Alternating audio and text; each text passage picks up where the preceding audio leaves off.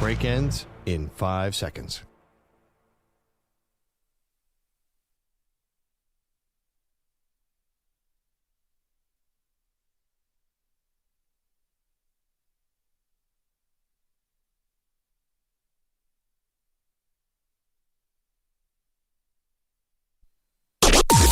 Maggie and Perloff on the Infinity Sports Network. All right, this was a very different Aaron Rodgers yesterday showing up to Pittsburgh. I'll tell you why. Welcome to the show, Maggie Gray, Andrew Perloff. Good morning, Pearl. How you doing? I'm great. What was different? This is Aaron Rodgers as usual. Yeah, it felt different to me. In the sense that he's always weird. Yeah, we'll just wait 5 minutes. But this one felt a little different to me because, very stark contrast, in my opinion, of when he arrived with the Jets. Okay, he arrived with the Jets, and he said, boy, that Lombardi trophy from 1969 season is looking a little lonely. He was going back-to-back nights Madison Square Garden. He was gallivanting, went to the Tonys, the Broadway Awards. He was at every major restaurant. If you're tracking this stuff, and if you're in this city like we happen to be, you really got the TikTok of everywhere Aaron Rodgers was, and he was everywhere.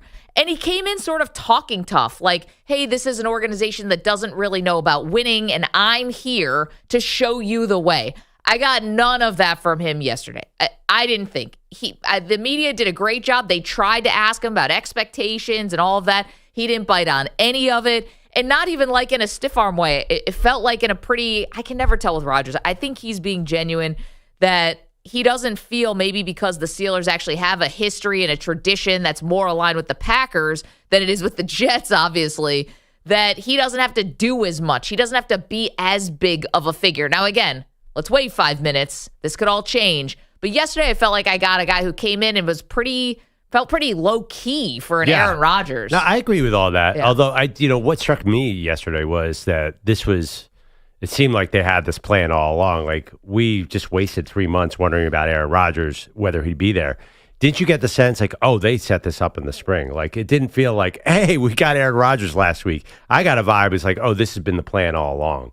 And maybe that's the way he talked, but I felt like, oh, they did exactly what they thought they were going to do this offseason. They got Aaron Rodgers. They knew he was going to come now. It just felt like, and I think this is akin to what you're saying. There was no drama. No one's like, wow, we got Aaron Rodgers last week. Nobody is acting like they just signed him. Everyone's acting like he's been part of the plan forever. So I think, and to his credit, when he was asked questions, he said, I'm here because I love Mike Tomlin.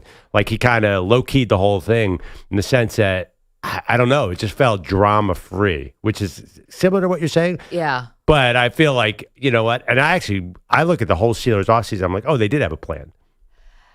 Yeah, I don't know if the plan's great, though. Yeah, but you will admit, like, they probably knew in March that this was happening. So, okay, I don't know if I can follow you all the way there. I do think that there was always, and I'll believe, just take it, I guess, face value, what they're saying, that there was always something else going on in Rodgers' personal life. Now, we found out there was a couple things going on in his personal life. One very serious, and it seemed like very dire at some point, that maybe has turned the corner with some people in his life who are dealing with illnesses.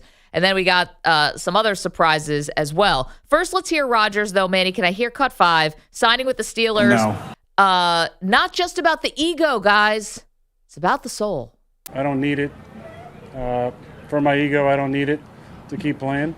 A lot of decisions that I've made over my career and life from strictly the ego, even if they turn out well, are always unfulfilling. But the decisions made from the soul are usually pretty fulfilling. So this was a decision that was best for my soul. And I felt like being here with Coach T and the guys that got here and the opportunity here was the best for me. And I'm excited to be here.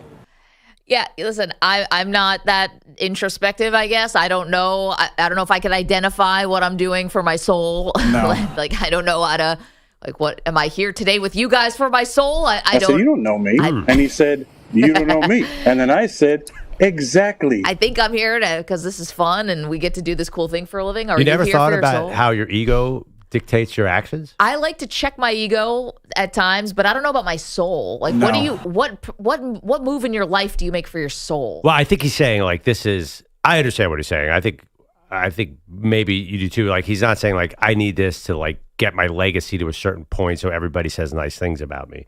That's what. Or a lot of people said he's coming here because it ended so poorly with the Jets that he needs to land on a good spot. He's trying to, consistent with what you said, low key this whole thing, and being like, I'm not here to prove everyone that last year was a fluke and the year before that. I'm here because I want to be, and it's something that's like really important. I kind of, I understand. I would never retire if I was an athlete because you can never replace that high. So he's like, I'm not here to just prove something. I'm here because playing football is what I do. I kind of get that. I don't know if I believe him, because I do think like he's a little worried about his legacy after the Jets.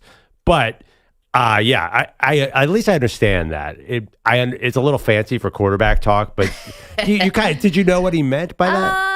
Or you were just laughing too hard with the verbiage? Well, sometimes I just, it's just, that's not my world, or I don't know if I speak in terms like that. So I'm like, well, you're doing this because you're a football player and this is what you know. And is that what's good for your soul? Fine. But we also got some news here. Now, Rodgers always has the ability to surprise us. So he was asked about the fact that he's wearing a ring on his left finger. It turns out he's married. Yeah, it's a wedding ring. Congratulations. Thank you. How long ago? It's been a couple months. Big shout out to all the women backing up the fellas.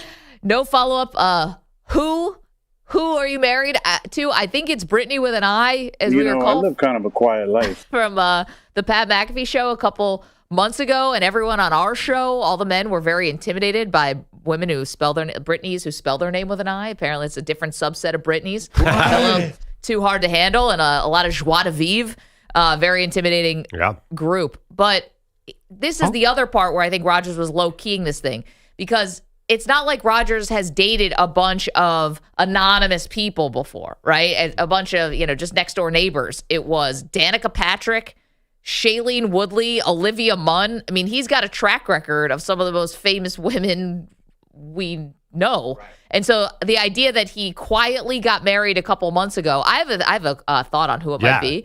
But the fact that he got quiet, I think he was trying to send this message. It's like domesticity, not, settled. Yeah. This is a new Aaron Rodgers era that, again, all falls in with the just sort of low key. I'm just curious if people are buying it at 888-710. Don't you think it's also he was so mad about people looking into his family life and the fact that he cut off his parents. He was so furious about that. He's like, I'm never giving anybody anything about my personal life anymore. Because if you watch that documentary, he's like, he was really, really upset about how people were diving into that story. Probably our buddy Ian O'Connor wrote that book about him. I don't think he liked any of that. So now I think he's taken it to an extreme. You're getting zero about my personal life. Right. Which, by no the way, more actresses. For now. Yeah, no for more now. race car drivers. Yeah, no, I just think that he's like, I'm not going to tell you anything about what's going on. No matter who it is. You're not going to find it. I think he was really burned. I know Danica Patrick said some mean things about him. Not mean things. She said she was abused. Emotionally. Olivia Munn said the same thing. Well, yeah. That these are tough relationships. I know. Yeah, but I mean, that being said, these are famous women too. I'm not sure that. I mean, Olivia Munn, I've heard, was tough in that relationship too. Listen, it's a lot. She was super famous. It was just I think what you're trying to say is not assigning blame. It's just that these are super famous people who had obviously complicated relationships, and now it's spilling out in the public. Yeah. My point is, like, Aaron Rodgers doesn't like any of that. I'm sure he's mad about that. So I think he's like a little kid saying, I'm not giving you anything anymore. I think he's like, I'm going to my room with my personal life, and you're never going to get a hint of that anymore. Like, was there a wedding? Were teammates invited? I mean... Don't be a freaking weirdo. They just get married by some shaman in Costa Rica somewhere? Also was, often this happens. I'm just going to wildly speculate. Maybe she's pregnant. Oh, possible. Well, did that jump to anyone's mind? It did not. But what did jump to my mind is we don't know who this person is. But I remember in the documentary watching the scenes where he goes to Costa Rica and he documents him on this ayahuasca trip, right? And there is a woman there who's very pretty who gets a couple. She's not interviewed, but there's a couple flashes of her on camera. You mean the ayahuasca assistant, the super hot ayahuasca assistant? Was she the assistant? Well, she was in the circle. Well, one of the people who helped she was one of the people with the group that gave ayahuasca, right? I can't remember what her role was, but I remember seeing this really beautiful looking woman on camera, and I was like, huh. Not the woman who was on the plane. Not the woman rubbing his feet on the plane. Was also pretty. Was also pretty. I don't think it's her. I think it's the woman doing the... I think you have to... If you're into ayahuasca like Rodgers, I think you got to find somebody who's on your same plane. No? I mean, it could be. Might be helpful. I have no idea. I know the scene you're talking about very well. I think a lot of people, whoa, I want to go do ayahuasca with her. Suddenly the ayahuasca is looking a little more interesting. I don't know if that was Brittany with the I heard a great description of ayahuasca the other day. It was some Hollywood podcast, like, yeah, people come back from ayahuasca trips and say they're completely changed. And 3 months later, they're always the same exact person. What's the ayahuasca system? So I think that seems more like an ayahuasca fling to me. Maybe this is an extended. Acid. Yeah. The acid talking. Yeah, I don't know. Listen, it's like you meeting somebody at Mardi Gras or Coachella or something, or Burning Man. It feels great for a week and you're related to it, but do you marry that woman? No, I don't think so. Well, maybe Rodgers did. You could be right. It's the best theory I've heard. But what about Brittany with an I? It's her. I think. You think that's Brittany? I think that's Brittany with an I. That's not Brittany with an I. Her name was not Brittany with an I. Dude, it could have been. I thought she was. What country was this in? Costa Rica. Yeah, I thought she was. I thought she worked for the ayahuasca company. We're making some wild. We're taking some wild speculation here, but listen. In the absence of any kind of information, we're filling in some gaps. Oh, it's so funny. I thought she worked with the shaman. Yeah, This is Perloff just equated going on an ayahuasca trip to the person who studies abroad in Barcelona and comes back saying it Barcelona. I think it's more like, totally. It's it's like any self-help movement. It's hard to stick. And Aaron Rodgers has tried a lot. The guy's a searcher. I'll give him that. Yeah, I don't know if it's that one, but that'd be great. That'd be a great call by you. And then we get the reality TV show of them starting their lives together. And EJ just sighed. Oh, He's not your problem anymore. Rodgers, he's not a Jet anymore. Rodgers will get bored of ayahuasca. As long as I work on this show, he's going to be my problem. Welcome to sports. I mean, has Aaron Rodgers stuck with one thing for more than 3 years? There's no way that he's Randall Cobb. He'll have Randall Cobb, but he'll have a whole new thing. A whole new drug, a whole new system of something. Maybe. Probably politics. I would think politics, podcasting. He's going to find a new ayahuasca. Yeah, apparently politics must be a different kind of drug. Doesn't appeal to me. But I think that if it is the woman who is doing ayahuasca there, whether she was assistant or not, I'm seeing a line of health and wellness, a podcast. I'm seeing a line of books, merch, tours. I mean, they could preside over some kind of ayahuasca empire. Yeah, it's funny. I don't see that. I feel like he's already bored of ayahuasca. I heard him talking about it the other day. He's like, yeah, I'd like to go every year, but I don't know. I feel like that gets boring. But you got to throw up. Oh, yeah, it sounds awful. Kevin is in our chat, youtube.com/Infinity Sportsnet, twitch.tv/Infinity Sports Network. I think Aaron Rodgers is changing. See, he's always changing. Well, that's true. And so you and Kevin maybe are onto something here. But I think that was intended to be the biggest takeaway. With Rodgers, your eyebrow's always up a little bit. Like, am I getting sold something? Is this really him? Is this just him for now? And 5 minutes later, it's going to change. But there was definitely a concerted effort to give a different vibe, it felt like, for me. Not walking into the Jets saying, your savior has arrived. That's not what it was. I want to hear one more quote, man, if we can, about Rodgers talking about playing for a historic franchise and the draw to Pittsburgh because of the history. I think it starts with Mike Tomlin. I mean, I've been a fan of his for a long time. There's a few iconic franchises in the NFL. I played for one of them for 18 years. This is another one of those. There's something special about, obviously, this area. So many great quarterbacks are from Pittsburgh. I feel like Pittsburgh has been a part of my career from the beginning. Playing for Mike McCarthy for 13 years. Yeah, and then he goes on and on about how the people in his life from Pittsburgh, and he feels like he's been a Yinzer for a while, like a ceremonial Yinzer for a while. I think maybe he feels potentially right now like he doesn't have to do so much.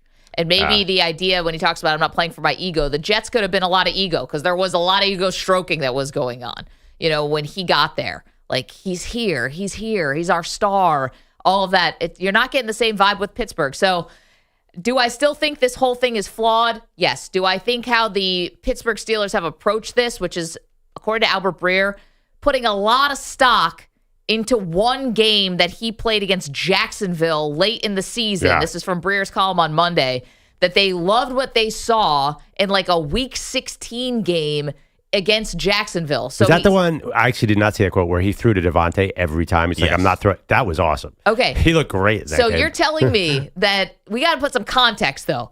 late in the season. Yeah. It's December. You get to go to Jacksonville, so it's nice and warm, where it's not going to be in Pittsburgh in December or Baltimore or Cincinnati or Cleveland. Yeah. And you're throwing to finally Devontae, where you guys have known each other forever. That's not what's the relationship with any of the receivers here. And you're playing a Jags team that Trevor Lawrence had already been gone. You're playing against Mac Jones and a lame duck head coach and Doug Peterson who knew he was getting fired. That is not the game to say, wow, that's the one we're going to hold up and say the old Aaron Rodgers is right here. No, it's not. Well, I can't follow you on the weather because he won 4 MVPs in Green Bay. But not lately. Well, Since the Achilles, since turning 40. Since COVID, too. It's not that long ago. I guess, but not lately. Not last since year. The Achilles. Right, but the one thing about that game is he's getting healthier on that Achilles. So I think what you saw at the end of the year was Rodgers moving around, and I was going to wait, but I got to be honest. I hate OTA highlights. I hate minicamp highlights. But seeing Aaron Rodgers run around yesterday, I'm like, oh, okay. He looked pretty solid. He didn't look like he did with the Jets. The dude was limping by week 2 last season. He didn't look like he was limping last night. So I think they said, all right, he's a little more solid on that leg. And here's the thing. You don't need MVP Aaron Rodgers to be an upgrade for the Steelers. He could just be a B Aaron Rodgers, and that's all they want. I really love what the Steelers are doing. I think that this is the fact that he looks healthy. Like, they did nothing wrong in this situation. What were they supposed to do?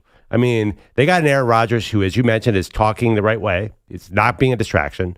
They got an Aaron Rodgers who is not limping in practice. Yeah. They got an Aaron Rodgers who seems like he wants to be there. I think he likes Pittsburgh. It's like he's from a small town. He's from Chino. Not small town, but he's sort of he's not a big city guy. I think this kind of feels like home to Aaron Rodgers, and I think that this is the best possible thing the Steelers could have done because there's no risk. It's 1 year. What were they supposed to do this offseason? Sign Kirk Cousins? That's your other option. Keep Justin Fields or Russell Wilson? Honestly, he's just as good as those guys. Like, what's your problem? Like, what would you have done differently? Well, I've Justin said this. Fields? I said I would have kept Fields, but also... Oh, and then you'd be staring 10-7 down a barrel. Well, what are you doing here? I mean, 11-6 or 10-7. But at least, but Fields you would be committed to, and then you'd be in this limbo forever. Do they commit? It's 2 years. Well, I mean, 2 years. Honestly, 2 years. Versus one? I'd definitely rather have Aaron Rodgers than Justin Fields. 888-710-4ISN, 888-710-4476. So you got a little different Aaron Rodgers. I don't know if people were really following the press conference bit by bit. Serendipitous. But you can just take our word for it. It was different. It was not this big, hey, we're coming here to change a franchise or I'm going to deliver a Super Bowl. It wasn't like that. It was, I'm here because it's good for my soul. I said, you don't know me. Yeah, things ended badly with the Jets. To say he didn't want to get just the bad taste out of his mouth, I think no, of course he did. 888-710-4ISN. We got a lot of Rodgers. Not just Rodgers himself talking, Pearl, but other people who are going to face him in the division also talking about Aaron Rodgers. Doesn't seem like they're that impressed. Maybe as the shine come off of Rodgers just a little bit. We've got Cowboys news for you well. Who had a 30-minute conversation with Garrett yesterday on the practice field? We'll tell you that next, M&P. That's a big llama. You're in a 5-minute break.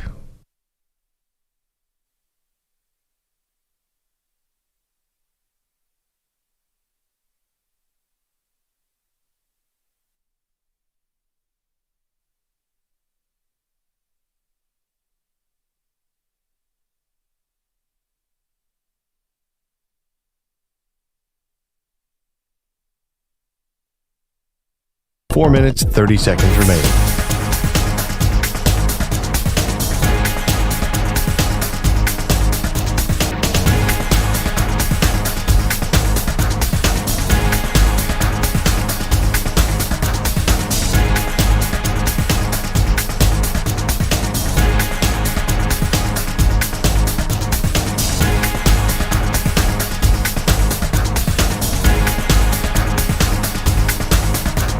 Four minutes remaining.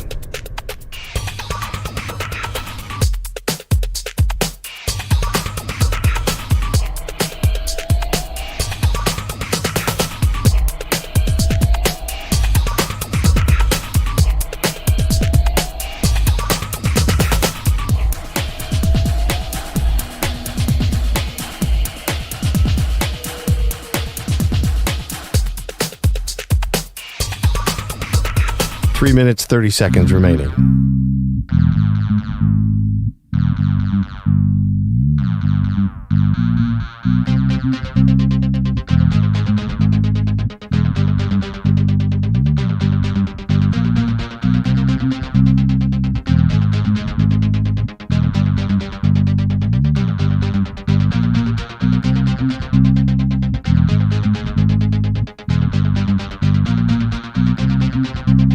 Three minutes remaining.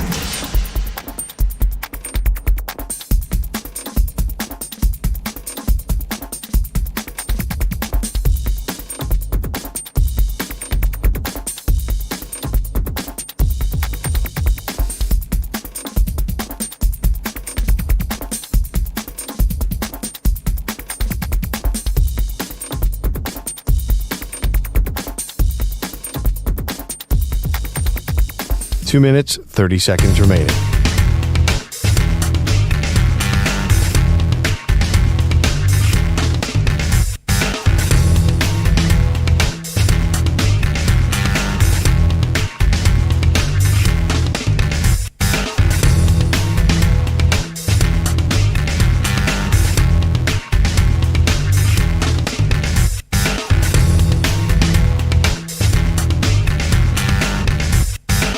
Two minutes remaining.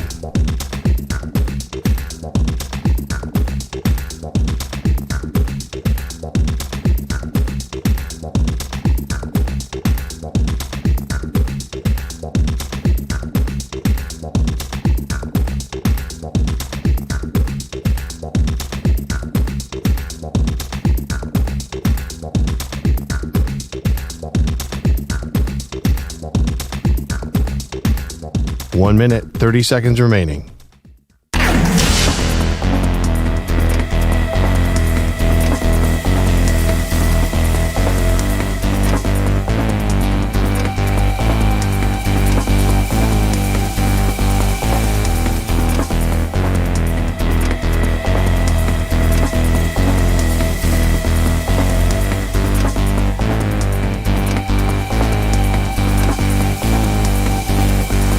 One minute remaining.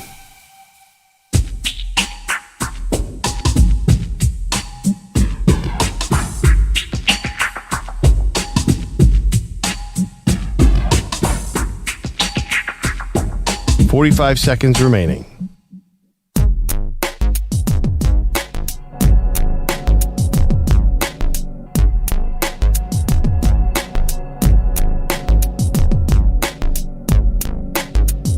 Thirty seconds remaining.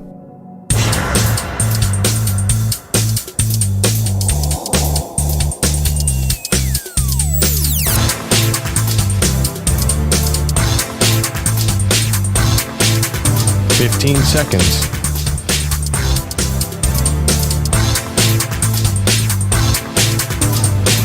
Break ends in 5 seconds.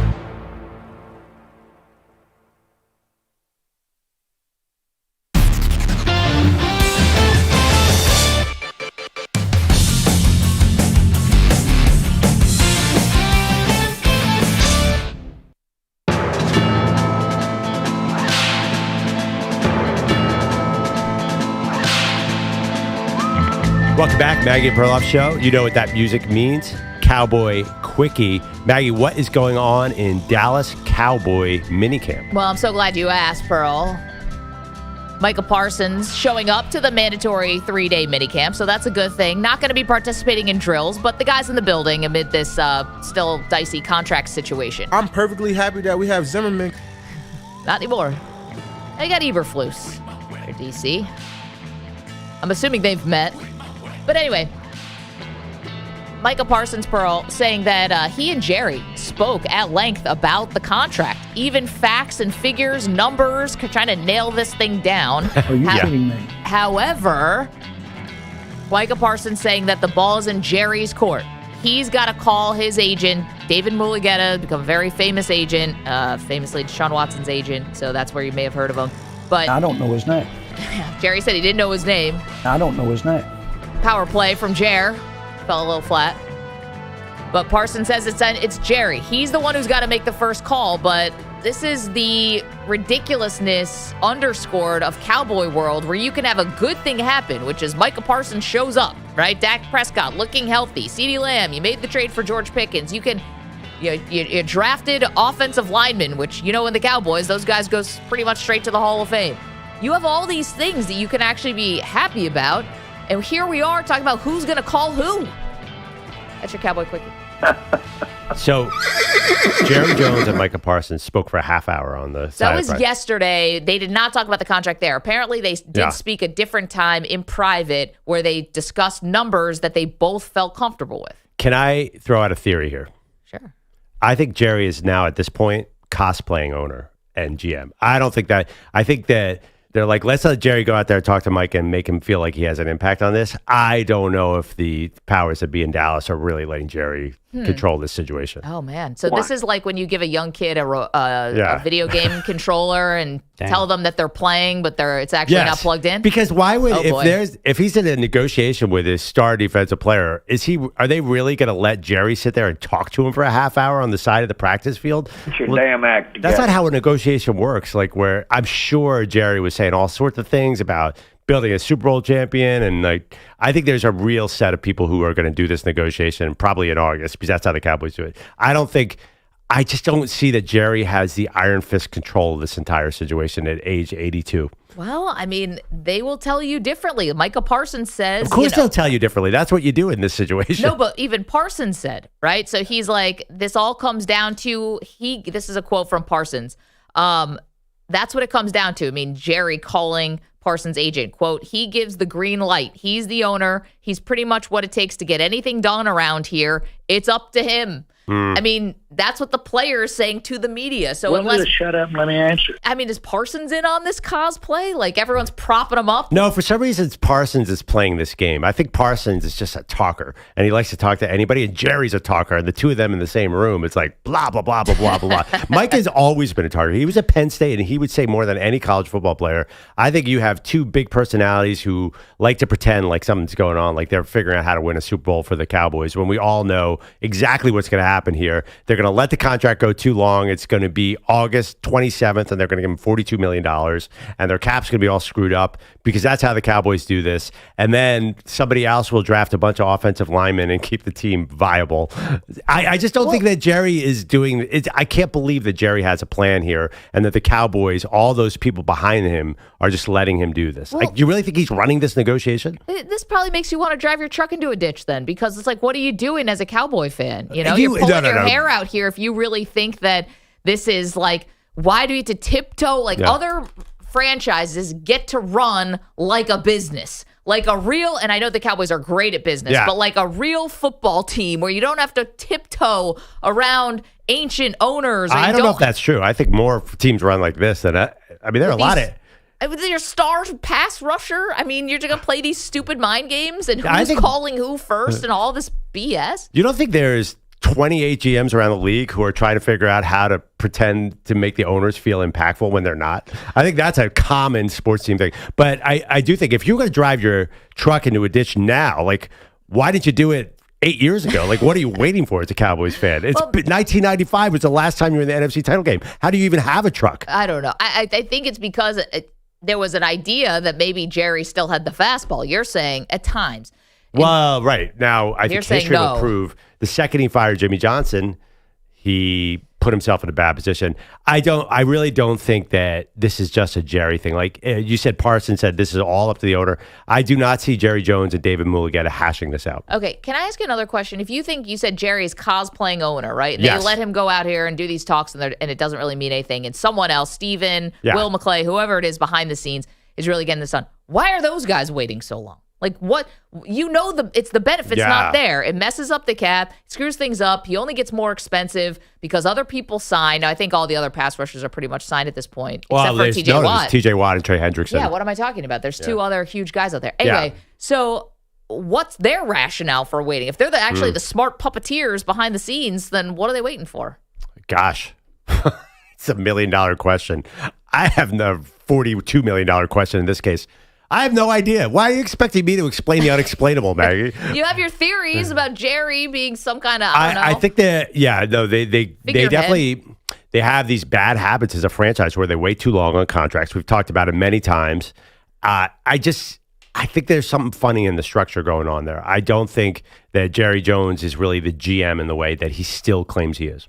888-710-4ISN, 888-710-4476. Got a couple things on the table for you. We've got Aaron Rodgers looking like a new man, egoless and all about playing football for the soul. And and married. Yeah. Do you want answers, Manny? You want to know who this woman is? Do not care.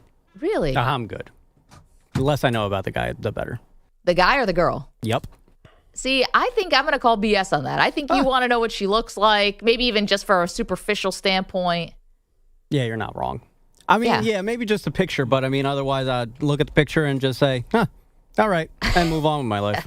Can I say, like, that energy that Manny has towards Aaron Rodgers' partner, wife, I assume wife. Yeah, he said it. They're married.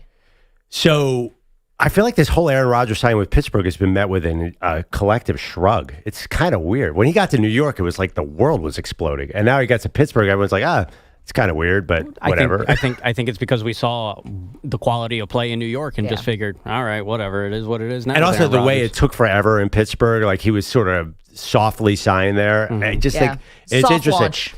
launch. You started off the show by saying that he's a different Aaron Rodgers, did come in with all the expectations. I think if this was the design to slow play it and keep it under the radar, they've actually succeeded pretty well. Like nobody's going to kill the Steelers if this doesn't work. I don't know. I feel like this is a good position for Aaron Rodgers. New York was a bad position. All the expectations in the world. He said he was going to win a Lombardi. Now he comes in here and it's like, well, we just had Russell Wilson. I mean, it can't be worse than that. Disagree that there's no expectations and disagree that people won't be upset if it doesn't work. Totally. You're underestimating the reach, the depth of the Steelers fan base and franchise and what they mean. Which one do they want, though? Do they want it to go badly or no, 11? they want to go well. Would they rather have 11-7 or 3-14? I'll tell you, they cannot. They have to win a playoff game at the very minimum. I think you they'll can't be going to the playoffs barely with the Duck Hodgeses and the Mason Rudolphs of the world, and then have Aaron Rodgers and be like, you know what? Got to the first round, flamed out again. That doesn't look good. I follow Andrew Filipponi, our buddy, Pittsburgh radio host, and he seems to be leading this brigade is we need to rebuild. We do not need another 11-7 season. So I think that actually puts Aaron Rodgers in a can't-lose situation. If they're 3-14 and get in the top 8 to draft a quarterback, I think Pittsburgh fans would be thrilled. In fact, if we really polled Pittsburgh people, I think at least 40% would rather have a bad losing season than a mediocre 10-7 season. Okay, so you're not into raspberries. Yeah, I mean, I'll give you 10-7 or 3-14. You'd rather have 10-7? Whatever that means for the future, I'm just telling you, if Aaron Rodgers goes 3-14, and if he's healthy and actually playing these games, you don't think that has any impact? You think we all just zippity-doo-dah about our day? No shot. It'd be a big deal, but I think Pittsburgh fans would be kind of excited. 888-710-4ISN. Andrew Bogusch is here. You all right this morning? I just got a little cord tangle I'm trying to figure out over here. Oh, that's a doozy. Whatever. Can you muscle through? Probably. Headlines are sponsored by Progressive Insurance. Your small business keeps you on the go. Progressive Commercial Insurance keeps your policy within reach with our easy-to-use mobile app. Learn more at progressivecommercial.com. How do you do this? I thought this was GM 101. You can't fire a coach without knowing pretty well who you could then hire. But let me introduce you to the New York Knickerbockers. They didn't have to fire Tom Thibodeau, but they did. And about a week later, they've got nobody. The T-Wolves and Rockets reportedly denying permission to speak with Chris Finch and Ime Udoka. And The Athletic says the Mavs will do the same thing if the Knicks put in a formal request for Jason Kidd. That same report says Kidd doesn't want the Knicks anyway, that it's just him simply angling for an extension in Dallas. Man, using New York to get a contract extension is a story for all seasons, for all teams. It's just a smart thing to do, whether it's the Yankees, whether it's now the Knicks, or any time you get New York involved, just dollar signs, because for the most part, the teams can be really stupidly run. You can play them. You can count on the attention it will all get. And Jason Kidd, this may have been a masterstroke if he actually gets that extension. And I don't want to steal Pearl's line, but, I mean, he walked in this morning and said the same thing that's been on my mind. Like, who else are the Knicks going to ask? Yeah, they're waiting for the series to be over. For a question, to talk to them. Rick Carlisle and Mark Daigle are next on live. I think Rick played for the Knicks. By the way, and the funny thing is, like, the much bigger problem is a roster problem than the, like, no coach is going to win a title with Cat and Jalen Brunson on defense. So I think they have to be focusing on the roster as well as you wait for the coach. But my first thought, my second thought after all, I'm surprised they did that, was, okay, they must know who they're going to hire. Like, I thought they would have had a guy here by now. Well, that maybe it was Kidd, or maybe they knew Jay Wright wanted a coach. Like, that something like that was basically halfway down the road, and that's why they thought it was time to get rid of Tibbs. And instead, they're just sitting in an office making random phone calls to people. They kind of whiteboard up. No, I think that's why you thought that, all right, was this just like an emotional response to losing to the Pacers, or did they actually have, like, was this weeks ago where they wanted to fire Tibbs? Well, I think the issue is, number one, they had these meetings with these players. These players are telling the owner and the front office the coach stinks. So, some of who do we think? Not Brunson. We keep saying publicly not Brunson. Saying not Brunson, but we don't know who was saying what. Right. Like Brunson's dad could lose his job.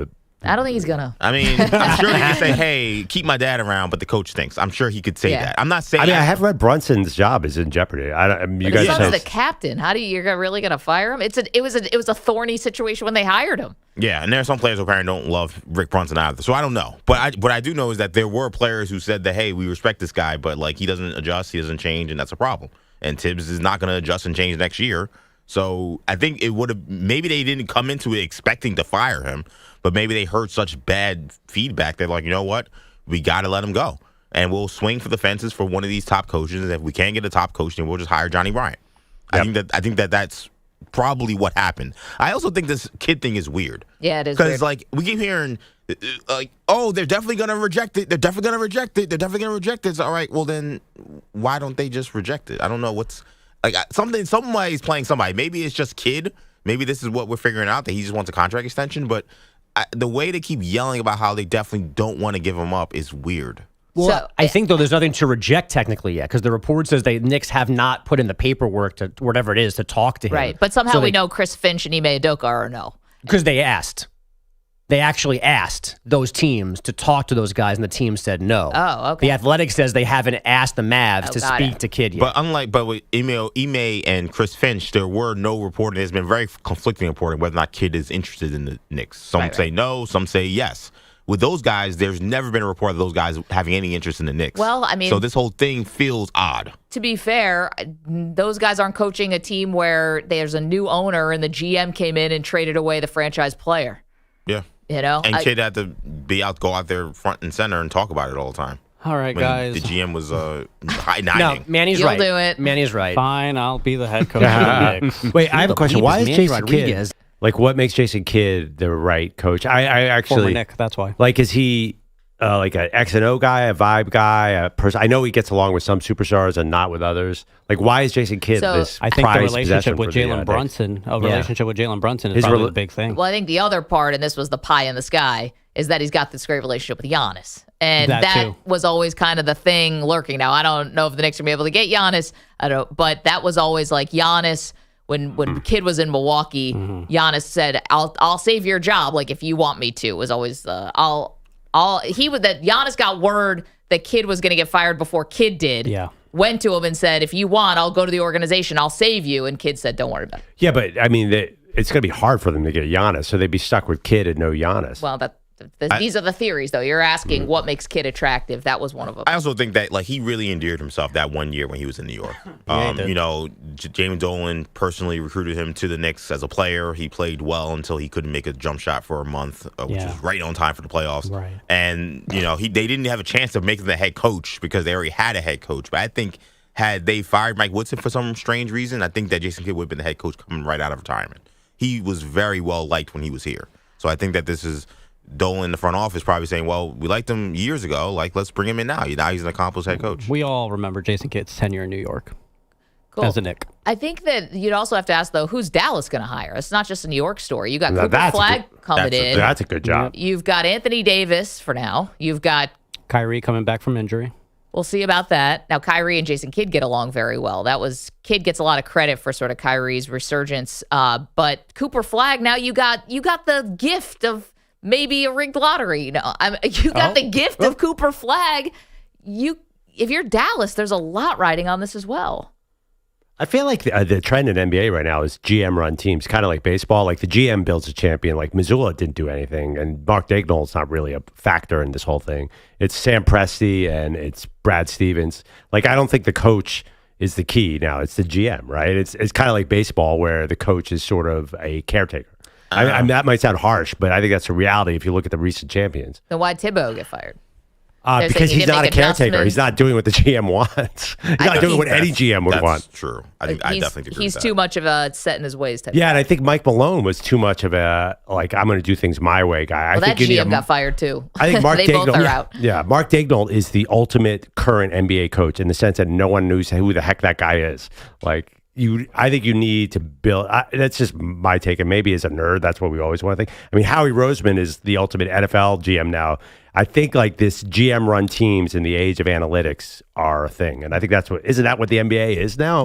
Maybe I'm missing it. I don't think you're wrong because who the hell was Jordan Ott, and he just got the job in Phoenix. Yeah, but that was after two championship coaches who we did know that they. Yeah, that's also he also had the right resume, which is he went to Michigan State. Yeah. Oh yeah, video coordinator for Michigan State. Right. If you're not a Spartan, don't even come to Phoenix. You can't even get a hotel room there. And no one's asking Draymond, what Daigneault does though in OKC. You mentioned the Eagles, like he's not Nick Sirianni level. Like what do you do around here? I think there's one Hall of Famer between the GM and the coach there, and that is Sam Presti, right? Well, I guess I see a lot of people talking about a brilliant roster around Daigneault, not Daigneault's moves. Yeah, I mean, he's got them playing great defense. Yeah, Presti's playing awesome. He's done an awesome job. I feel like he's one of the best GMs in sports. Yeah, he also got almost a decade to figure it out and basically fleece every other team in the league for all these picks that now end up working out. He could be very patient. I mean, did you think getting Paul George there was a great idea for OKC? But they end up flipping it to the Clippers, and then they get all these picks, and they get Shea. Like if Sam Presti was in New York or LA, he would have never gotten that time. Yeah, I don't know. I feel like Daigneault in game one, by the way, he let that game go. He didn't do a great job at all. I think like he screwed up that game. He should have told Shea to pass the ball because the whole team was losing it in the fourth quarter. Right, and I understand that Presti is the bigger, better person, like historically speaking, at the moment. But I don't think the stories in OKC are like that. He's just sitting on the bench watching them play and doing nothing. Yeah, they definitely run a defensive system that is different than most of the NBA. Like. You don't just if they play Tibbs' system, they would be playing a lot different, right? Like they're protecting the paint, they're giving up corner threes, like they don't play like most other teams. I'm not saying another coach couldn't have done that, but I don't think he deserves no credit. 888-710-4ISN. Let me jump in here. Thank you so much, Bogusch. Coming up, talk about rookies being empowered. We got one who just took aim at his own organization yesterday. First day mandatory 3-day minicamp, and the rookie comes out firing at his own team. And we're all pretty much on his side. We'll get to that next, M&P. And let's not forget Shallow. You're in a 5-minute break.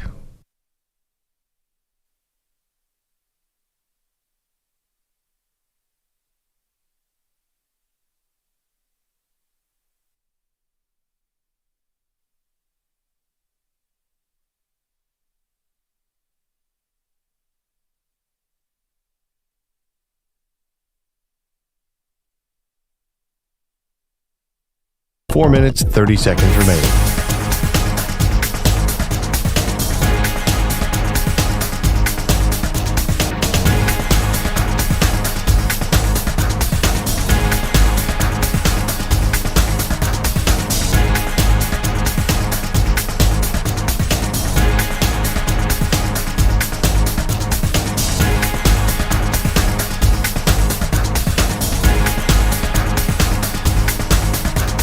Four minutes remaining.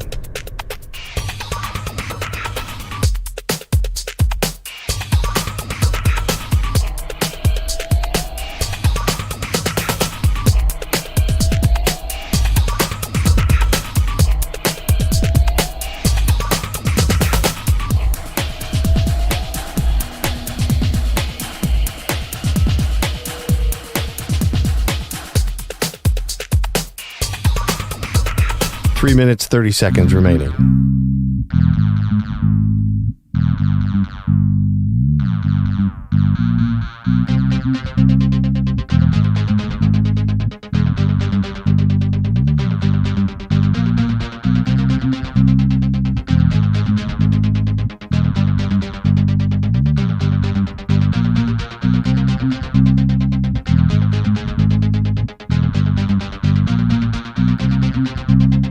3 minutes remaining.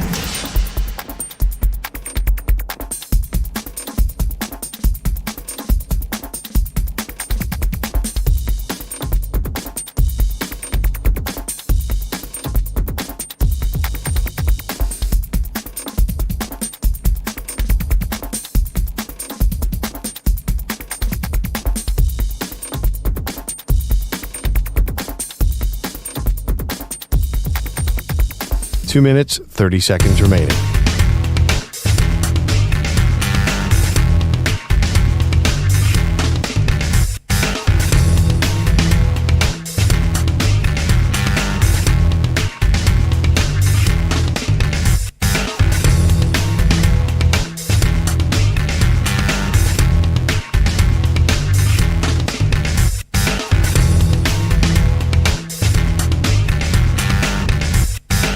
Two minutes remaining.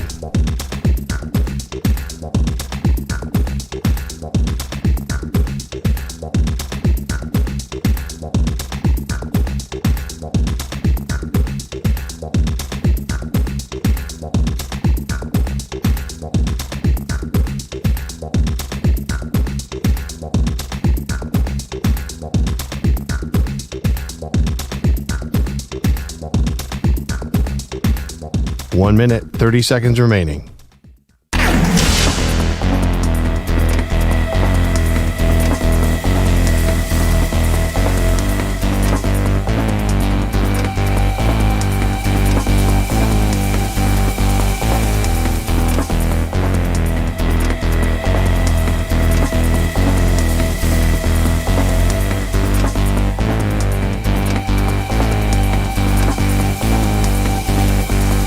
One minute remaining.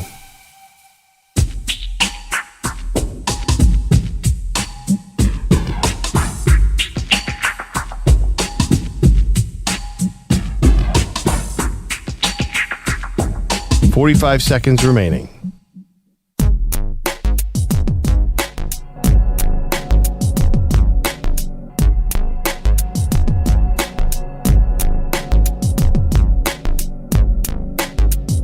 .30 seconds remaining.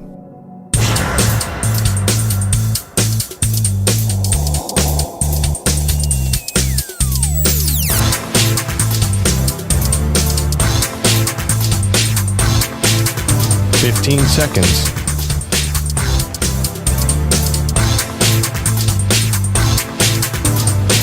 Break ends in 5 seconds.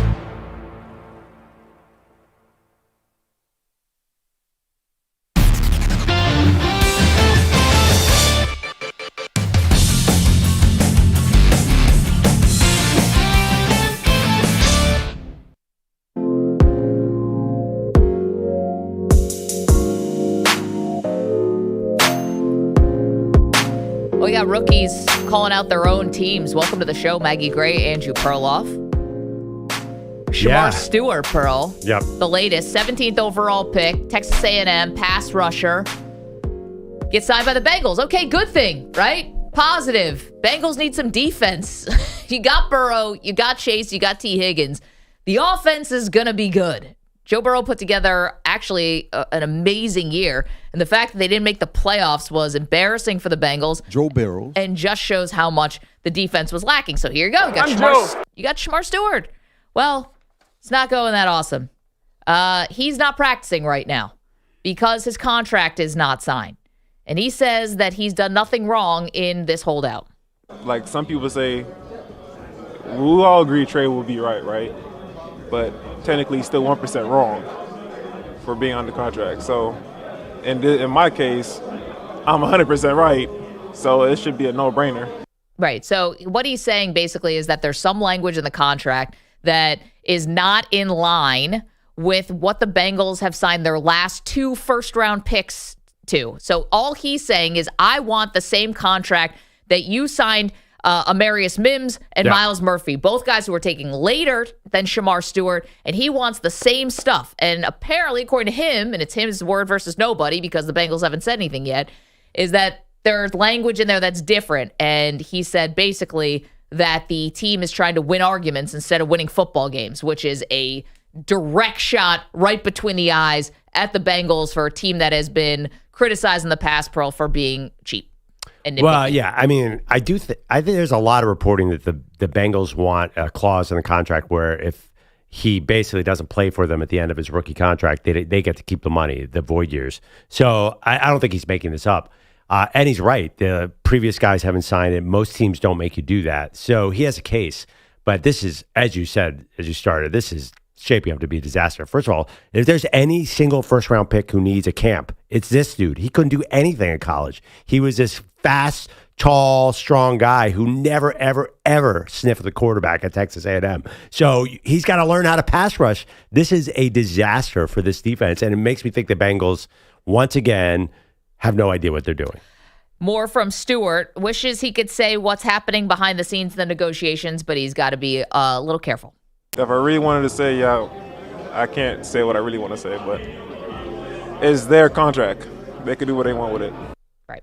So basically just saying, like, if they wanted to amend this and if they want to get this done, we could do it. Now, listen, Shemar Stewart's not the only rookie who doesn't have a signed contract. There are other guys out there, but I'm going to be honest. I didn't hear, Travis Hunter saying anything about it yesterday. I didn't see Maxwell Hairston from my Buffalo Bills, Jahad Campbell from your Eagles. But they're all practicing.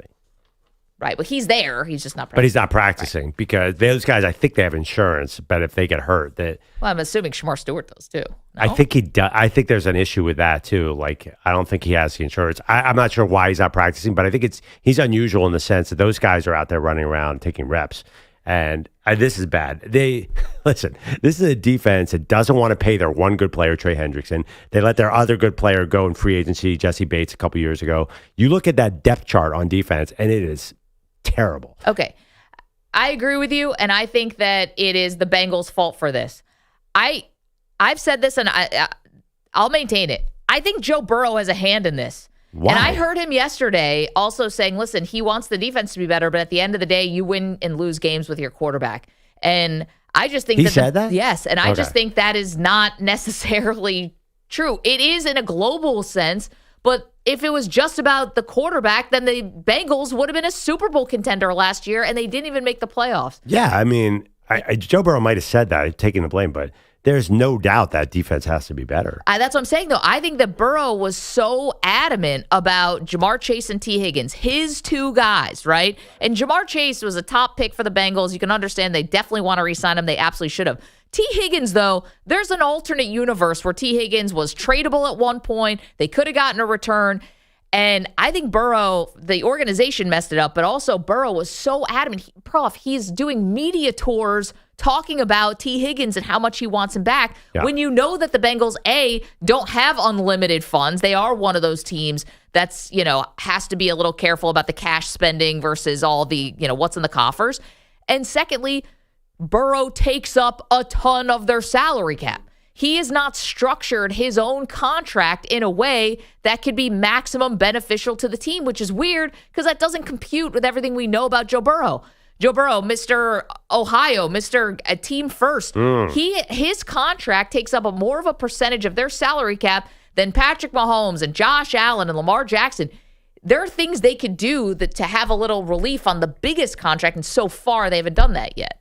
So, I think Joe's not totally blameless just so clear here. You're totally, that's, okay. I'm just saying. You don't blame the Bengals front office for the way they built this defense. Of course you do. Of course you do. I'm just saying that I think that Burrow also put a lot of pressure on the team for not just Chase. Chase you weren't going to pay Jamar Chase? I mean, no, you are going to pay Chase. I'm saying and T. Higgins. They have two of the highest paid wide receivers. Yeah, but they definitely, all the reports are they kind of fleeced T. Higgins. They could get out of this by next year. Look up the T. Higgins contract as we're team friendly next to it. They basically kind of played with his tag, gave him the version of the franchise tag of the contract. So that's not going to kill him. That's no excuse at all. Well, Burrow's contract is not team friendly.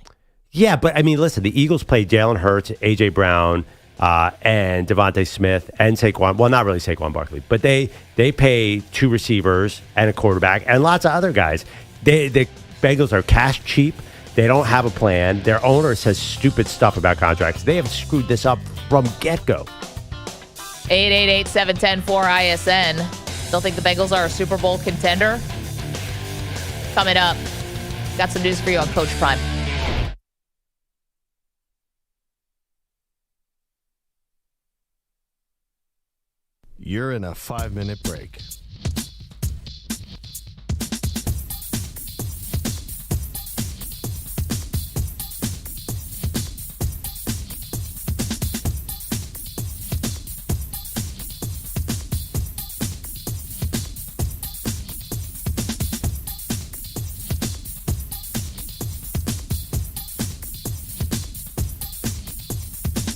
Four minutes, 30 seconds remaining.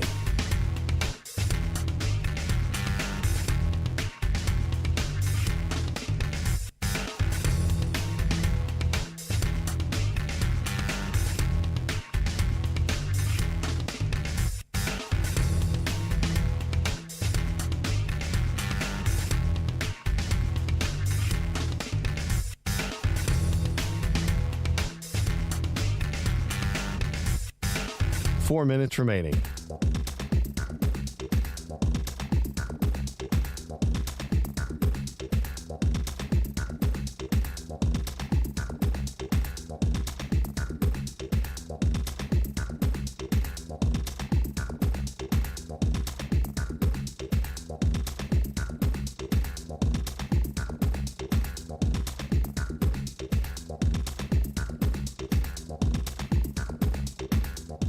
Three minutes, 30 seconds remaining.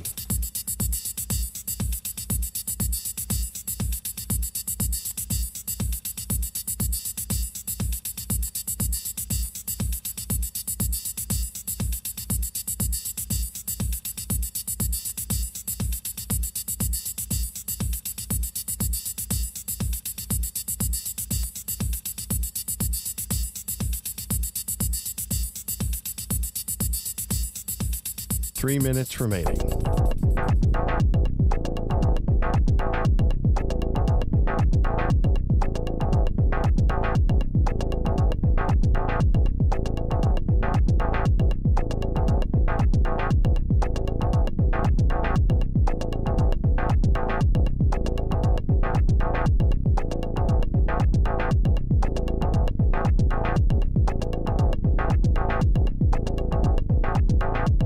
Two minutes, 30 seconds remaining.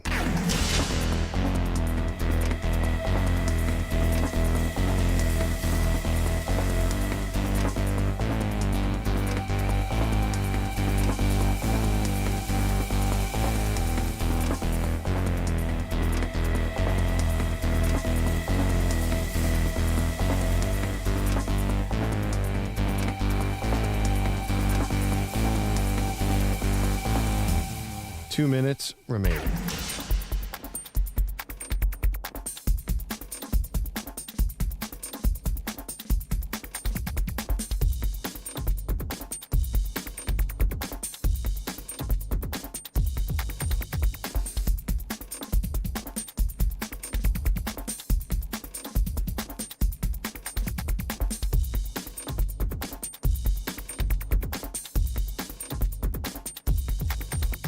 One minute, 30 seconds remaining.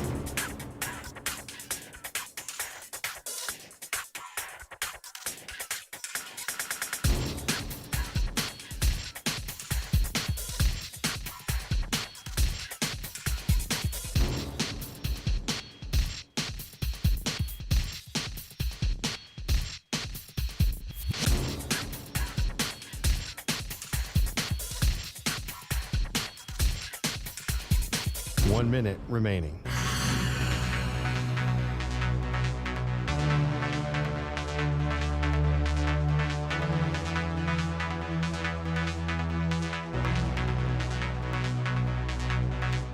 Forty-five seconds remaining.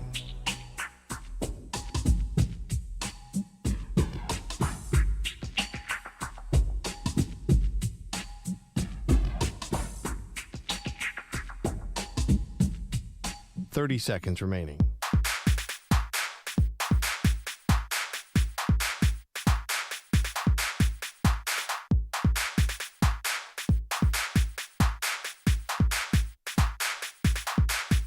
Fifteen seconds.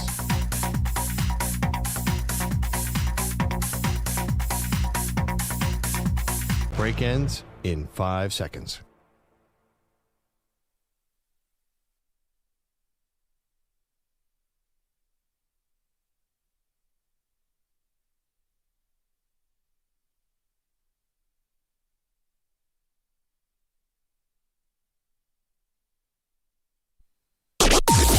Maggie and Perloff on the Infinity Sports Network. Is Aaron Rodgers really doing this for all the right reasons? And is the rest of the league really intimidated by Rodgers at this point? Welcome to the show, Maggie Gray, Andrew Perloff. Rodgers in Pittsburgh yesterday, Pearl. Good morning. Yeah. We expected it, but, he finally was there and answering questions and said he's playing football for the soul, not for the ego. Yeah, he was running around a lot. They seemed to make sure those videos, and there was I don't know how they did this. There's a slow-mo video of a spiral. It looked like an NFL Films thing, and of course it was gorgeous because it's Aaron Rodgers. I mean, if we were playing 7-on-7 in shorts, I would pick Rodgers as my steady QB. He looks good. QB, Team USA, baby. Yeah, the question is, can he stay healthy? I mean, it's a health question. And it's an offense question. Will he fit this? I think he has enough time to learn the offense because I was thinking about this on the way into work. Baker Mayfield learned the playbook in 4 days. Mm-hmm. He's got 3 months. I think he'll be fine by week 1. He's 41. If he can't figure out an NFL offense, then that's a problem. Yeah, Baker Mayfield learned the offense, in a flight from Carolina to LA. Yeah. But they got to play the Raiders that day, and the Raiders were really, really bad. Here's the thing about Rodgers. Not enough questions yesterday. We have a lot of time for this. What the real key is, and this is not a sexy thing to talk about necessarily, but it's really how's the offensive line going to hold up. Rodgers under pressure last year. AJ knows. He was watching.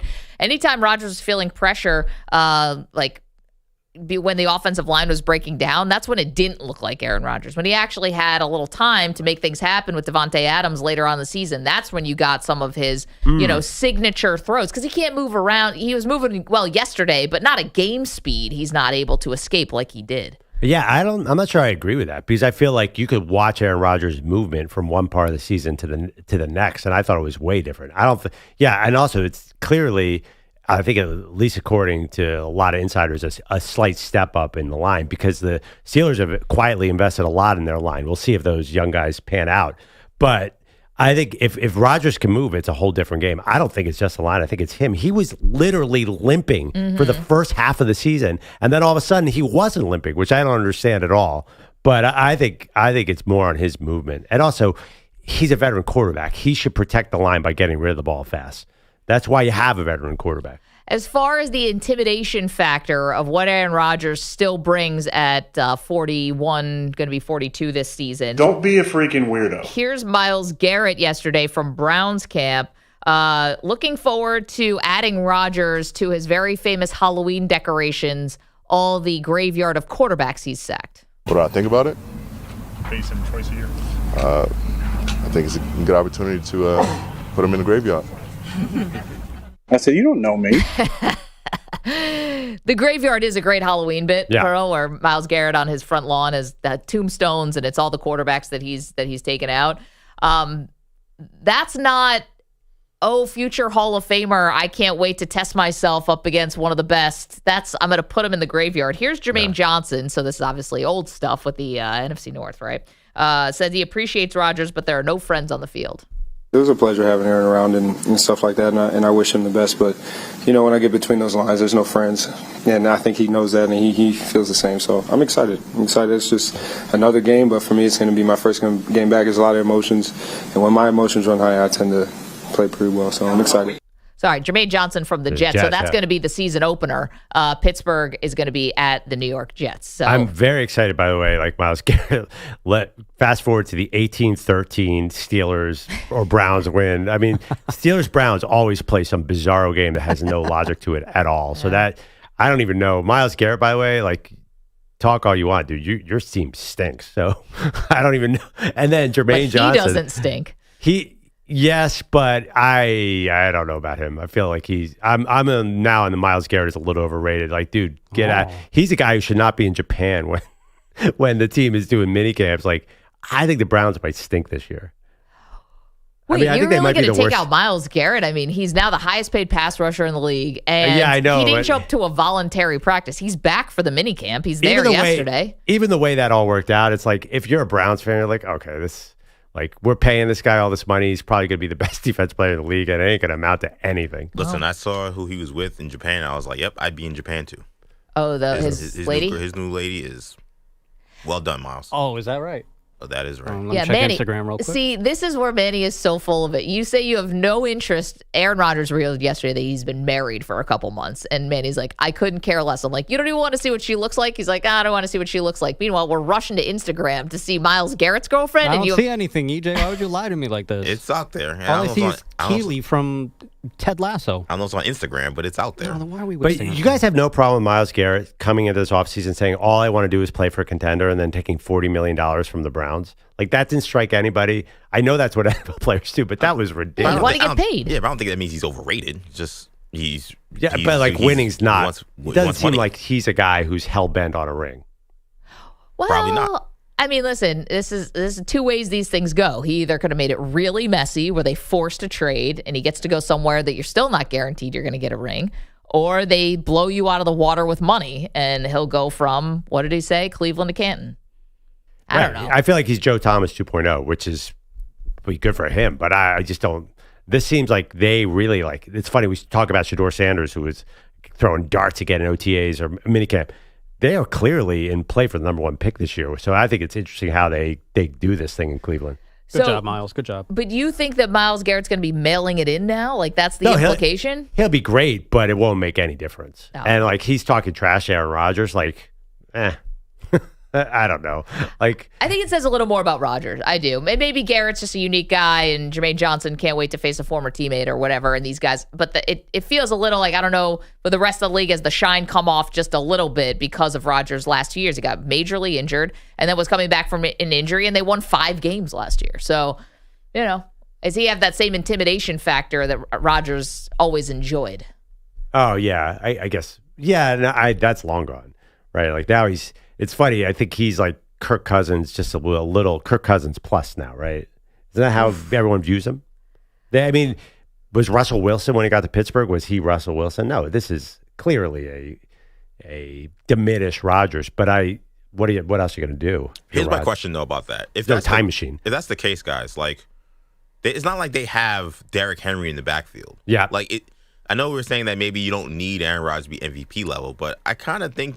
I don't know about MVP. I think he has to be like a Pro Bowl level quarterback, right? Like for what? For the Steelers. Like I don't think Jalen Warren's going to be a 1,500-yard back. Like where are they getting all this production offensively if you're saying Rodgers can be kind of a diminished version of himself? What makes you think they're going to get a lot of production offensively?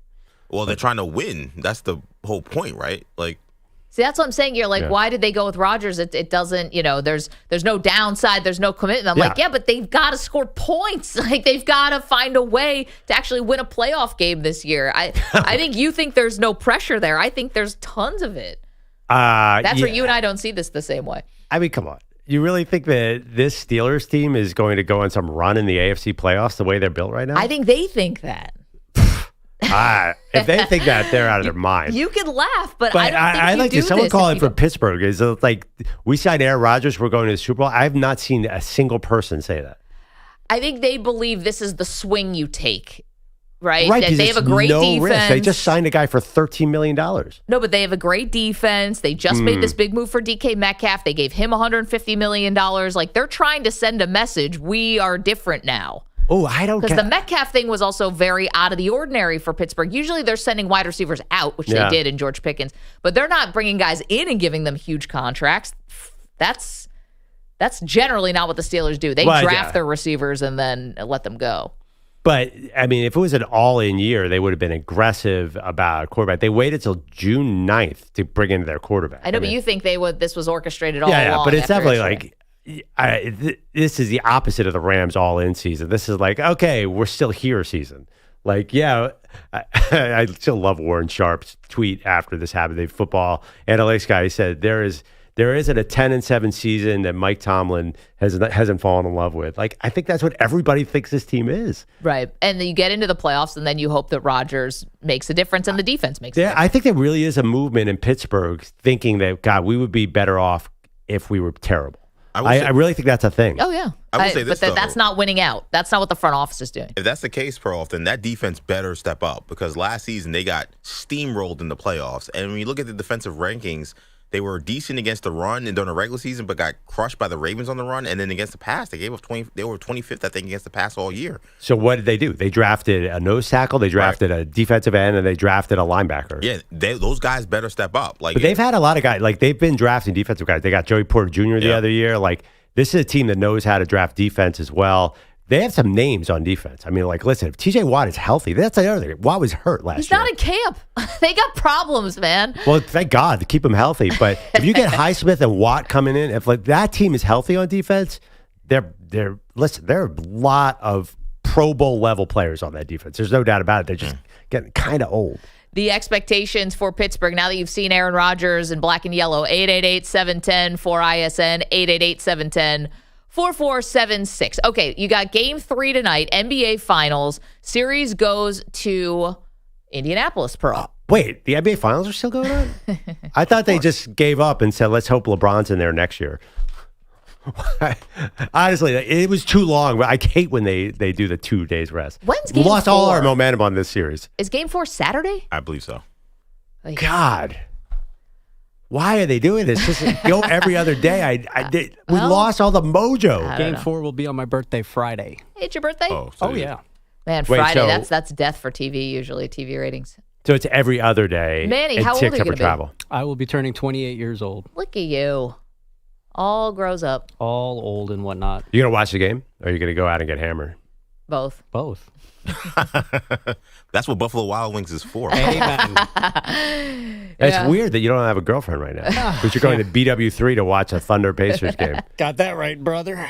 We never got your order from B-Dubs. What do? You go there all the time, multiple I cities? don't want to say all the time. I just frequent it. We get multiple. We've already. You've been working on the show for less than a year. I think I have multiple photos from you from a B-Dubs. Delicious wings. Well, they have like 30 flavors. Yeah, I mean, this is not a commercial for them. Lemon pepper, some mild. I love lemon pepper wings. Dry, wet, don't matter. Give me some lemon pepper. Do you do the regular wings or the like? Boneless, because I'm a loser. So you eat chicken Mom's nuggets? still cutting up your. Are you 5? Yeah, cutting up your meal. Yeah. You don't eat chicken wings. Is there an issue? Yes, I You eat don't chicken. eat I wings. eat chicken nuggets that mask as wings. Yes. Why just go to McDonald's? So this is where I'm Because they actually don't have going lemon pepper wings or lemon pepper nuggies at McDonald's. Well, just wait. Ooh. This is actually where I think Manny's doing a smart move. Because if you are a B-dub, and let's say there is an attractive, say somebody who looks like Myles Garrett, new girlfriend walks in, and you want to start a conversation. But to be honest, wings are tough. They get stuck in your teeth. It's really hard to navigate that as like a date food. Keep it clean without the with nuggets. And I don't know, you're probably eating with your fingers. You could I eat it with a knife. with a knife. Okay, good. With a Even fork. better, keep it clean because it's going to ruin it if you try to kick game to a girl and you got buffalo wing in your teeth. Listen, there's no Chloe Kims walking into the Nourishell B-Dubs, okay? I don't have any issues You with don't that. know that. I'm going to show up in some sweatpants and oversized T-shirt. Listen, I met my Not husband at a matching. bar maybe 15 years ago. Yeah, but also there wasn't Tinder nor Bumble back in those times, and there was less social anxiety. It was barely fire. Yeah. The wheel had just been invented, I don't but you're know. right. I mean, there was no But I got to tell you, Pagers and I've whatnot. heard, I'm sorry to take it off track, that those sites are not great for guys. Like I've talked to a lot of young guys in my basketball run, like they stink. Like it's one guy, it's 100 guys for every girl on there. Like, why don't you come down the city with me? We'll go out to bars and we'll introduce you to a lady. Perloff's going to wingman for you, dude. Dude, You got to do this. Yeah, I think bars are back in. That's what I hear because Tinder's awful.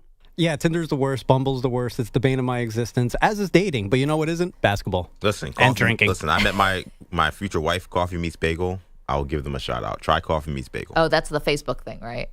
Is it's it like a friend of a friend. Like you have to. No, that's like Hinge. That's Hinge. Right. No, this is more like, hey, you got 20 people. See if you like one of them. And if you do, you match. And then that's how. Random people or friends of your people in your contacts? Random. Got it. Just complete, like people in your city. Okay. Yeah, but then I want them to break down why Tyrese Halliburton's pick and roll is working and whatnot. So yeah, this is am why. I going to find that on bagels and whatever it's called? Coffee Meets Bagel, sir. This is why you're actually likely to meet your future wife at a B-Dubs. She's there watching the game. Boom, boom. I mean, it's pretty obvious. It's the combination of Dort, Kason Wallace, and Alex Caruso. Everybody knows that. Right here. Everybody knows that. No. I might make out with him. What is the joke? If you walk into a bar and start talking about fantasy football, it's like the biggest turnoff to finding a woman possible. The biggest turnoff to talking to men, too. If you talk to me about your fantasy football team, I will immediately tell you, I do not care, unless you're in my league. You talk analytics or NBA or mention the name Lou Dort, you're out immediately in any circle, right? Well, if you mention Lou Dort's name to me, what'd you say? Coitus time. Yeah, no. Are you dating anyone right now? It's like you just learned that word, and which is that weird. is why. Okay, I've got an idea. Manny, I told you when the Knicks were still in the playoffs that I thought you should have went to the Fan Fest. And I created this whole fan fiction, quite frankly, about you finding your future Mrs. Rodriguez there, lock eyes across the plaza, Knicks fan, and a love story. I've got a new one for you. Oh, wonderful. You didn't take my advice the last time. That's okay, because I still got good ideas. It's about to be summertime. That's right. You have experience before you transitioned to this profession full-time. You were camp counselor. That's right. I think that you would find a great lady who is a counselor at a basketball camp for kids.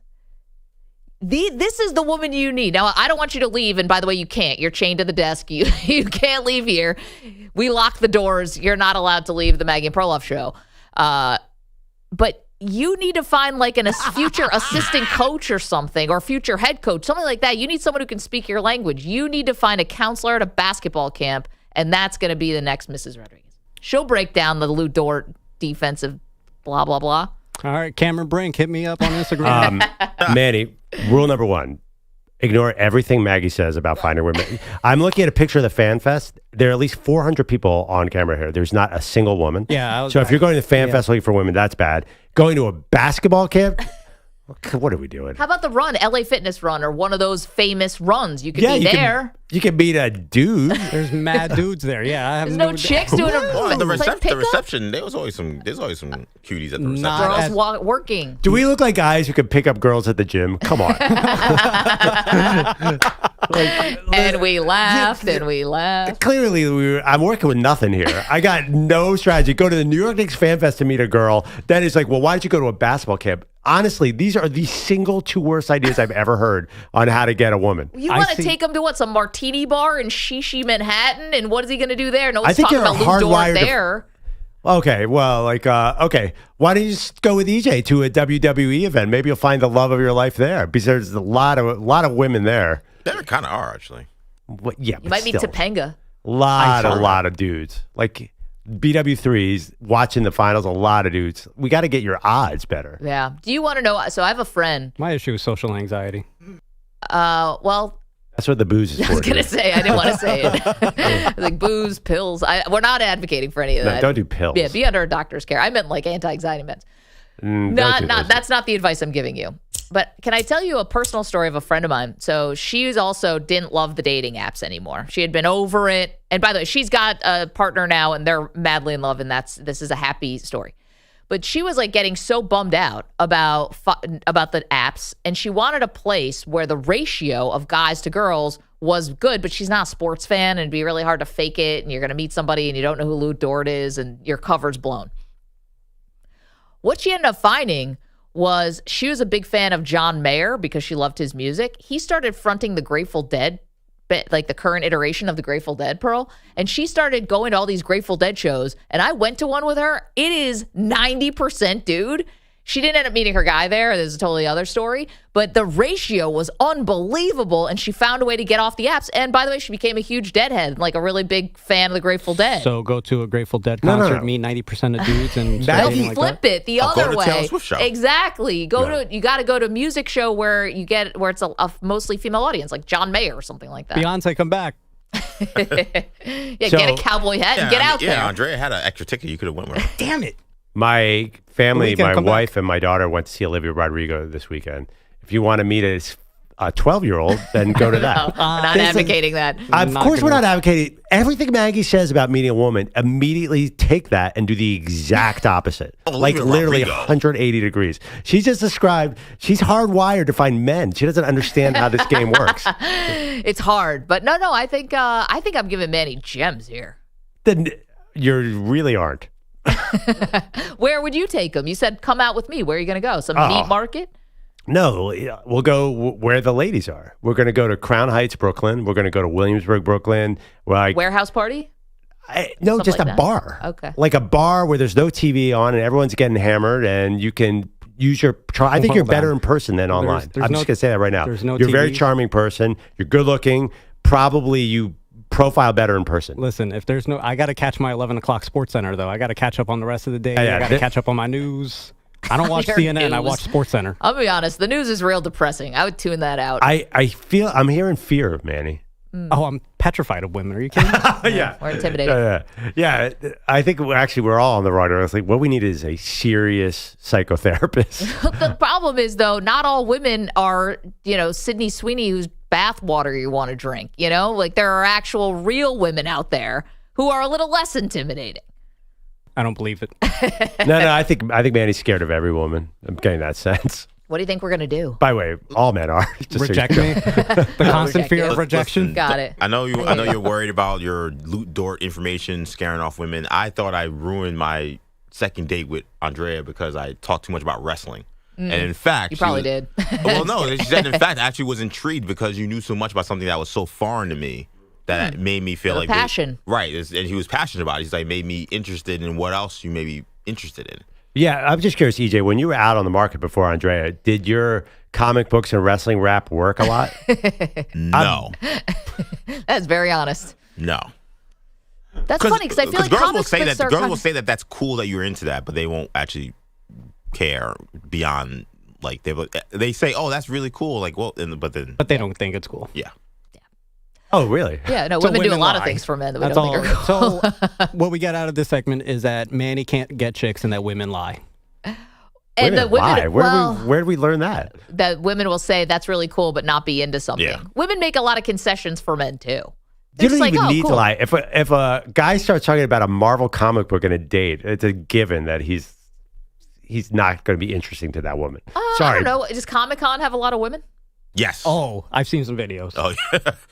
Yes. I might go to that. That's See? Come with me to Comic Con. Again, she just said, I don't know if talking about comic books works on a date. She does not know what she's doing here. But if She you go really to doesn't. Comic-Con, then it's going to work. Those If you're going to women are Comic-Con into to it. find Fanatics it, no. Fest.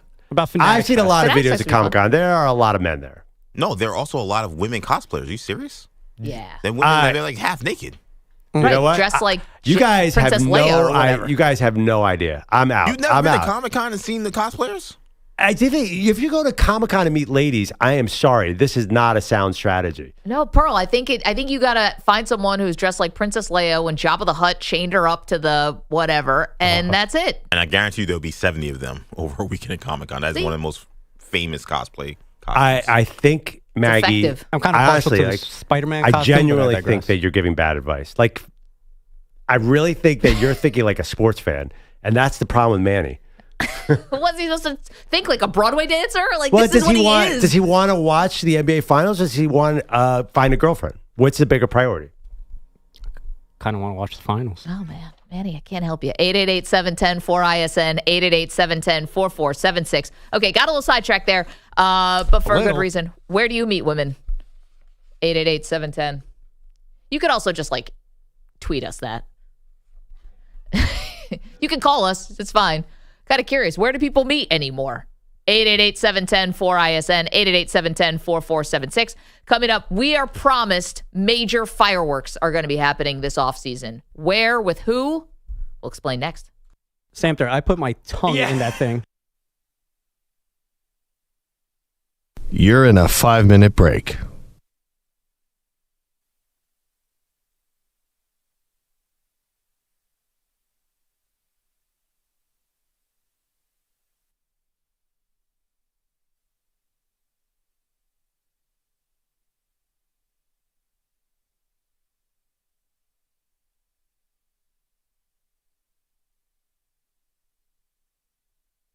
Four minutes, 30 seconds remaining.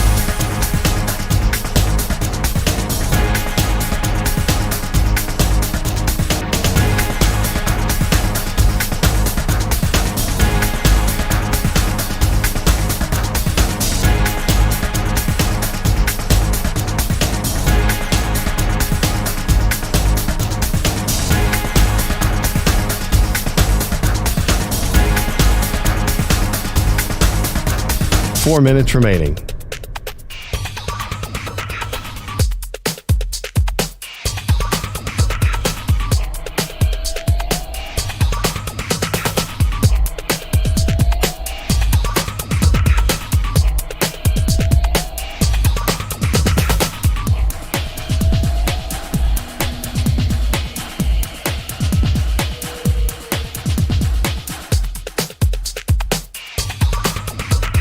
Three minutes, 30 seconds remaining.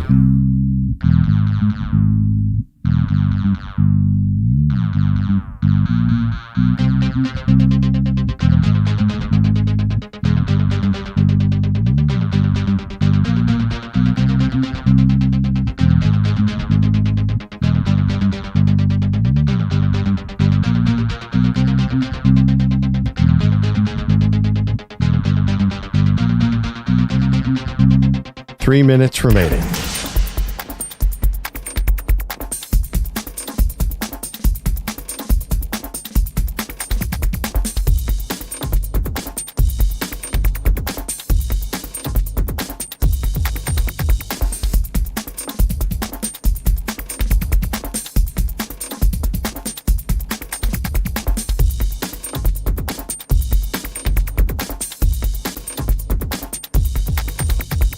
Two minutes, 30 seconds remaining.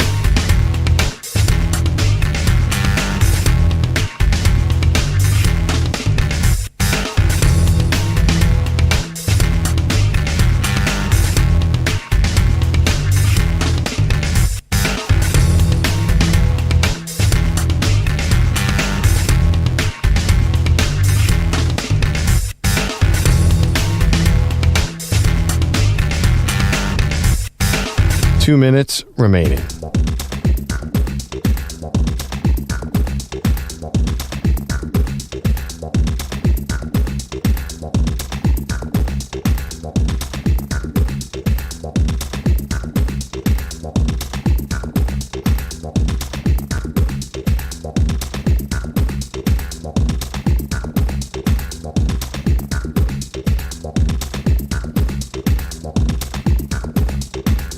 One minute, 30 seconds remaining.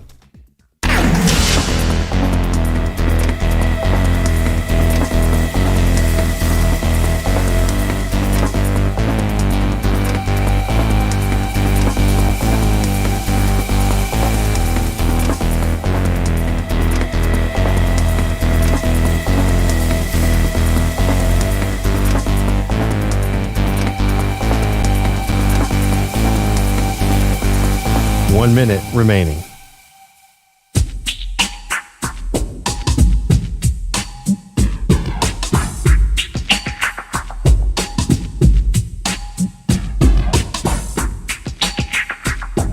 .45 seconds remaining.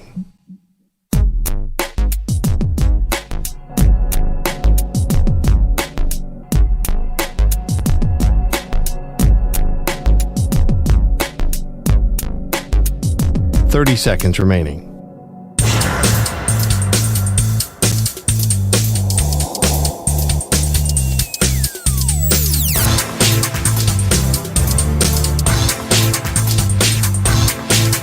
.15 seconds.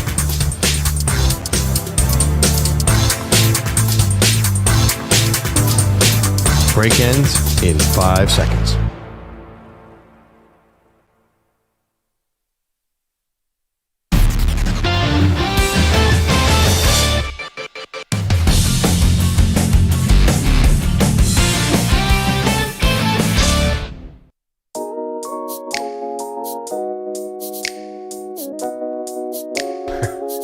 Welcome back, Maggie and Perloff. Show assignment. Manny doesn't even want to meet a woman, but we're trying to force him to it for our entertainment purposes. He's going to go to the bar and watch the game. Well, it's his birthday on Friday. Yeah. And so we're trying to, get him back out there. Manny, seriously, what are you doing on Friday night? Probably staying at the crib and watching the NBA Finals. I'm so serious. At least go to Buffalo Wild Wings. Hold on. It's not Kirk Cousins and Chipotle. Just go be seen. Leave the home. JT's in Atlanta. Listen to Genuine. Has some dating advice. Listening to Genuine would be an interesting first move. That's an opener. JT, advice for Manny on how to find a lady.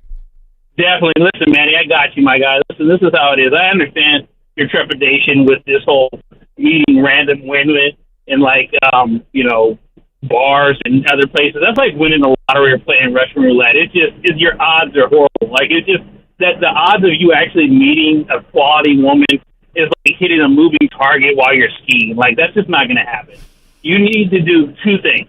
One, old school, strictly referral for service, right? Friend of a friend. Like, your guy's got a girl. Does she got a friend? Does she got a cousin? Does she know anybody? You have to know somebody that can recommend her and be like, oh, she's this, she's that. I think you guys would be a good match. So there's already that base of, like, I know you, I know them. They've been vetted to a certain extent. Right. They've been vetted. Right. Either that, I have no or friends, the so what's number two? best thing for that is a wedding. Go to a wedding. Start wedding crashing. Weddings I are like the the hookup, odds. Oh, it's good. paradise. JT, they made a whole movie out of it. I mean, I can't believe it took us this long to even get to it. You got to become a wedding crasher. Well, man, you got about a year. It. Or what? That's it. The weddings are a hookup paradise. Like you'll find. I mean, you have your pick of the litter at a wedding. So yeah, that's not a reliable strategy because Maggie's saying crash, but you can't like pencil in. I'm going to a wedding this weekend. It's kind of rare. How many weddings do you get invited to, JT? No, you don't. You listen. You don't have to be invited. You just show up. Literally said, you should be invited. Oh man, JT, this is, and everyone's saying I'm giving out bad advice on the radio because I told Manny to go to a basketball camp to find a counselor. JT, epic, love it. Thank you for that. What happened in Wedding Crashers? I think I had to make up a whole personality and go to an island. Like that's a lot of work, Manny. That does sound. But it worked out for them in the end. I mean, you're 28, so that this was is a movie. This is kind of the time when everyone's sort of. a documentary. So next year, there's a wedding you'll be at. So maybe you got a shot. Well, here's the issue. Again, I have no friends, so that I'm sitting right here, dude. You're already married, bro. What are you gonna get married again? You're gonna renew your vows? No, but I got friends that. Oh, they're too old for you. Yeah, they have daughters. Bogusch, can you renew your vows just to get Manny in a tuxedo? Yeah.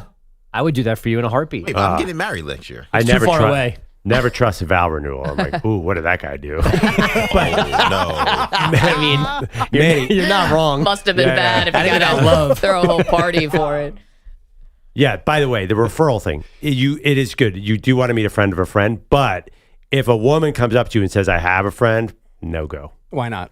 Because that is always, and that is probably never as attractive as they say. She's probably bananas as well, right? Yeah. Maybe it's your type of bananas. I don't know. All right, this is because I'm not naming any specifics. Let's get shallow. Come on. When my wife is set up, like it's never like, hey, I want to meet you. I want to introduce you to this super hot lady. Like it's not how it works.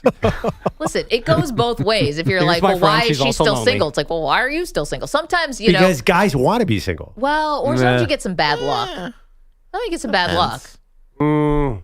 Like you could have put a lot into a relationship and then unfortunately it ends. Like I had a friend who was in a 5-6 year relationship and then it ends and now all of a sudden you're like 33 and you're out there and people are like, well, why are you out there? It's like, well, because I just invested all this money into Bill and time and familiar. Bill turned out that, Bill wasn't having it or whatever. Yeah, and now you're back on the market. Well, actually, that age is not that different than Manny. Right, but I'm saying for women sometimes it's like, well, why she's got to be bananas or bat bleep because she's single. It's like, well, she could have just had a bad, unfortunate situation. Now, you're 100% right. Part of that is in pseudo defense of us is we all assume that if you guys wanted to have fun for a night or have a boyfriend, you could have it. You could get any of those things immediately. So we assume it's just easy for you to find whatever you're looking for. Okay, where it's a battle for us. No, like you're prime only Shaq half getting right. a rebound. Grabbing them everywhere, wherever you want. Right. Very easy for you guys. Okay, you're only half right about this. Yes, for the most part, if women want one night, they can go out and do that. You got to be pretty undiscerning, and if you really want to do that, you can do it. Mm-hmm. To find a boyfriend, that's a much different thing. Yeah. That is not easy. No, but it does seem easier from our side of the fence.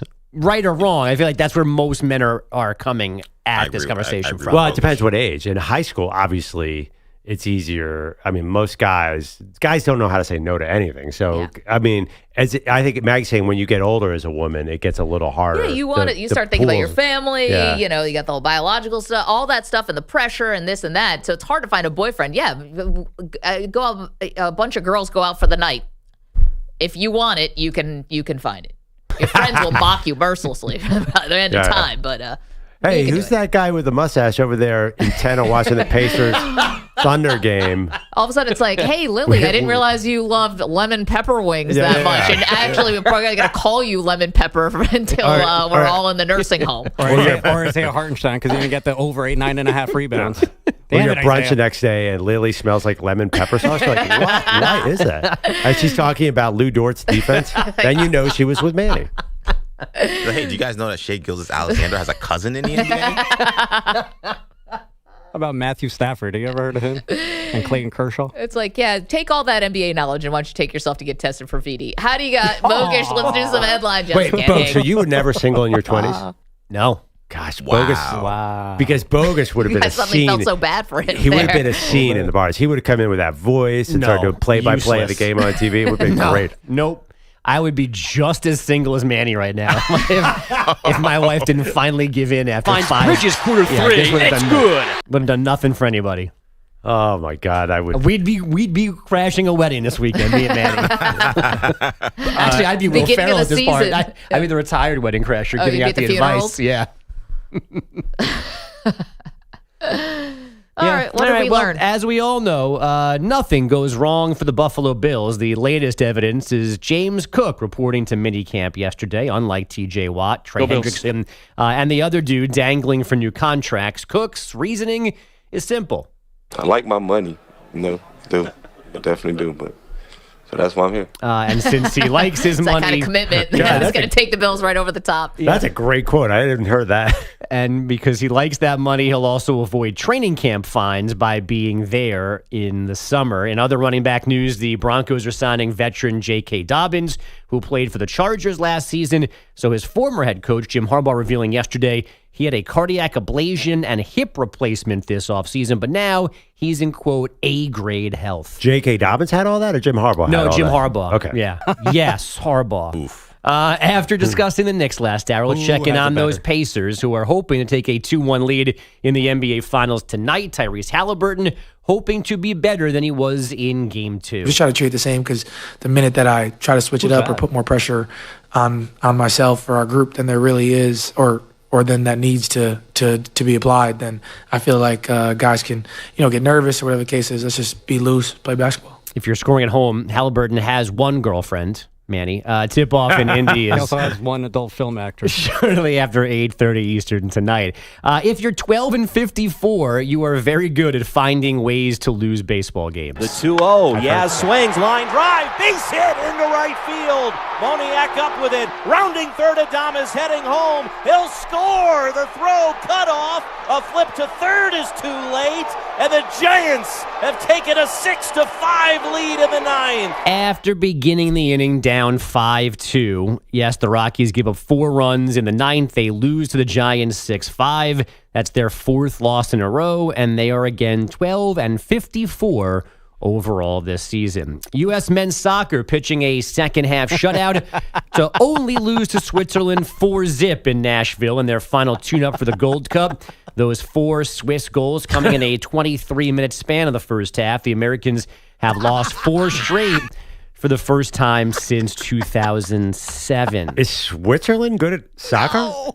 So better than us. Let's go yes and no. They are apparently the best team that came here to the States to cycle through Gold Cup teams as in like these exhibition matches. But generally speaking, they're not a power. Yeah, are there any famous Swiss soccer players? Roger Federer. So the Swiss are good enough to qualify, but nobody's putting money on the Swiss to win the World Cup or the Euro. No, yeah. You know, their strategy, though, is to keep the ball in the neutral zone. I knew you were going to do something like that. So bad. Why are you like this? Is there a neutral zone in soccer? You just got divorced. Your wife just texted us. You're back on the market. There is no neutral zone. It's my 13-year-old's fault. She loves dad jokes. By the way, Bogues, you know who didn't lose yesterday? The Mexicans. Anyway, continue with your update. Who'd they beat? The Turkish, who actually just beat the Americans 4-2 last weekend. Stupak was at the game. Great. Who was that again? I think he was trying to say Stu Kovacs, but I don't know what came out. Is that his nickname? Stupak Shakur. You know, like strangers are listening to this show, right? Anyway. A lot of times I'm really mystified. Is Manny in talkback the sound that only goes to my ear, or is he going over the air? I never know because hard. I'm like, would someone have actually opened their mic on national radio show and said that? I've got one for you, Manny. We're talking about where Manny can meet a lady. P. Maddie's in the chat said the supermarket. Have you thought about going to the supermarket? He said, stare at the cottage cheese like you're confused. They'll come out of the woodwork to tell you which one is the best. I've heard the supermarket is a good play. My I've brother never met his tried wife it. at a supermarket. Oh, there you go. It's Married like, two kids. like Animal House. She's hanging around the cucumber section. Yeah, like how do you start a conversation? I don't think it's the produce section. Oh, that's some moldy tomatoes over there. How do you start a conversation at the supermarket? Good morning. How are you? Get away from me. Did you see Game 3 of the finals last night? I think I'm going to have to take over this These oranges project. look like Lou Dort would have. I'm really sorry. Listen, I am not a particularly good-looking guy, and I did fine in New York City. Like, Manny, come with me. These ideas are stupid. The supermarket and... Let's go to Wegmans. Oh. Let's go to Wegmans at Astor Place. If you want to go to Wegmans is Wegmans, great. I'm down for that trip because that is some real value. I'm getting that chocolate cake. I'll go to Wegmans just to eat. I'm not going to Listen, go. there's a Trader Joe's like 3 blocks from here. In about 2 hours, it'll be hopping if you want to take a walk Yeah, over there but with see, me. here's the issue. ESPN New York is now around the corner, and Rick DiPietro might roll up in there, and then I'll be screwed. I got to tell you right now. Goalie's taking all the ladies at Trader Joe's. Have you seen Rick DiPietro's face? I have. He's a handsome devil. Do you think that's your competition? Yes, I think it's me and Rick DiPietro battling Fighting for the over same Sydney women. Sweeney. Yeah, in New York City. This is real life.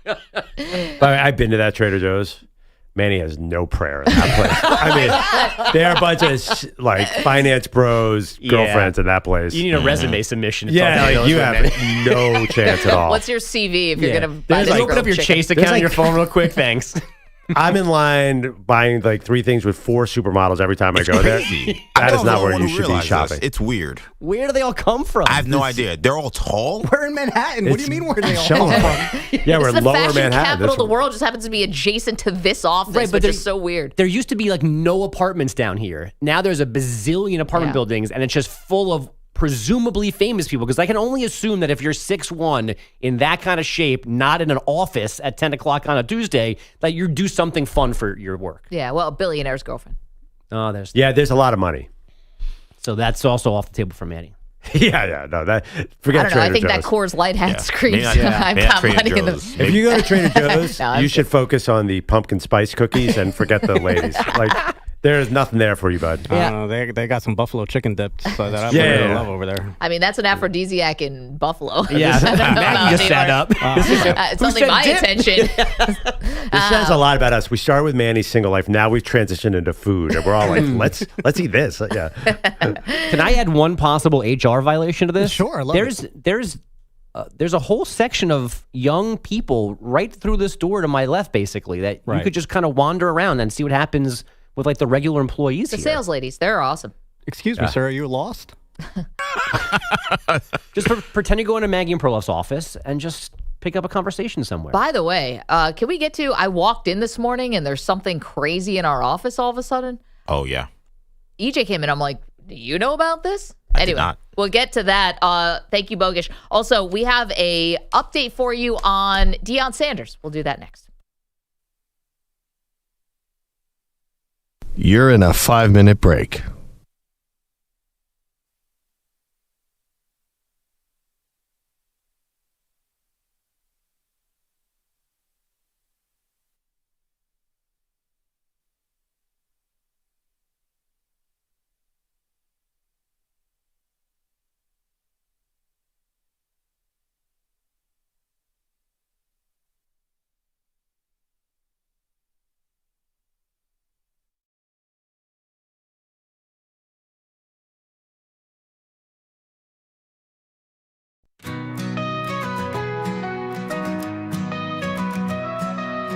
Remember Bobo Brazil, I grew out of wrestling. I was 12 or 13, I stopped watching TV. I moved out of the house, we sold the TV. I think I went to school and watched less wrestling. Bob Custer in Nevada. Bob Custer in Nevada. Bob Custer in Nevada. Bob Custer in Nevada. Bob Custer in Nevada.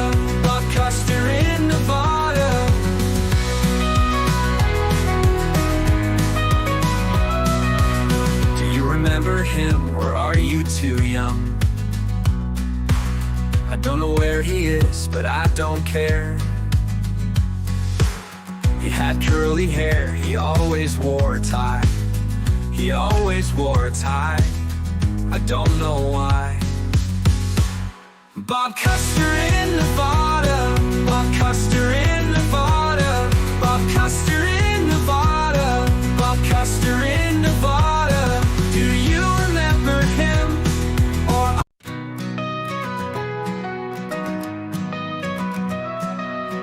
remember Bobo Brazil? I grew out of wrestling. I was 12 or 13, I stopped watching TV. I moved out of the house, we sold the TV. I think I went to school and watched less wrestling. Bob Custer in Nevada, Bob Custer in Nevada.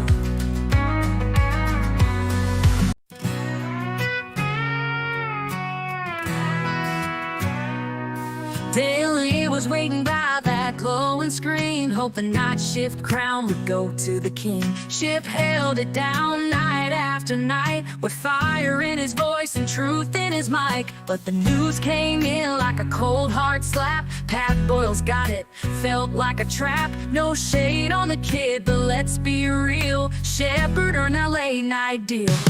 Now Shepherd ain't sleeping and Daly's in tears. The Shepherd maniac's been loyal for years. We stayed up late, we rode every wave, but they gave it to Pat and dug Ship's grave. So we howl at the moon and curse at the sky, asking one question: why, oh why, oh why?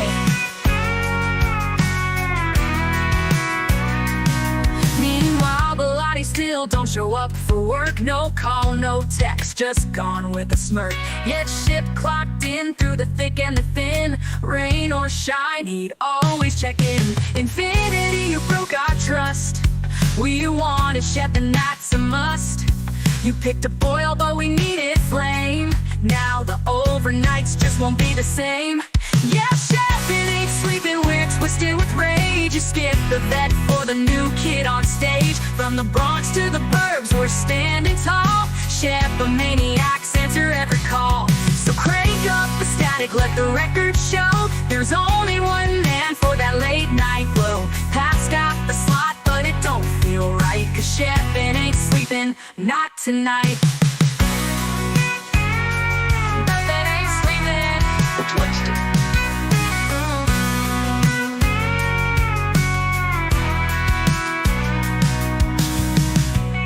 Still ghosting.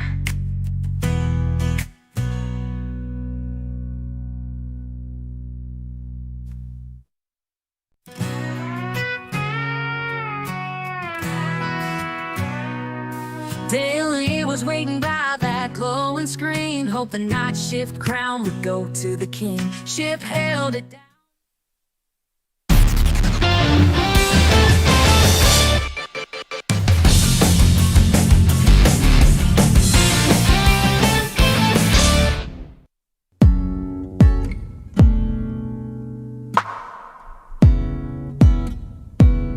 All right, this is music all from artists who hail from our nation's capital. The Mount Olympus of Maggie Perloff continues top of the hour. Pearl, the four sports gods from D.C. Yeah, sports gods is a stretch for this city. Oh, come on. I mean, I loved this one. Maybe because I lived in D.C., so I felt a little bit, this one felt a little closer to me than some of the you others. Big Wizards fan, Mac? It's tough. Let's go to Jay, who's in Nashville. We've been talking about a lot of things. Aaron Rodgers, a little toned down Rodgers, meeting the media at Pittsburgh Steelers mandatory minicamp yesterday and working out. And also Manny's dating life. Jay, what do you got? Oh, my God, poor Manny. You guys sound like Joe Pesci's mom on Goodfellas. Like, you should settle down and find a good woman. Why can't it be like your friend right here? You know what I mean? But I settle down every night, Ma.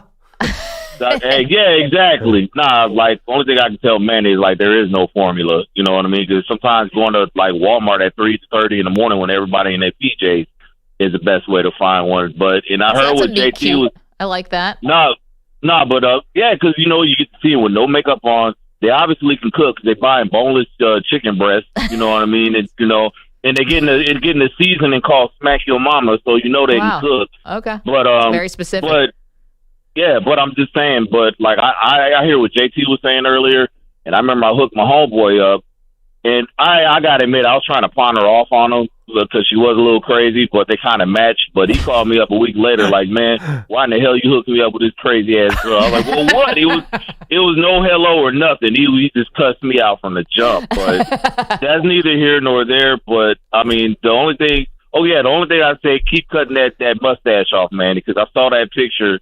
I think it was yesterday, the day before, whatever picture y'all post. I was like, dude, he looked like a confused porn star right there. Like you want me to stick what and where? Like, no, player. But that was I really wanted to talk about that Kevin Durant trade. Like, I don't know if that's true or not. And I've been hitting EJ up, like, because it was another trade they were talking about trying to get Shedeur to Detroit, but. Is the Kevin Durant trade, is it just a rule? It said ESPN on it, too. Yeah. I don't know if somebody's posting fake stuff or what. Jay, that was an amazing call. A+. Manny thinks the mustache is secret power, but I think he's talking about that cat photo where Manny kind of looked like Borat. I think he saw a artificial picture because Manny's mustache works. Okay, so the Durant stuff. Pearl. From what I can tell, the one thing that got aggregated was Bill Simmons theorizing that a Durant deal is already done, like that there's some kind of backroom thing that's already happened. I didn't see anything beyond that. Well, right, but the odds. It's always been the Spurs and the Rockets have been 1 and 2 for both Giannis and Durant. I feel like they've always been in the mix because they both have tons of assets. And if OKC wants to get in that game too, but they won't go for Durant. But it makes sense. I mean. When Simmons said that, did he say, he did say, I have somebody inside who told me this, right? He said, I just found the quote, I wouldn't be surprised if KD to the Spurs is done already and they just haven't announced it. He said on Monday, like they've agreed on the specifics and they'll just announce it the week of the draft. He said he doesn't have any real inside info. Yeah, I mean, the logic says it's got to be one of those two teams to make the biggest move because they both have extra young players, right? You got Castle, the rookie of the year, and you got the number 2 pick coming in, which will probably be Dylan Harper. Like, do you need both those guys? It depends how you want to build this well, thing, yeah, right? And by the way, depending on, do you think that Durant still is playing well at a very high level? I think there actually is a real question about, do I want him around my young superstar? He's unhappy all the time. It feels like. And all he says, I just want to play basketball. I just want to play basketball. Well, you get the opportunity and it still feels like you're unhappy. And I'm not saying money buys you happiness, but like you're one of the 15 greatest players of all time. You get to decide exactly how your career is going and where you want to go. You joined the Warriors. You joined Brooklyn with Kyrie. You wanted that. You got to say, trade me to Phoenix. You wanted that. They did it. Get happy. Well, I mean, it's different though now. Like he's a role player at this point though. I think it's a totally different, like Brooklyn, he was finally the bus driver and he almost hit that 3 to beat the Bucks. But now he's, if he goes to the Spurs or the Rockets, he has to realize I'm at the end and I'm like not a 6 man, but you're definitely a complimentary player. No, I get it. But people look to him, I think, for like, as a veteran, like you look to him for, advice, guidance, set the tone. And he's never been. So you're worried about Wemby. Yeah, definitely. But Houston's got a bunch of different personalities. I don't worry about him there. I would like. Well, he loves Udoka, right? Yeah, On the Nets. Van Vliet's coming back to Houston, right? He's a strong veteran presence. I'm not worried about Houston. That's a good point about Wemby. Quickly, John, we've got about 20 seconds. You've got dating advice for Manny. What is it? John's in Boise. Manny, get tattoos, man. Get tattoos and the ladies will come to you. Yep. Wait, John, I hate to do this. He's got them already. That's a fact, John. I do have tattoos. You need to have more. I've got like 90% of my body covered. I need just my left leg from my knee to my waist and my skull, and I'll have a full body suit. Yeah. Manny, John, 90% of your body is tattooed? That's amazing. Send us a photo of it at maggieandperloff@gmail.com. If you want. Gmail? Yeah, maggieandperloff@gmail.com. Not that I don't love that Kevin sends us a picture of his breakfast every morning, which is epic. This bit has been going on for months, but I got to see 90% of your body covered in tattoos. Funny enough, Bogusch and I were actually speaking yesterday about how I kind of want to go get a new tattoo rather soon, so might have to do that. Not a bad idea. Ladies like tattoos. That's a fact. John, more than comic books. and pro wrestling and the Knicks. Tattoos. Hey, I'm married. I'm about to get married, sir. Yeah, you did figure it out. The Mount Olympus of Maggie Perloff next.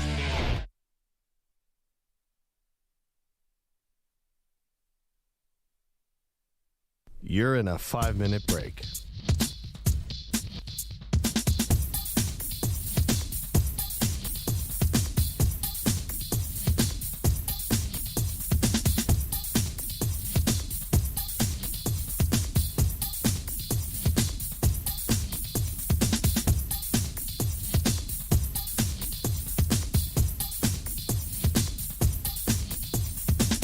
Four minutes, 30 seconds remaining.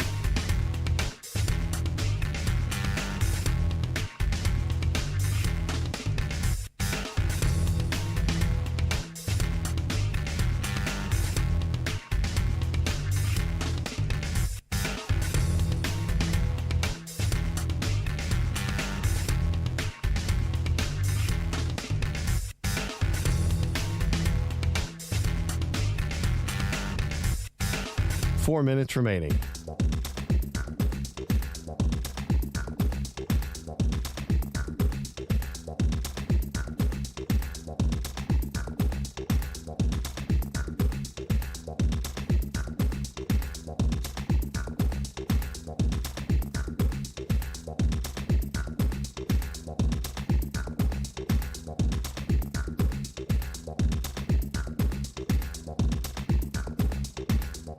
Three minutes, 30 seconds remaining.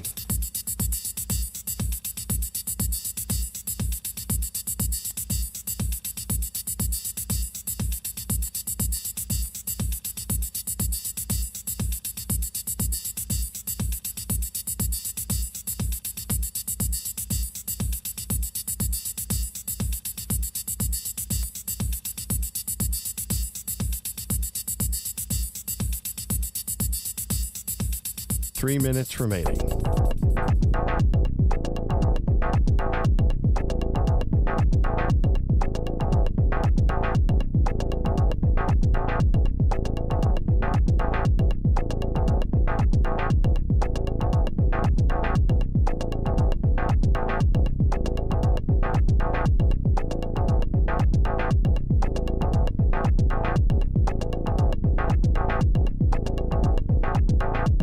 Two minutes, 30 seconds remaining.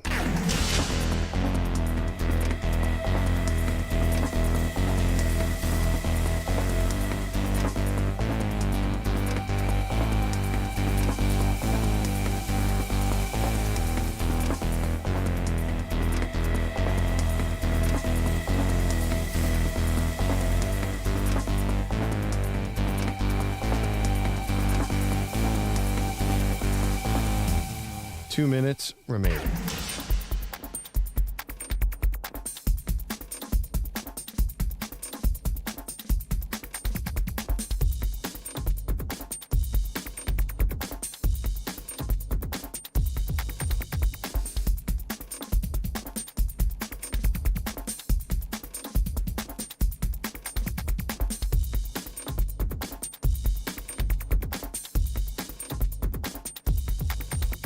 One minute, 30 seconds remaining.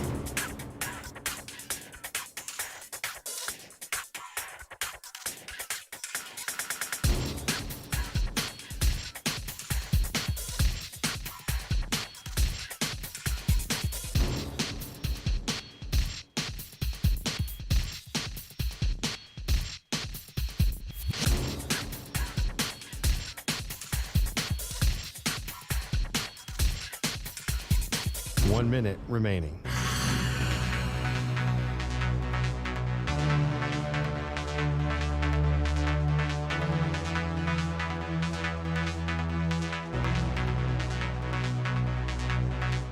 Forty-five seconds remaining.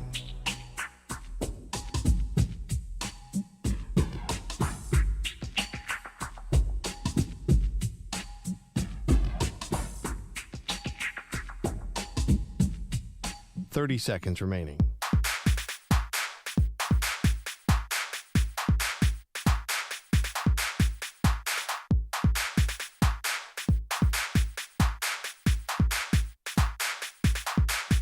Fifteen seconds.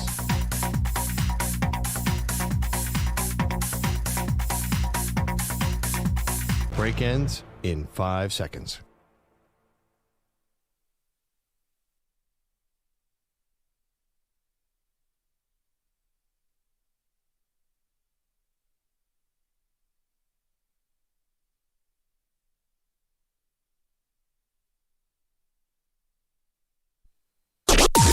Maggie and Perloff on the Infinity Sports Network.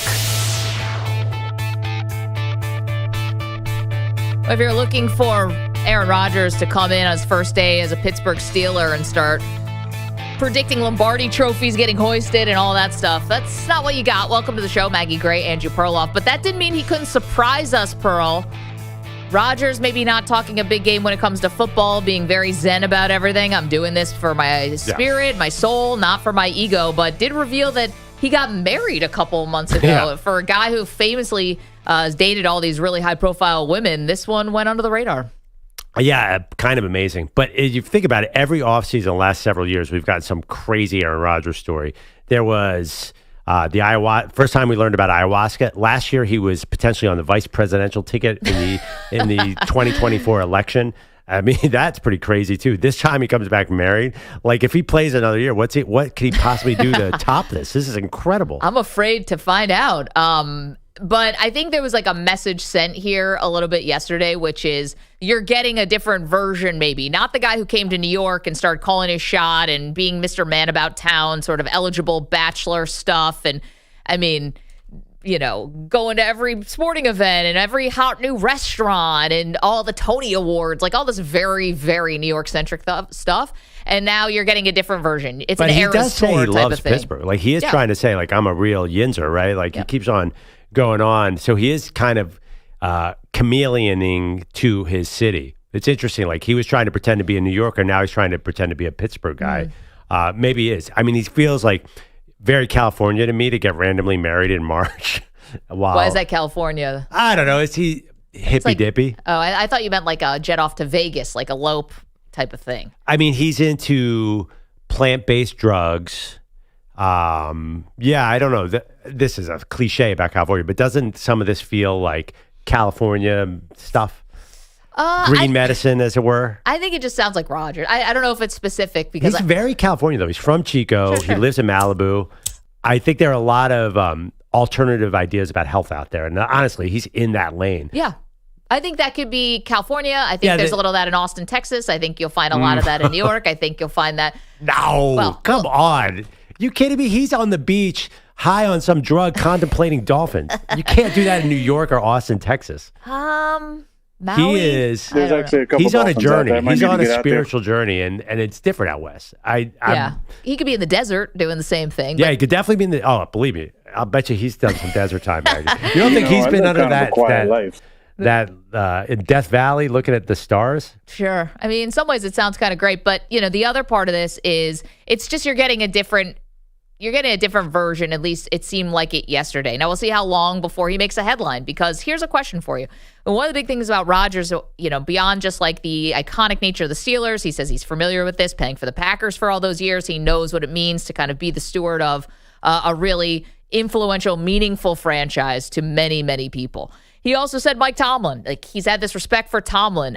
How do you think that relationship is actually going to play out, right? It's very brief, but sometimes people you feel like you'll get along well with, you feel like you want to work well with. Sometimes the reality of that may not match up. Like he brought Davante Adams back to New York, or wanted Davante Adams. Davante Adams wanted to recreate college with Derek Carr. That didn't work out. Sometimes these ideas you have in your head might not actually work out in real life. I know what you mean. I do feel like Tomlin will keep his hands off the offense, so it feels pretty safe. He won't be literally day-to-day coaching Aaron Rodgers. I just can't see these guys imploding. The other thing, Aaron Rodgers is in his 40s. He's settled down a lot. I think you're going to get I really do. I know you looked at me askance there. I think he is, I think he's volatile, less volatile now. I think he understands he's near the end. I don't expect fireworks personality-wise. Wait 5 minutes. I mean, I don't know if it's going to happen at the Steelers facility in front of but the McAfee interviews and stuff like that, I don't know. He's on Rogan saying some crazy things. I don't know if he can help himself. He sure seems to get along well with his teammates, though. He doesn't seem to be... Well, it's day one. No, I just mean in New York. arrived. I felt like in in New general. York. Yeah, I feel like I really don't see him being a locker room problem. It feels like the locker room's going to love him. Well, here's the thing about a locker room. When you got 53 guys in there, you're always going to find some that get along. I don't think Garrett Wilson was a huge fan of Rodgers, but Quinnen Williams obviously was. So I think you could probably pull and get mixed on A lot either of old side. dudes. A lot of old dudes for him to hang out with in Pittsburgh. is That's true. important. I've heard Rodgers talk about it. He doesn't really know how to talk to the 21-year-olds, but there's a lot of age. This is not a young team, so I think he'll be fine. 888-710-4ISN, 888-710-4476. How's this going to work? Let's get to the Mount Olympus of Maggie and Perloff. It's time to feast your ears on Maggie and Perloff's Mount Olympus. I'm going to be honest, I didn't check the final poll results from yesterday. Yesterday we did the city of Atlanta, the 4 sports gods from the city of Atlanta. How did we do here? Did Perloff beat me again? No? I'm pretty sure he did. I'm assuming so Good because grief. you put up. What was the wild card you had on there yesterday? 75% to 25%. Damn! Wait, but because you had a mistake on yours yesterday. What, because I put Hank Aaron in Milwaukee and not in Atlanta? No. What was the? There was Deion? I put Deion on. Who else did you have? I had Dominique and I had Michael Vick. The only 2 we had different it was you and Deion. Hank Aaron. And It you was- had... yeah. Everyone loves Hank Aaron. That was a. Who was the other one? Maggie has like Greg Maddox on there. Oh, I had Maddox. Oh and you yeah, had you Chipper had Maddox Jones. Right. and I had Chipper. I actually think Chipper was more popular than Maddox because to me Chipper is like a consummate Brave. I think Deion got you. You did have Deion. I did. Because Deion wasn't really there that long. I know, but you're playing for 2 teams at the same time in the same city. Anyway, that was yesterday. Yeah. Yesterday was Atlanta. Today, And let's not forget Charlotte. the 4 sports gods from Washington, D.C., Right. a place I lived for 4 years, had a great experience, got Yeah. to learn a lot about the sports scene there, I feel. But again, it was now 20 years ago. Oh, that felt bad to say that. I turned 28 on Friday, Maggie. I know, Manny. I know. And I'm the other one out here trying to help you find a girlfriend. Pearl, why don't you go first here? Okay. You're 4 sports gods from Washington, D.C. Okay, this is obviously challenging because the first baseball team left, 80 years ago. They haven't had an NBA team since 1979. They have a good hockey team now, and the football team disappeared for 20 years. So, honestly, this is, to me, the most challenging city there is. But Commanders. I decided to go with a certain strategy. I know there's some famous coaches in this town, but I wanted to have one player from each professional sport. So I start with baseball. I mean, if you're thinking Washington baseball, you might go to Bryce Harper or Juan Soto, but they didn't have a cool nickname like Walter Big Train Johnson, baby. Wow, you're going back. Walter Johnson, I read last night, he might be the greatest player in the history of baseball. You read that somewhere? Yes, You don't think you'd just know that if that was actually the case? He is, okay, he was the 5-time ERA leader, 6-time win leader, 3-time Triple Crown winner, 2-time MVP as a pitcher, won the World Series, 12-time strikeout leader. Dude led the league in strikeouts 12 times. He had so many nicknames like you didn't even know which one to stick.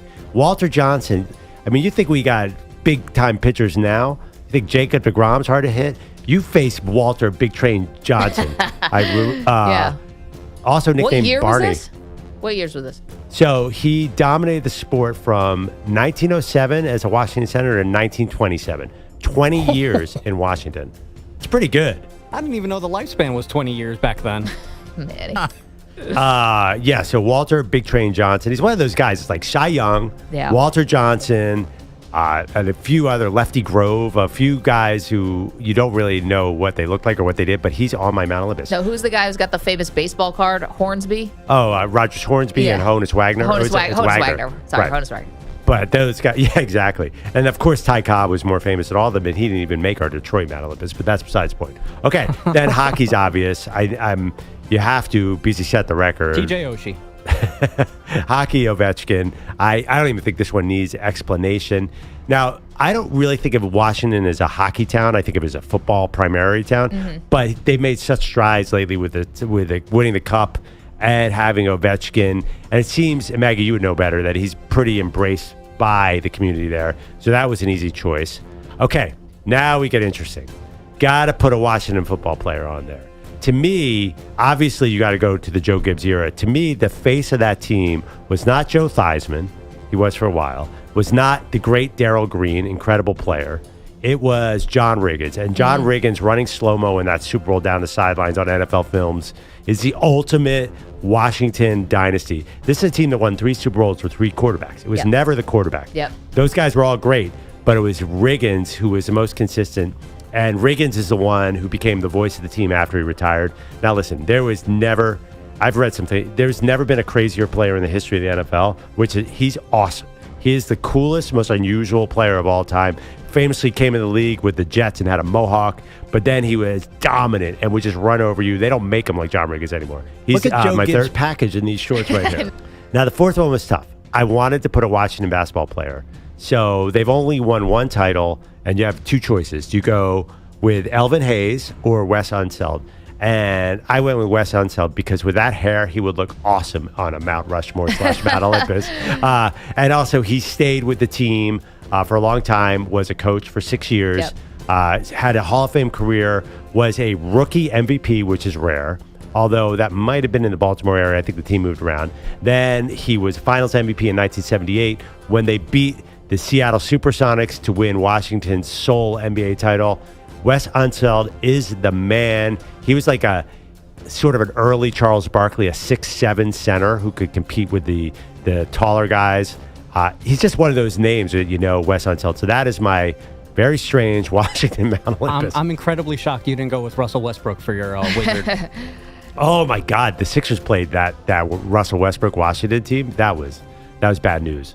Yeah, I wanted to do my favorite one. You know, did they have Weber and Rasheed Wallace as young players, and they just gave them both away for nothing? That franchise. And Ben Wallace, I think at one point. Yeah. It's brutal basketball in DC. It's just So- Wes Unseld is the highlight. Just to for sure. recap, yeah, I went Walter Johnson, Ovechkin, Riggins, and Wes Unseld. That is a unique one. Now, I feel real confident on this one, and Pearl's been wiping the floor with me on these polls at Maggie and Pearl on Twitter and X, but I feel really good about this one because you mentioned it at the top, and then you didn't do anything about it. Coaches in Washington, D.C. are the gods. 2 gods of sports in D.C. are coaches. First and foremost, the immortal John Thompson. John Thompson, number 1, and the next person I'm going to say is going to be 1A. John Thompson, 1984 title, obviously, 3 Final Fours, 6 Big East championships when that actually mattered, and not just that, cultural icon, perfect man for that city at that time, mentor / father figure to so many of our favorite basketball players, including Allen Iverson, who is most likely not broke right now because John Thompson, helped structure his Reebok deal in a way that Allen Iverson couldn't blow all that money at the beginning and is still getting paid out from it. It's a legendary John Thompson story about AI and about helping his finances. I don't know if AI would have gone broke, but man, this really helped keep AI on the straight and narrow. He was that guy, and he was walking around DC. It was like a magnet. John Thompson is a sports god. We're talking about practice. The second coach is Joe Gibbs. You mentioned it. 3 Super Bowls, all with 3 different quarterbacks. So he became, along with John Riggins, you're so right about this. But Joe Gibbs, I mean, they tried to bring him back. It didn't work. But he is the figure to have that kind of success and to not have it be with like your slam dunk, no doubt franchise quarterback, even back in that time when quarterbacks aren't what they are now. Amazing. And then has gone on to motorsports, which is not such a huge DC thing, but even he's had so much success. Sports god in DC, 100%. Ovechkin, had to go with you there. He is hockey. The city got so behind him, and he is just he was like nothing I'd ever seen when he got to DC. He's so much faster than everyone. The impact was immediate. He never left. When they finally won the Stanley Cup, he's in a fountain celebrating. They love his drunken antics and his commitment to DC. And then I'll go with Darryl Green. You said that he wasn't the face. Riggins was. We can split hairs, but Green was the better. It was so good. Hall of Famer, and just amazing, and has been very accessible even through a lot of dark years with Daniel Snyder as the high point there. There you go. So I have John Thompson, Joe Gibbs, Darryl Green, and Alexander Ovechkin. Those are your 4 sports gods, Washington, D.C.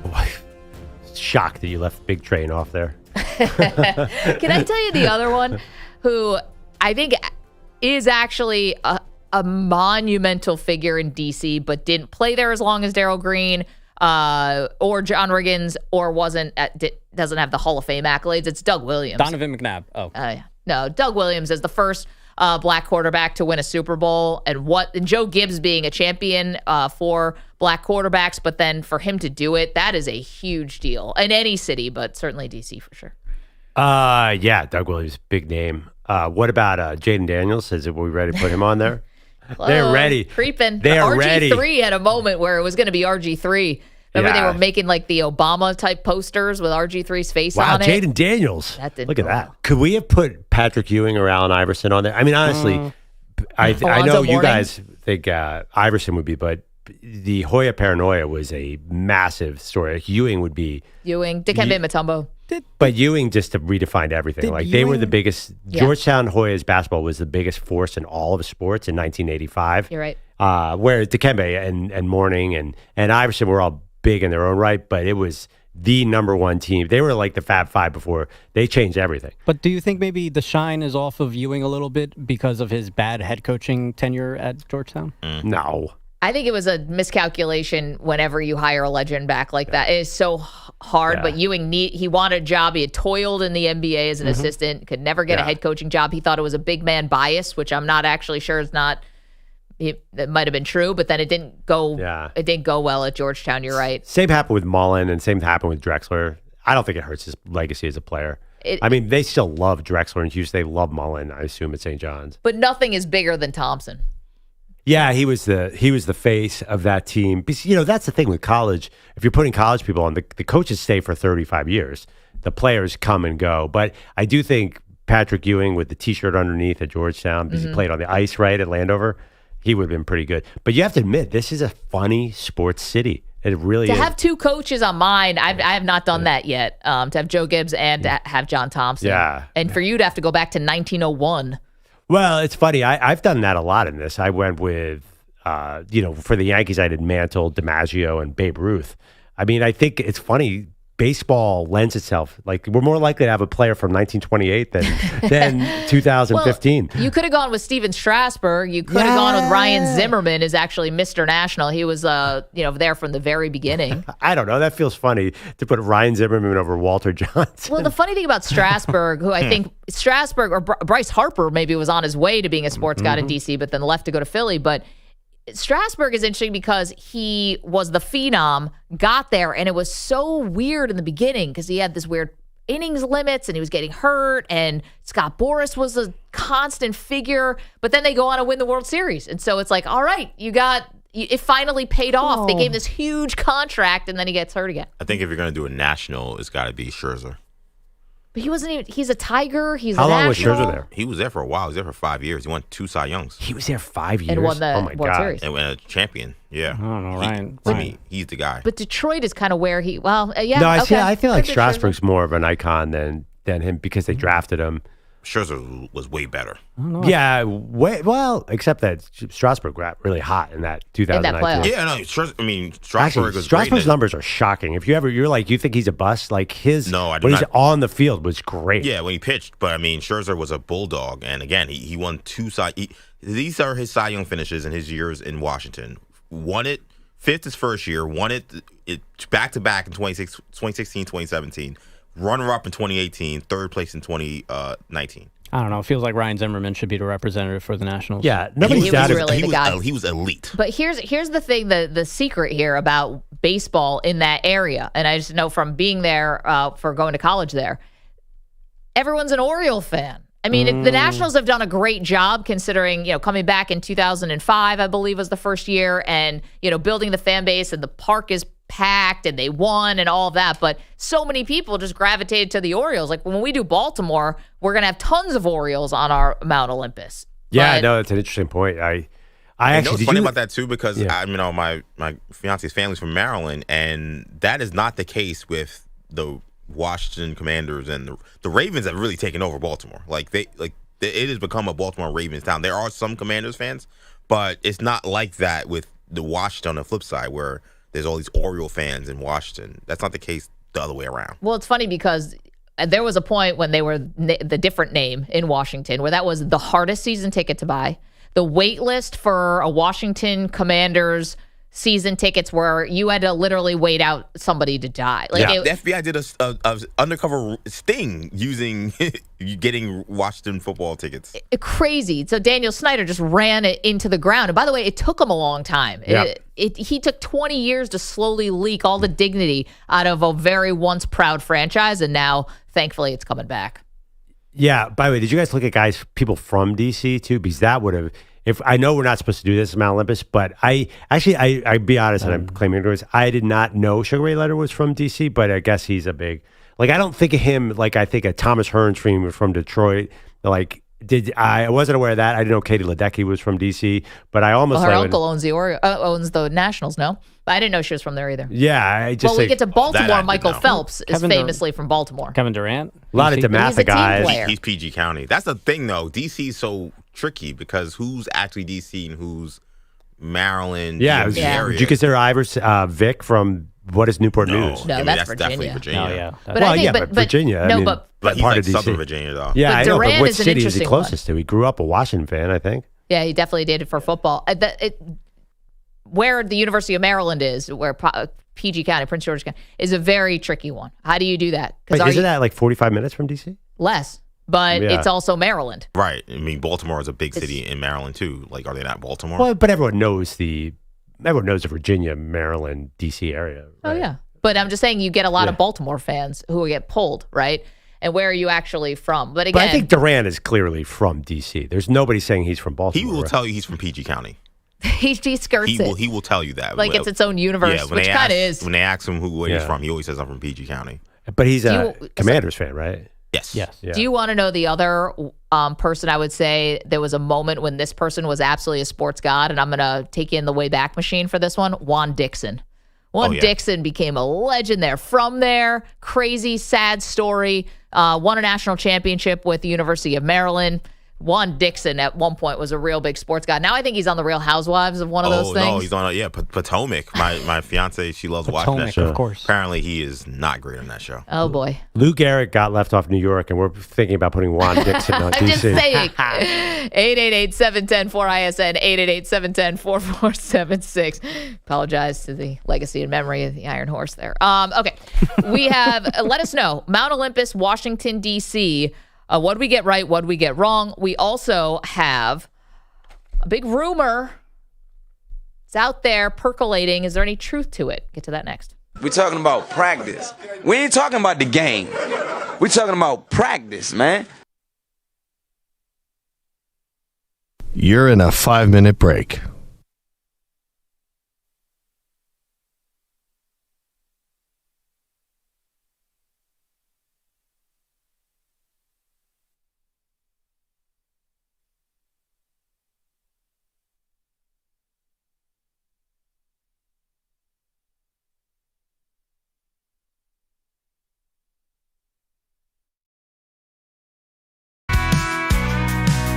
Well, down in Tatum, Texas, there's a football team. Got $1 billion stadium, living the dream. But the fans don't holler, don't you? Now Bailey rode into town with suspicion in his eyes, saying Kaplan's got a secret, and he's hiding it inside. Zach Jobs lost in darkness, Ryan Stream's a mess. Chappelle Wolf's just a spinning wheel. Oh Lord, what a distress. But Maggie and Perloff, they shine so bright, like a star in the desert on a Texas night.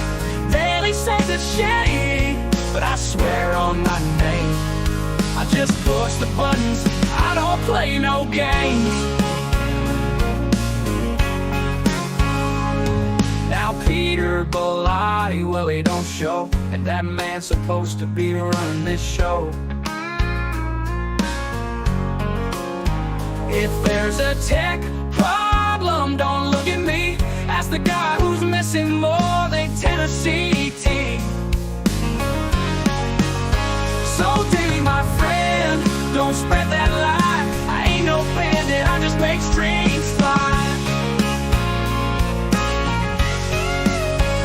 But Maggie and Perloff, they shine so bright, like a star in the desert on a Texas night. Daily says it's shady, but I swear on my name, I just push the buttons, I don't play no games.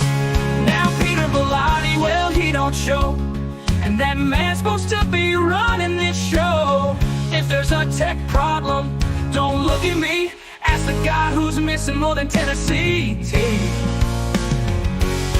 So, Danny, my friend, don't spread that lie. I ain't no bandit, I just make streets fly.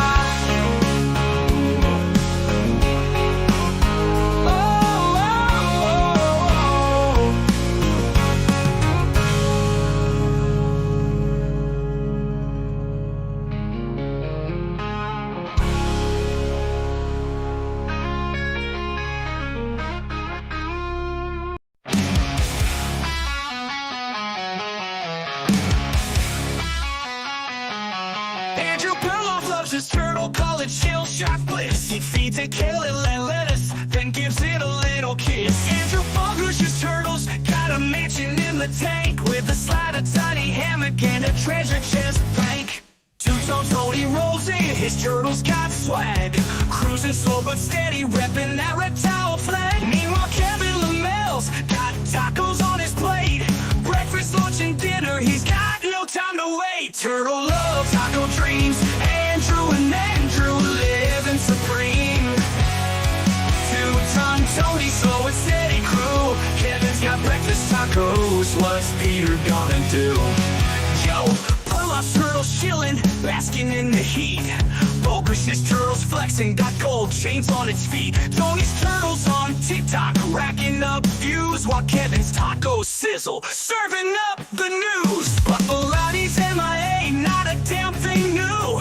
Work? Nah, he'd rather just hit snooze. We're out here hustling, making turtles the stars, and Pete's just ghosting like he's hanging on Mars. Turtle love, taco dreams, Andrew and Andrew living supreme.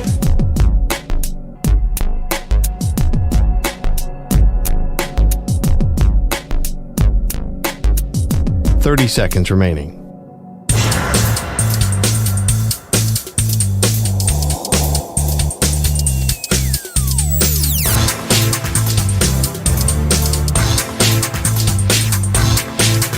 $15 seconds.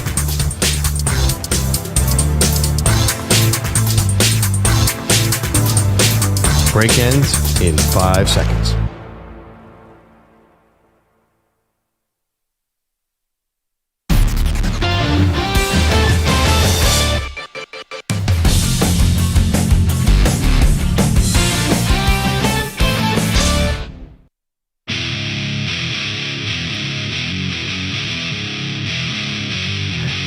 Welcome back, Maggie and Perloff Show. We have the Mount Olympus for sports gods for every major sports city.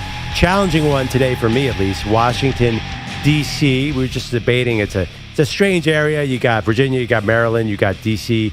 proper, and you have kind of a up and down sports franchise, to say the least, Maggie. You did not put anyone from your alma mater, George Washington University. Yinkadari was not considered. Pops Mensah, the whale killer. No, I didn't put Yinkadari, may he rest in peace, or anyone from GW. I have not been introduced to the whale killer. What?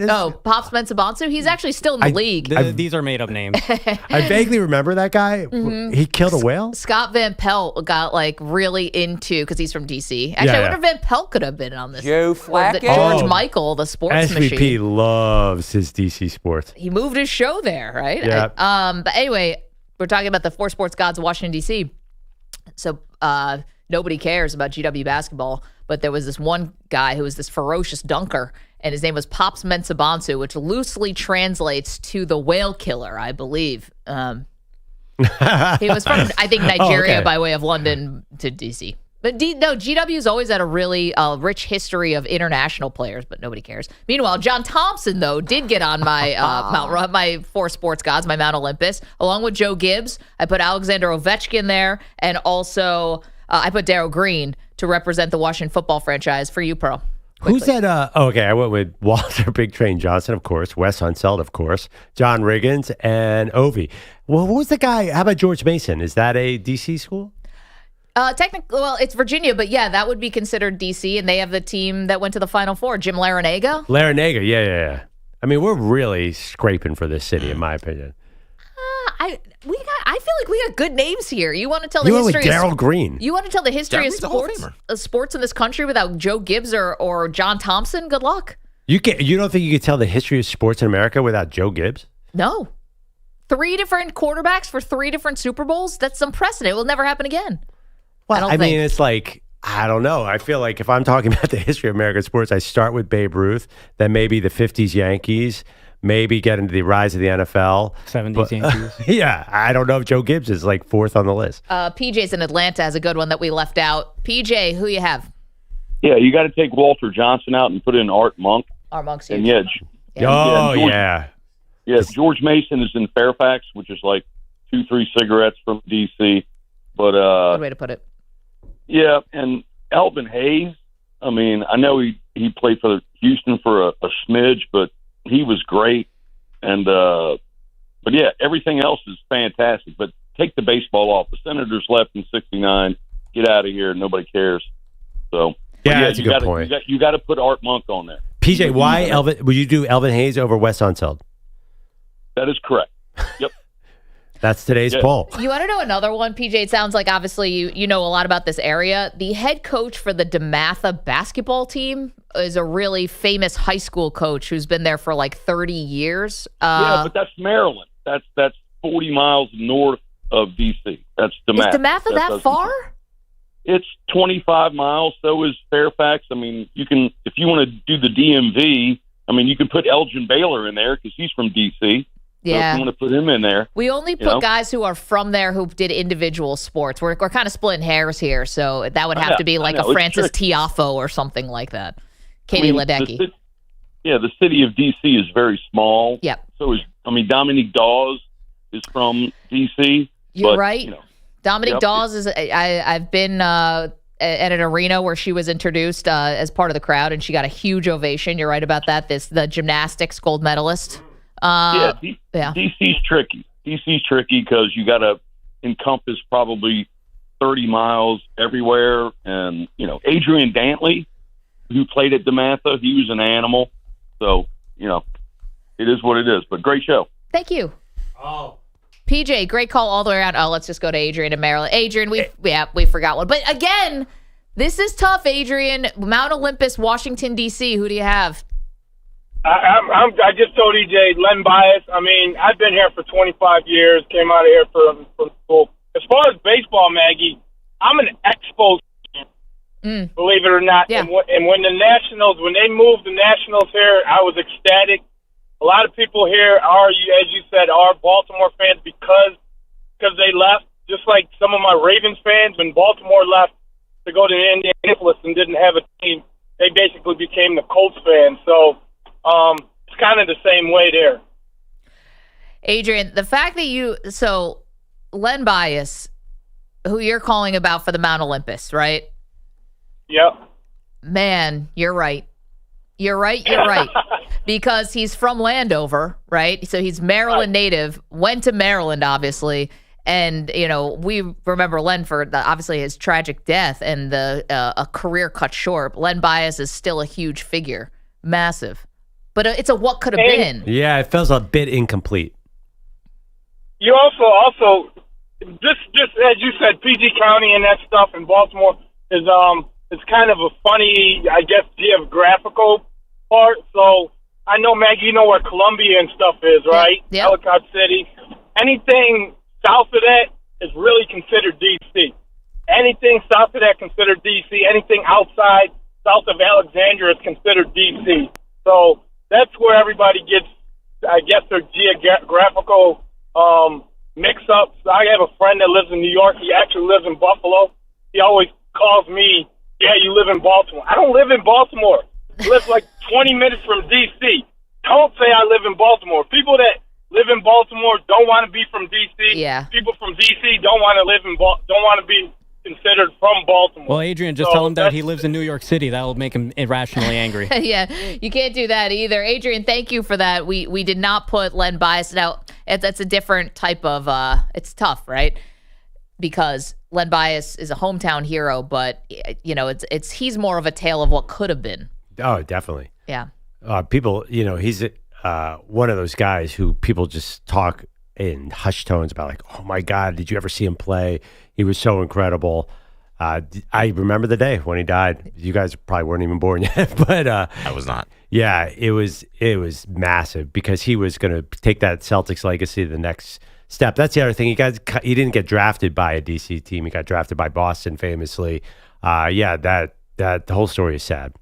Incredibly. Yeah. 888-710-4ISN. Let's go to Bogusch, who's got headlines. You're welcome to keep calling about the Mount Olympus of Washington, D.C. sports gods. Guys, this time tomorrow, we'll have some U.S. Open scores. The entire golf world wondering how mean Oakmont will be to golfers over the weekend. Short and sweet here from Scottie Scheffler. I mean, this is probably the hardest golf course that we'll play maybe ever. Good times. Looking forward to that. Oh, wow. Yeah, and it's supposed to rain this weekend, too. A 19-year-old Scheffler made his U.S. Open debut the last time the event was at Oakmont in the Pittsburgh area. That was 2016.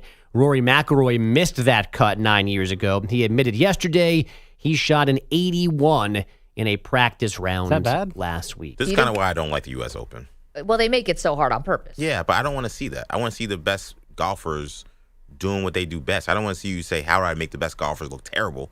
Like, I could shoot some of these numbers these guys are going to shoot on Friday and Thursday. I know, but see, I don't mind it because not every major is like that, right? Like the Masters is always the same. I know they change where the holes are and stuff, the pins, but it's always the same. Guys can go 11 under and stuff like that.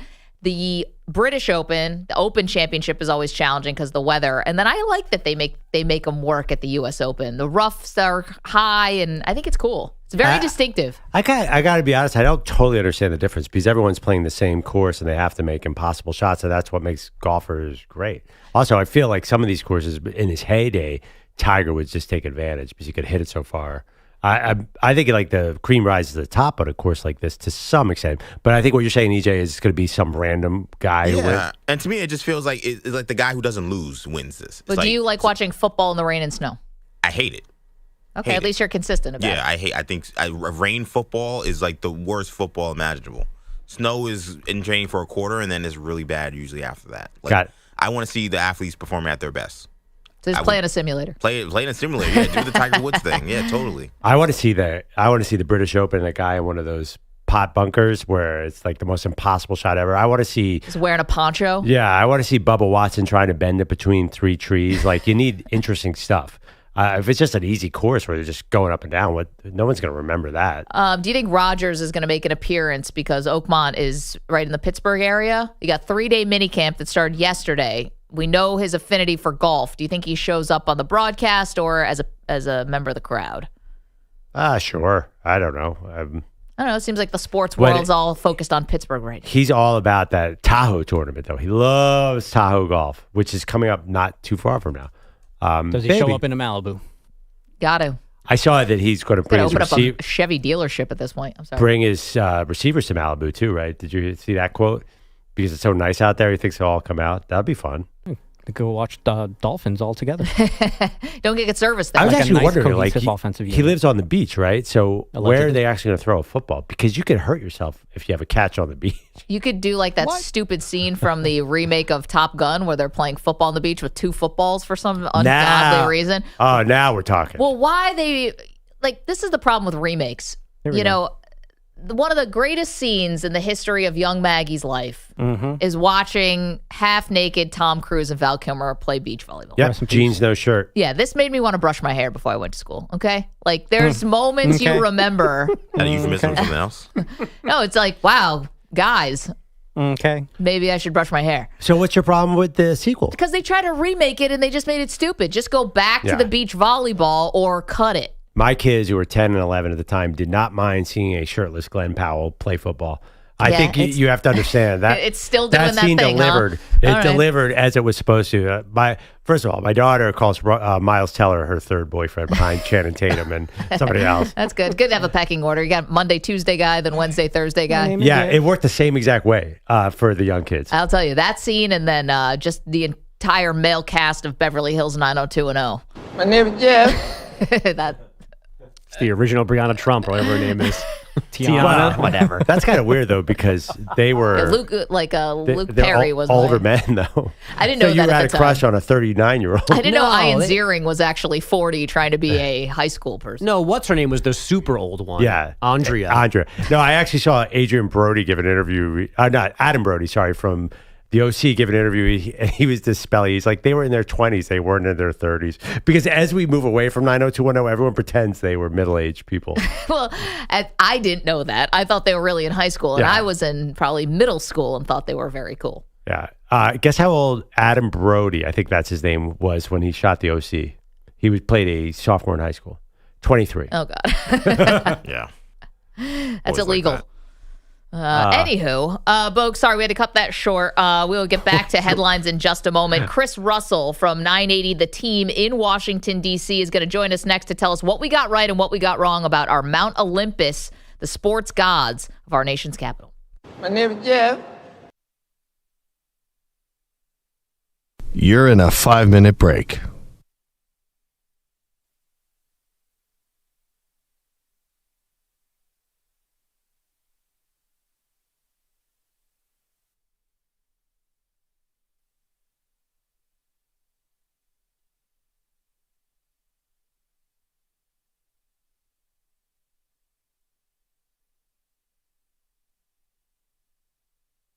Four minutes, 30 seconds remaining.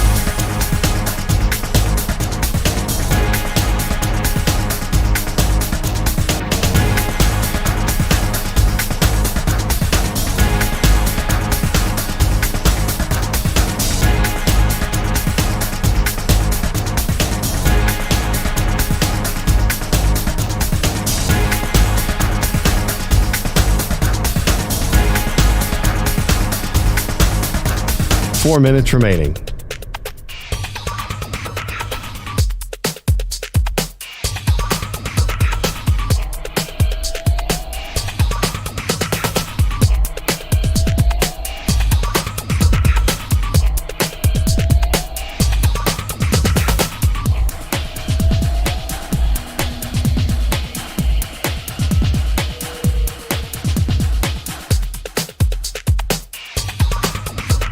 Three minutes, 30 seconds remaining.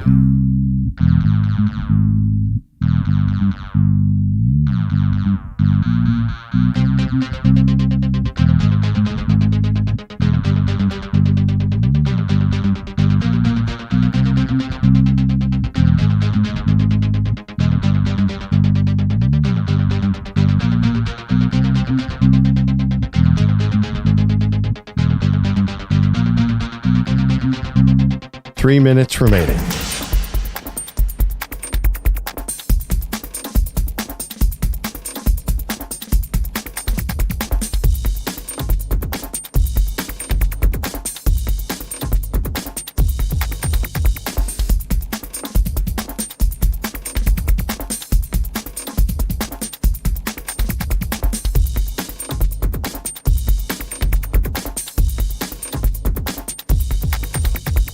Two minutes, 30 seconds remaining.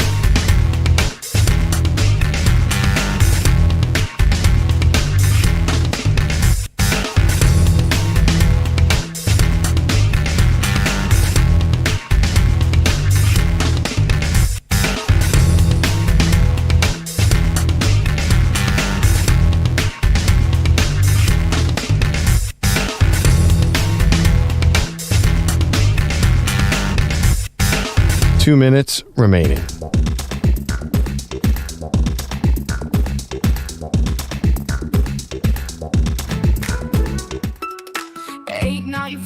Hitting up the show, Maggie and Perloff dropping takes that glow in the chat. Stunner Filmo runs the scene, spitting fire so hot it makes the snow see me. Down in Louisiana, Drunk Sam's lit. Rare snow on the ground, but he don't give a shit. Snow in the south, man, what the fuck's this? While the Lottie's ghosting work, he's always dismissed. Start a film wall, dropping shit like whoa. Truck with sands, but snow on the floor.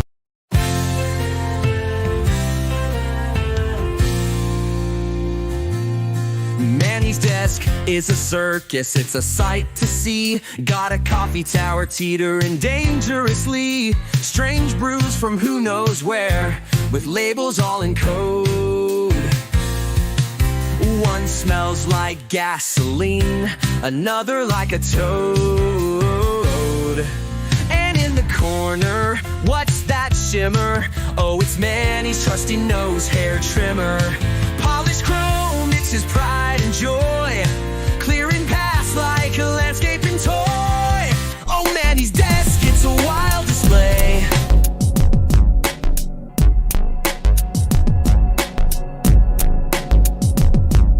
Power, wait. 30 seconds remaining. No seat inside.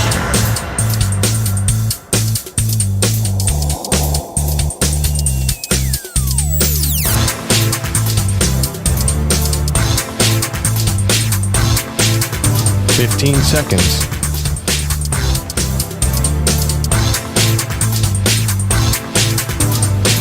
Break ends in 5 seconds.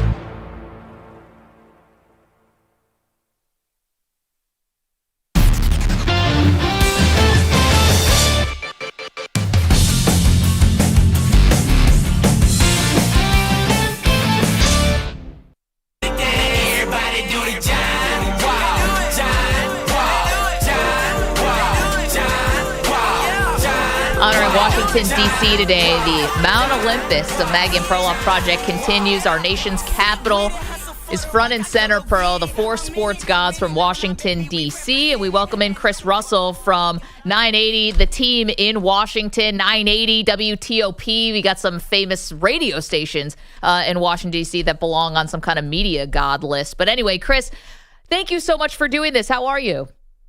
Of course, guys. Good morning. How are you? We're doing great. Okay, so Washington, D.C., we'll just quickly give you our Mount Rushmores, and you can tell, our Mount Olympuses, and I'll tell you what we got right and got wrong. I went with John Thompson and Joe Gibbs. I also went with Alexander Ovechkin and Darryl Green. Perloff? I also went with Ovechkin, John Riggins, Wes Unseld, and, of course, Walter Big Train Johnson. All right, Chris, what did we get right? What did we get wrong? I mean, it's hard to argue with really any of those. I've got to limit this to 4. You're killing me here. I worked with Coach Thompson, so of course I have reverence for him. He was a big part of building the Team 980 under some different branding. So I got to work with him and of course have tremendous respect and admiration. I mean, Walter Johnson, I've heard all sorts of stories about, but I can't tell you guys that I know anything other than what the record books tell me. So the one name that's not on that list, unless I missed it from either one of you two, that I would probably say, you kind of have to, is Ryan Zimmerman for the Nationals. It's been brought up, but we did not have him. Yeah, ultimately winning a world championship here. And, I mean, you can make arguments about Max Scherzer and probably maybe Anthony Rendon, but forget about all that. Ryan Zimmerman is commonly known as Mr. National, and he was the first franchise's draft pick. He obviously was a stud for his entire career, of course beat up a little bit late in his career, but winning that 2019 World Series was the ultimate icing on the cake. So that would be the one name that I would think, okay. But I mean, I love Joe Gibbs, Darryl Green, Alex Ovechkin. Of course, I've covered his entire career. You guys are dead on about all of that. Chris, what's the balance of power in Washington between all the sports? Is it football one and then a cliff? Or have, the Capitals and the Nationals and others, and even soccer, have they caught up? Oh, it's still a very much an NFL football and Commanders town. I would say this, Andrew, I don't know, you break it down 80% maybe in terms of the pie. If you're dividing it into a pie, maybe it's higher than that. Wow. The Capitals have made a lot of gains over the last, let's call it 17 or so years of the Ovechkin era, winning the Stanley Cup in 2018, so on and so forth.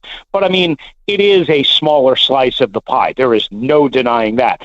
The Nationals, because they have now hit the toilets over the last 5 years since winning that World Series, lost a lot of their momentum, and some of that was caused, quite honestly, by COVID and not being able to properly celebrate their championship in 2019. And then by the time fans were allowed back in, they were a bad team. And you mentioned soccer. I mean, look, the Washington Spirit have been in a championship game and have won a championship game 3 years ago. So they are pretty darn popular. They just drew 17-5 at Audi Field, which is only about 18 and change for soccer, if I remember correctly, on Sunday in a driving rainstorm. So they are pretty popular. DC United once used to be, but not really anymore. We're talking to Chris Russell, the Team 980, Washington, D.C. We're doing our Mount Olympus of Maggie and Perloff, the four sports gods from every great city in this country today, our nation's capital. And we're also saying, Chris, that D.C. might lead lead the country in so close to the Mount Olympus, right? Juan Soto, Bryce Harper, guys who could have been on the Mount Olympus, but obviously end up leaving. Washington football, what you said is between Washington football and the White House. I mean, those are two biggest beats you can have in Washington, D.C., but Dan Snyder just slowly leaked all the dignity out of that franchise until now it's getting it back. Let's speed this up to present day because we just got a couple minutes with you. What's the latest with Terry McLaurin? How nervous are Commanders fans that this could go poorly, or what's the state of the Commanders right now? Yeah, I don't get the sense that fans are worried, but they should be a little bit worried, a little bit concerned. I think this week is different than last week. Training camp will be different than this week, the mandatory minicamp and all that. Terry, I've covered him his entire career. He's a great dude. He's not one of these spoiled punk, kids that just think the world revolves around them. But he wants to be fairly paid, and fairly paid, in my opinion, is about $32-ish million a year, give or take. Somewhere in the A.J. Brown, DK Metcalf market. One makes 32, one makes 33 in that market. So that's where I think Terry probably belongs. That's where he's probably asking for. I do think this is a more complex negotiation than others feel it is. It could be about a 4-year extension. It could be only a 3-year extension. We don't really know. They could rip up this final 1 year existing because of his age, and that's what's problematic here. But they need Terry McLaurin not only for the captain, the leader, the kind of person he is, but as you guys remember, Jaden Daniels and him, they hooked up big time. 13 touchdowns in the regular season, 3 more in the 3 playoff games, so 16 in 20 games. They are nothing without Terry McLaurin. Chris, if Jaden Daniels does not win a Super Bowl within his rookie salary deal within 5 years, would that be slightly disappointing? What is the expectation level for the quarterback? It's so funny you asked this because I did a similar topic to this yesterday, and I'll bounce this off of you guys. I said if his first 7 years, which is Lamar Jackson's window right now, 7 years, no Super Bowl appearances, but 2 MVPs or something similar to that, similar statistics, would it be disappointing? And a lot of people said, yeah, it would be kind of disappointing. So to use your window, Andrew, is the 5 years, right? I mean, and I don't expect it to go 5 years before they extend him.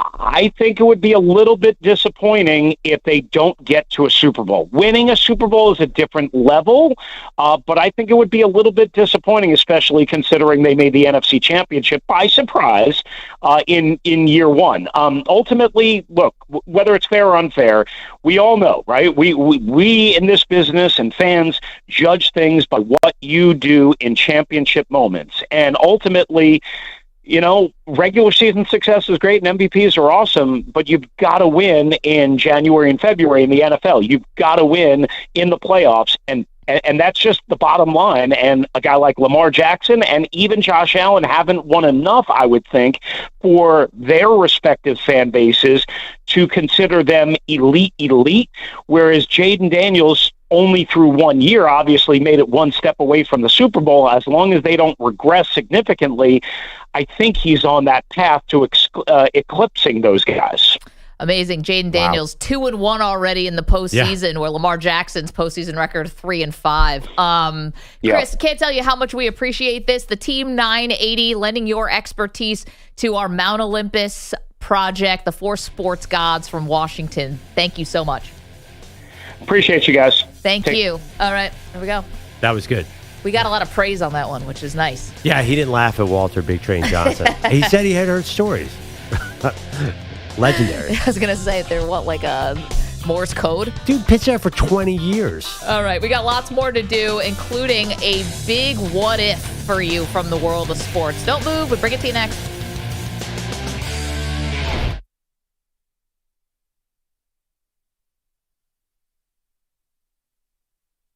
You're in a 5-minute break.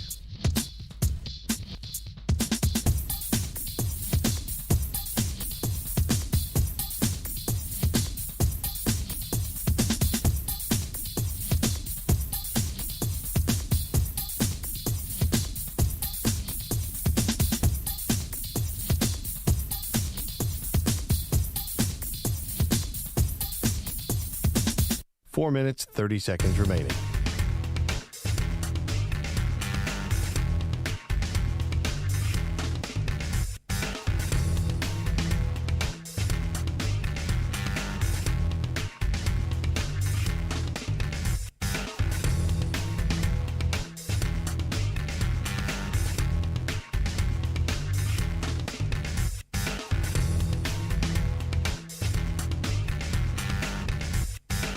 Four minutes remaining.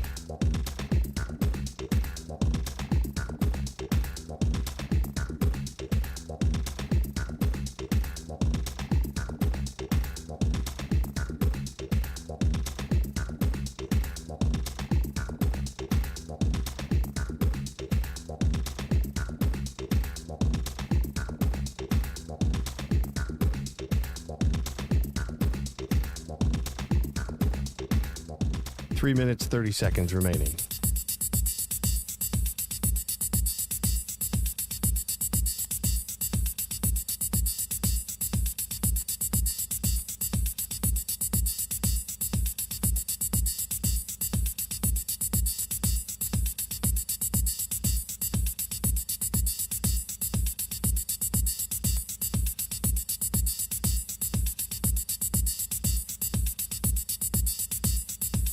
Three minutes remaining.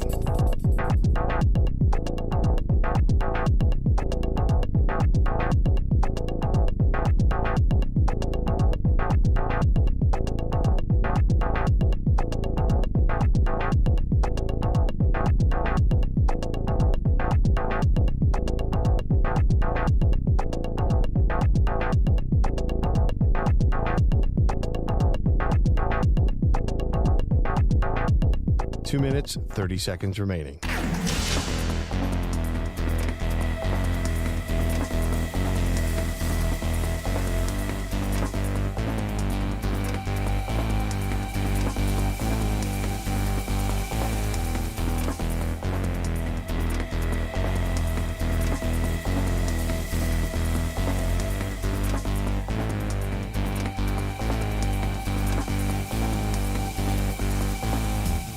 Two minutes remaining.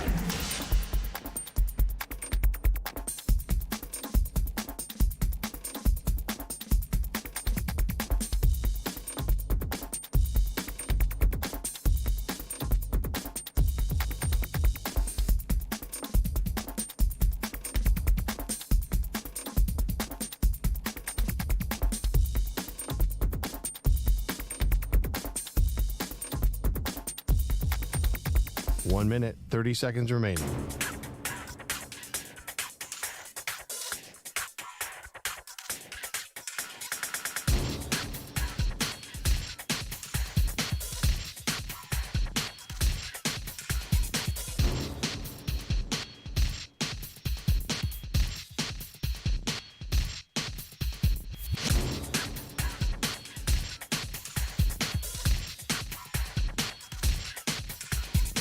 One minute remaining.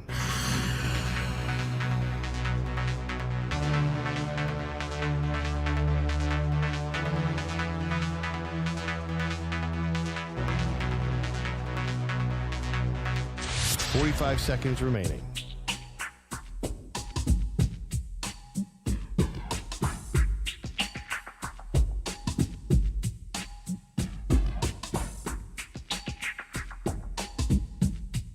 $30 seconds remaining.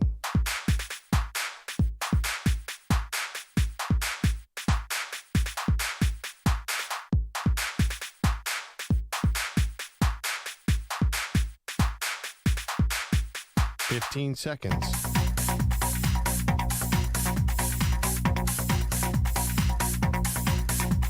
Break ends in 5 seconds.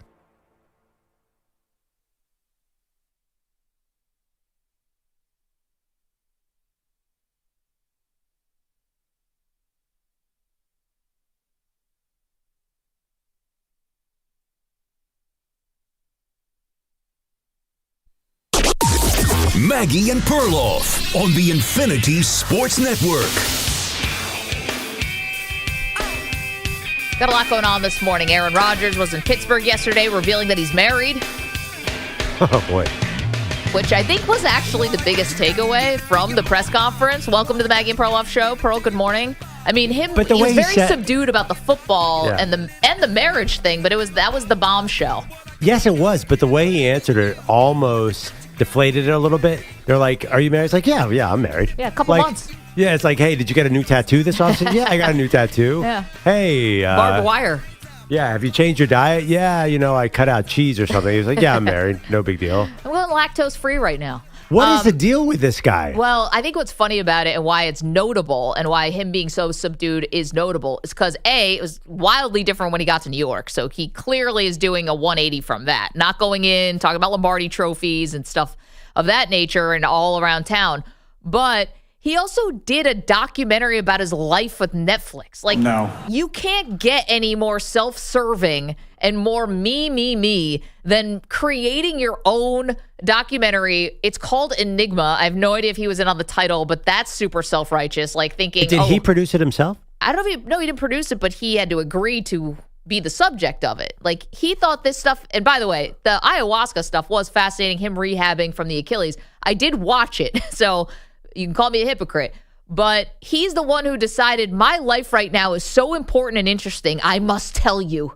I must educate. I'm not sure that's exactly how that went down. Like, you're saying, like, he said, I have to have a documentary on me now, or did someone say, can we do a documentary on your life? I think it was probably, is it Deepak Chopra's son, right? Gotham Chopra, I think, is a big part of this. But I think if someone came to you right now and was like, Andrew Perloff, I must know your secrets. Like, would you be like, all right, I feel like I have something to share with the world. Maybe you do. Yeah, I just feel everybody does. I mean, obviously LeBron is the king of this, the Sanders family documentary. Like, everybody has a documentary about themselves. I mean, to me, that's more like LeBron style, but yeah, I guess Rodgers has done that. But so that set up the contrast. The contrast is you were letting people into these most intimate parts of your life. Now you show up at Pittsburgh training camp and be like, yeah, I'm married. It's like, you dated all these famous women. They're talking about you all the time, which is not his problem, but they talk about your relationship. They're unpacking their relationships with like armchair psychologists on podcasts. He's been open on podcasts. Then we get to Pittsburgh and it's like, I'm just, no, but he's been cutting out his personal life. Like, he gets really mad when people ask what happened with the family. Right. Well, that is very personal. But again, he just did a documentary where he let people follow him on a drug trip. It was the first time people have been asking him for 6 years what's going on there, and he would not answer it. Like, he hides he compartmentalizes and takes things out. He wouldn't talk about the relationships. He wouldn't talk about the family. So you got to admit, like, that's not new. Well, that's just him picking then and choosing, right? He doesn't want you to ask about his parents, but at the same time, he's okay taking you where you literally watch him talking about a caterpillar turning into a butterfly, like he's on drugs. That's very intimate as well, no? Right, but he's famous for saying, like, he doesn't like prying into the family thing. And the relationship thing. I don't think have you ever heard him talk about Danica and Olivia Munn? No, he wouldn't talk about the breakup, especially with Olivia Munn. They did it a long time. I know, and not to belabor it, but can you cry, I want privacy, when you are putting so much of your personal stuff out there? Like, if it's somebody who actually does keep their private life private, then I can understand it more. If it's like, you would never go, like, I thought it was rich yesterday when Stephon Diggs, right? So Stephon Diggs shows up to Patriots mandatory minicamp, which is a good thing, right? And they asked him, like, hey, so about that yacht party with the pink powder. And he's like, yeah, I really want to keep my personal life personal. It's like, your life just went viral from 6 different angles. Like, I could identify those women's backsides in a police lineup if I needed to. That's how much footage we saw from the yacht party. And I get you want to dodge the question, but to say I'm going to keep my personal life personal, it's so silly. Like the same thing for Rodgers, I think, because he wants to be the gatekeeper He wants here. to be exactly. But you open up a little bit, people are going to want more. Something definitely happened this offseason. Everybody was trying to get the scoop on what's going on with Rodgers, and he's apparently always had a tight circle. He tightened it like a vice. Yeah. Like even Pat McAfee and AJ Hawk, they said they didn't know. I sense they genuinely didn't know because I think Rodgers wasn't letting him in. He wasn't letting him in on he was taking care of a person this offseason. We still don't know who that is. We don't know who his wife is. This is actually a little more consistent with Rodgers because he has always tried to keep that personal stuff. I mean, he was hiding out in Green Bay for a long time. You know, that's why it was interesting. He got to New York and he actually was like in public a lot. Like he did not date. He dated Olivia Munn, but they were not open. It's not like Kelsey and Swift. Oh, well, I mean, that's that's the Mount Olympus of sports relationships. And so we're asking about Rodgers, just not the personal side. That was kind of the bombshell gossipy stuff, but also the football side of it. And what does working mean, air quotes? How much pressure is there for them to win a playoff game? I say tons. You say not so much. Well, I mean, of course there's pressure to win, but I think everybody knows that they are in NFL limbo. How many years in a row do we have to see Mike Tomlin have a winning record and not doing anything in the playoffs? I think that's what most fans realistically should expect now, isn't it? If you put true serum into a Steelers fan, what do you expect from the season? 10-7 first round exit. But why do you need Rodgers for that? If you can do that with Rudolph and you can do it with anyone else, what does it matter? Because you might need Rodgers to get to that 10-7 mark. I mean, yeah, that's the problem here. It's not an ideal situation. Signing a 41-year-old quarterback in June, that is not like, hey, everything's working out great here. It doesn't scream, hey, we got a plan. No, I just think that they're stuck. Again, you don't think that Mason said, Rudolph no could have better gotten them to 8 wins, 9 wins? I think Rodgers probably gets him 2 more wins than Mason Rudolph, 3 more wins. I mean, yeah, maybe Mason Rudolph could have, but I would feel better with Rodgers doing it, wouldn't you? Or no, I think the Rodgers move is we're taking a swing. Swing for what? A Super Bowl. Oh, come on. Yes, you can laugh, but they'll point to the defense. They'll point to Mike Tomlin can make the playoffs with way lesser quarterbacks. They'll point to Rodgers fully healed off the Achilles. They'll point to we made a big trade for DK Metcalf. They'll point to we're the Steelers and you're not. They'll use all those things. Who is saying that? Well, I think that's internally what they're thinking. Because if you really are just saying, hey, we're going to be middle of the pack or we're still looking for a quarterback, I don't think you make this move. They don't owe Rodgers anything. They only it's not paid him charity. $13 million. I don't think the economics and the timing of this do not say we were all in for a Super Bowl. It said, oh, this dude happens to be available. Minnesota didn't want him. We'll take him. That's what I'm reading. And I don't. If Pittsburgh thinks, oh my God, we had this master plan to go to the Super Bowl this year, and we picked up that was their third choice, Maggie. It was Stafford 1, Fields 2, and Rodgers 3, according to reports. Yeah, which is silly because they could have made Fields happen if they wanted to. That's why it's not that I don't believe the report. I do. It's just, it's weird. Like, I don't know. Or maybe the trust was so irreparably damaged with Fields that he didn't believe them, even if he did give him $30 million. I don't know. 888-710-4ISN, 888-710-4476. We got the Rodgers stuff percolating, and then we've got our Mount Olympus of Maggie and Perloff, the 4 sports gods from every great sports city. Today, we've tackled Washington, D.C., our nation's capital.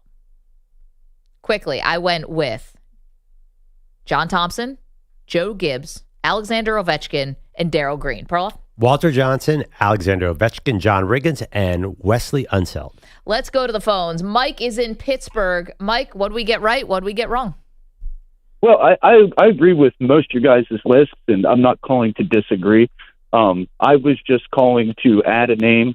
I grew up in Gaithersburg as a child. My father and uncle were both longtime residents of the D.C. area. And I know most people haven't brought up any senators, but growing up, my dad and uncle used to tell me stories of Hondo, the Capitol Punisher, Frank Howard. I know he's probably not going to make a whole lot of people's lists, but he was a two-time NL home run leader. So I just wanted to put his name out there since they're no longer around to put the name out. So that was about Big name in baseball history, no doubt. Yeah, for sure. Oh, and Bogusch, there's no way I think you could remember Len Bias. I think me and you were born the same year, 1980. I think he passed in 86. I can barely remember the name of the Fraggle Rock characters. well, Bogusch, thank you, Mike. When he comes in, we'll ask. Yeah, Len Bias, someone called about saying he was a sports god from Landover. Gaithersburg, where Mike's calling from, is also a suburb of D.C. And, yeah, no, I think Hondo for sure. There's two Hondos, right, in sports? Well, Havlicek. Yep, and Frank Howard. Big Friendly is in California. What's up, Big Friendly? Magsy, I also could identify those bottoms in the lineup too. Okay. Yes, the women on the yacht was Stephon Diggs, but he wants his please, my privacy is very important to me. Meanwhile, I felt like I was on that yacht. I saw so many videos from the boat.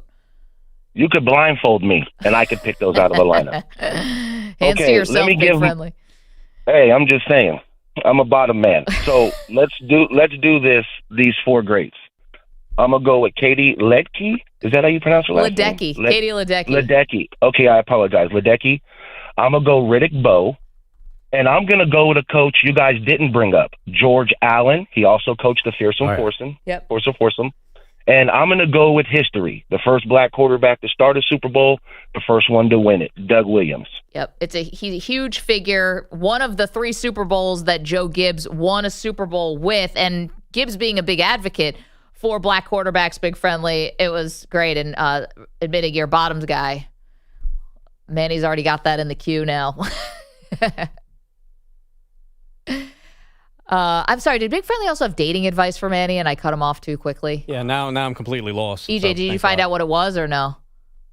There was dating advice, yes. Do you know what it is? No. Okay, so it'll be a mystery. We were trying to find Manny. Big Friendly, go in the chat and put in your dating advice for Manny. Sorry about that. And blame Maggie. I cut you off. Manny's birthday's on Friday, and we asked what is he going to do, and he said go to a Buffalo Wild Wings and watch the finals. He actually said I'm going to stay in my room and watch the finals. Probably going to stream the game on my phone while I play some college football 25. Nice. Okay. We're getting further away. Now you pull me back in, man. So you have we're getting colder. We're getting colder. We're actually trying to find a big recruiting stage right now for USC Trojans football. I'm telling you. Who are you going to play? What team? I'm right now the head coach of the Southern California Trojans. Have you guys seen the headlines that Lincoln Riley? That the teams are going to get compensated based on how many people download how many teams pick their team? Yeah, I did see that. Yeah, so that is a fun headline. How much money are we talking? It's actually, I heard Pete Thamel of ESPN explain it's mostly symbolic and bragging rights, but EA will reward, say, EJ plays a lot of Miami. Miami will get more of the EA money because it's split amongst the schools. Can't wait to play it's at just FIU. It's just a way to get you to play more college football. So I have a question because I'm not a video gamer, but I understand the game just is getting released again. Yeah, it comes out every year. Right. It comes out every year, but last year was a really big deal. And then this year they're doing more, right? Does it fall along the lines of actual fandom, like the Notre Dames and the Ohio States and Alabamas are the most popular teams to play with and the most popular teams? Okay, you played with the Hawaii Rainbows last year, didn't you? So that's the thing. Yes, the Rainbow Warriors, Maggie, not Rainbows. So so it's like a difference, right? So if you want to start your own dynasty, if you really want to challenge yourself, you don't start at Oklahoma or you don't start at Ohio State. Not the head coach of those programs. You start at a smaller school and build up your legacy. You can either build up your legacy either as that coach of that school. My goal is to turn Hawaii into a national power. You're talking to the former offensive coordinator at Kennesaw State, okay? And now you're the head coach at USC. You got that right. So you've worked your way up the ranks in this fictional world? Damn skippy. Exactly. That's the way you go. You either say, I'm going to start small so I can get to a USC, or you know what, I'm going to make the Hawaii Rainbow Warriors the Gonzaga basketball of college football, which is what my goal is. Wait, could you also just be like the Lane Kiffin? Like all of a sudden my dad was a famous coach and now I'm going to be a famous coach. Is there that function in the game where you can Nepo your way to this thing? No real Nepo possibilities. Well, no offense to Lane. Sorry, I don't follow any of that. I'm using this as an example. So if your dad played video games, you're going to take over the same team meeting? No, I'm saying you're creating an avatar, yes, Correct. of a coach. Yeah, you create yourself. Could you be Mike Shula? or something like that? I mean, technically speaking, yeah. Yeah, but like the game's not And going to do you get a fast track? No, the game's not going to recognize that this is a son of a coach. Yeah, I'm not going to fill in and say, my avatar's name is Deion Sanders Jr., and all of a sudden I'm the OC at Colorado. Well, everybody knows that Deion Sanders Jr. is hard at work.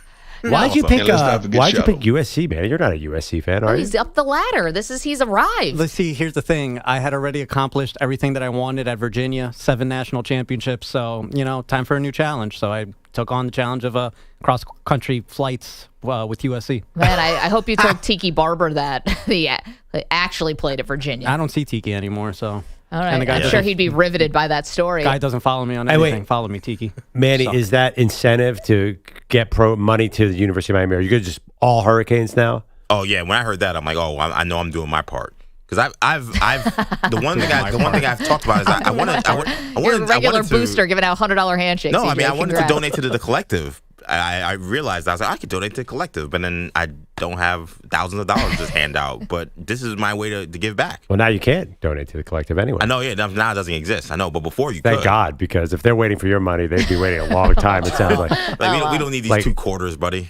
Nobody in our industry is donating to any collectives. Well, maybe some people, Stephen A., but that's about it. The aforementioned Scott Van Tiki. Pelt's probably donating. What the hell was that? Yeah, that's true. All right. Well, this all started with Manny finding a girlfriend, and going to be honest, not any closer. Who the bleep is Manny Rodriguez? But I feel like half our listeners are like, wait, you get to watch the game on your phone and play EA college football? Now I get it. Well, that's the married crew. Yeah, I may have found Manny's in, though, because if Manny's going to really commit himself to EA college football, there is a very famous rich person who is married, but I'm sure has access to a lot of women, I would think, that is a big gamer, Dale Earnhardt Jr. I'm sure we're on in North Carolina. Jr. Wait, what? Dale Earnhardt Jr. We've done this on the show. Yes, he's a big gamer. Massive, he literally has scouting reports. He's a binder of information to build his team. So, man, you want to he's always asking people to join his league. You maybe join his league. And then you're getting into NASCAR circles, you're saying? Yeah, and now you're all of a already sudden Manny tires, so he'll definitely let you in. I can't wait to break down the 2008 NASCAR season with him. Oh, no, man, he can give you 30 solid seconds on what's going on in Talladega. 30 solid. I heard 30 seconds is a lot, too. Yeah. Well. By the way, Dale Earnhardt Jr. is not going out to the bar. That guy watches 8 hours of television a day and reviews it all, and he's amazing. He is a bigger couch potato than any of us. That guy consumes more media, and I love Dale Earnhardt Jr.'s whole act. Can I also get a little superficial here for a second? Of course. And I don't think you would expect this to come from me, but I'm going to say it anyway. If Manny were to get into the NASCAR wives circle, I think those might be the most attractive wives we have in sports. Low key. Not even low key. They are very attractive women who end up with these NASCAR guys. Ooh, I don't know. Something tells me I wouldn't do very well with those women. Well, they're probably intimidating as all get out. That would be tough for you, the social anxiety. We've been documenting that. Because I don't know, because NASCAR drivers are not, you have to be kind of small to be in the car. So I don't feel like they can because I'm also 6'8", Pearl. Yeah. But I don't think you can't date Olivia Cooper if you're a NASCAR driver because you're probably not tall enough.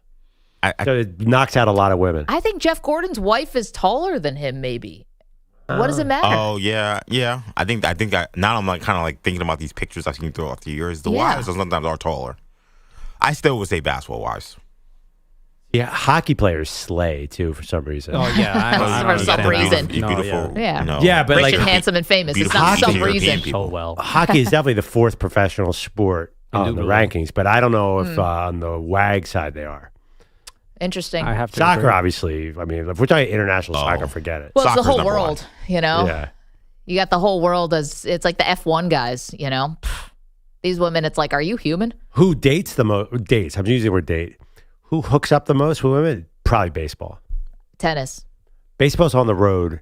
No, tennis. No, I've watched it. Tennis is a hard lifestyle. Like you all can't around just, the world, different cities all the time. Yeah, you cannot. Trust me.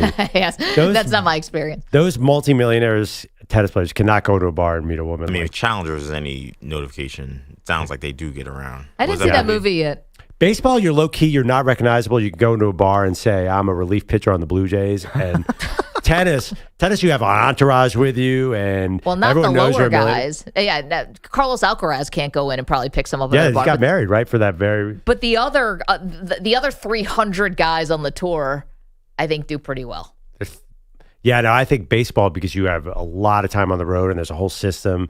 Like, they date a lot, right? I feel like baseball guys tend to be kind of married young. Like, I don't feel like they are, like, getting around like that from what I've seen, just, like, following the players I follow. Some Derek Jeters, some not. 888-710-4ISN, 888-710-4476. I realize this is a superficial conversation we're having. I started it. That's all right. The married thing, that's cute. For pro athletes. We're trying to find Manny a girlfriend here, but Manny, you're not helping, because staying home on a Friday night to play Dynasty mode of Madden, that's not where City Sweetie is. I'm not playing Madden 2025, Maggie. EA college football. Sorry. Madden's washed. Madden is garbage. Oh my gosh, guys, easy. 888-710-4ISN. 888-710. It's garbage as my dating life. 4476. The Mount Olympus of Maggie and Perloff, the 4 sports gods from Washington, D.C. We also have some news for you on Deion Sanders. We'll get to that next. It's already hard. You're in a 5-minute break.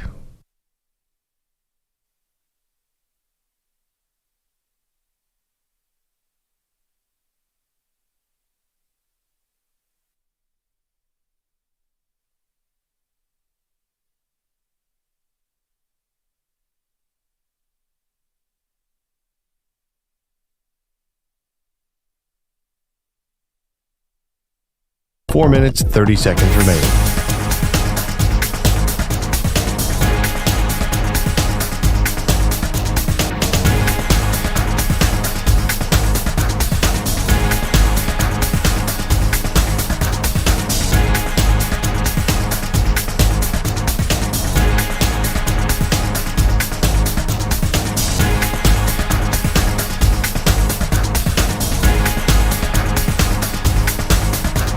Four minutes remaining.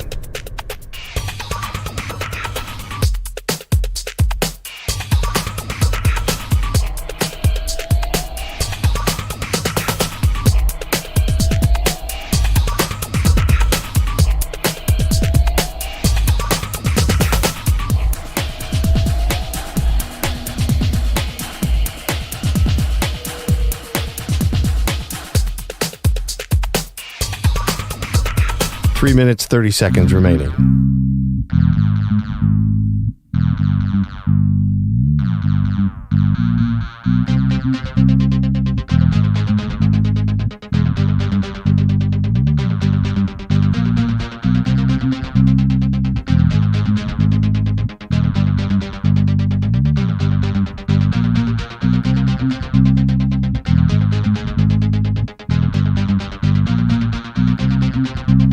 Three minutes remaining.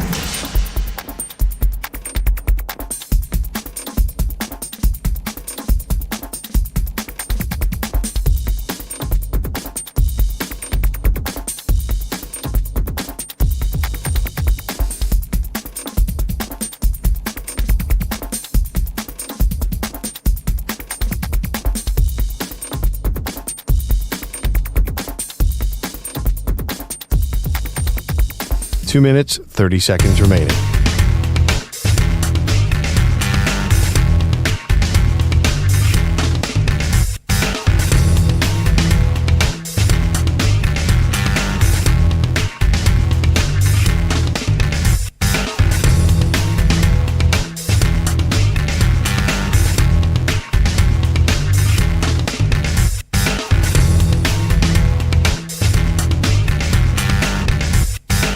Two minutes remaining.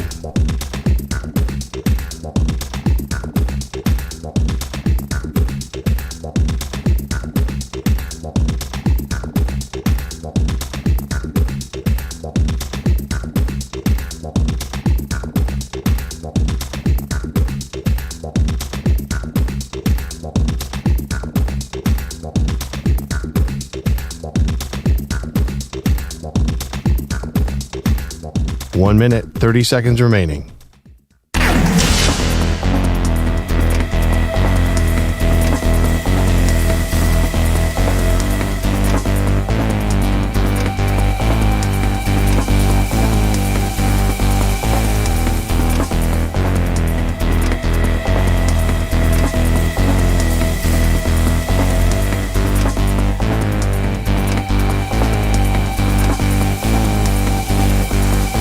1 minute remaining.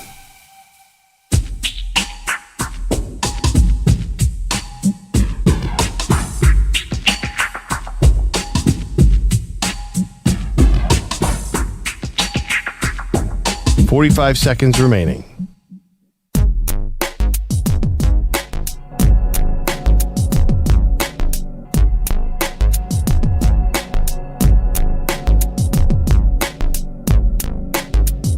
$30 seconds remaining.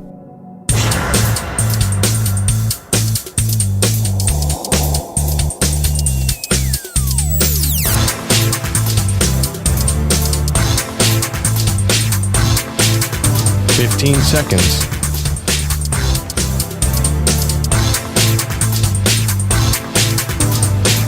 Break ends in 5 seconds.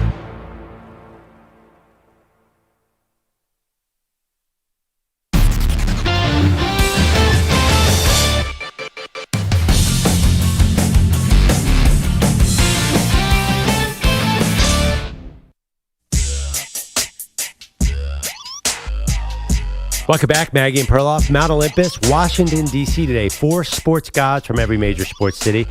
Who's winning the poll? I think I've won 4 in a row or something like that. We put the poll up, Maggie's choices and my choices. I assume I'm taking an L today. Yeah, I think I got you today. I don't should think not you've have won gone 4 with- in a row. I think I won one on Friday. Thursday. Which city was that? Okay. I definitely won Philly. You thought you were going to win Philly with Brian Dawkins. I did. I thought I was going to win Philly with Brian Dawkins. I was shocked I lost that one. My 12-year-old nephew has no idea about the Brian Dawkins era. Like, they've moved on to the Super Bowl. I think Jalen Hurts will eventually make this, by the way. Jalen Hurts getting dismissed by national media coming into the offseason. No big deal. Whatever. Oh, yeah. I want to ask you about that. So Yeah. Chris Sims put out his famous Delicious. Super Bowl rankings every year. His, excuse me, not Quarterback Super Bowl. rankings, Quarterbacks rankings, pardon me. And he had Jalen Hurts 10. Now, it's one man's opinion, but Chris obviously knows a lot about quarterbacking. Did you take that personally as an Eagles fan? Yes. Where should he be? 8.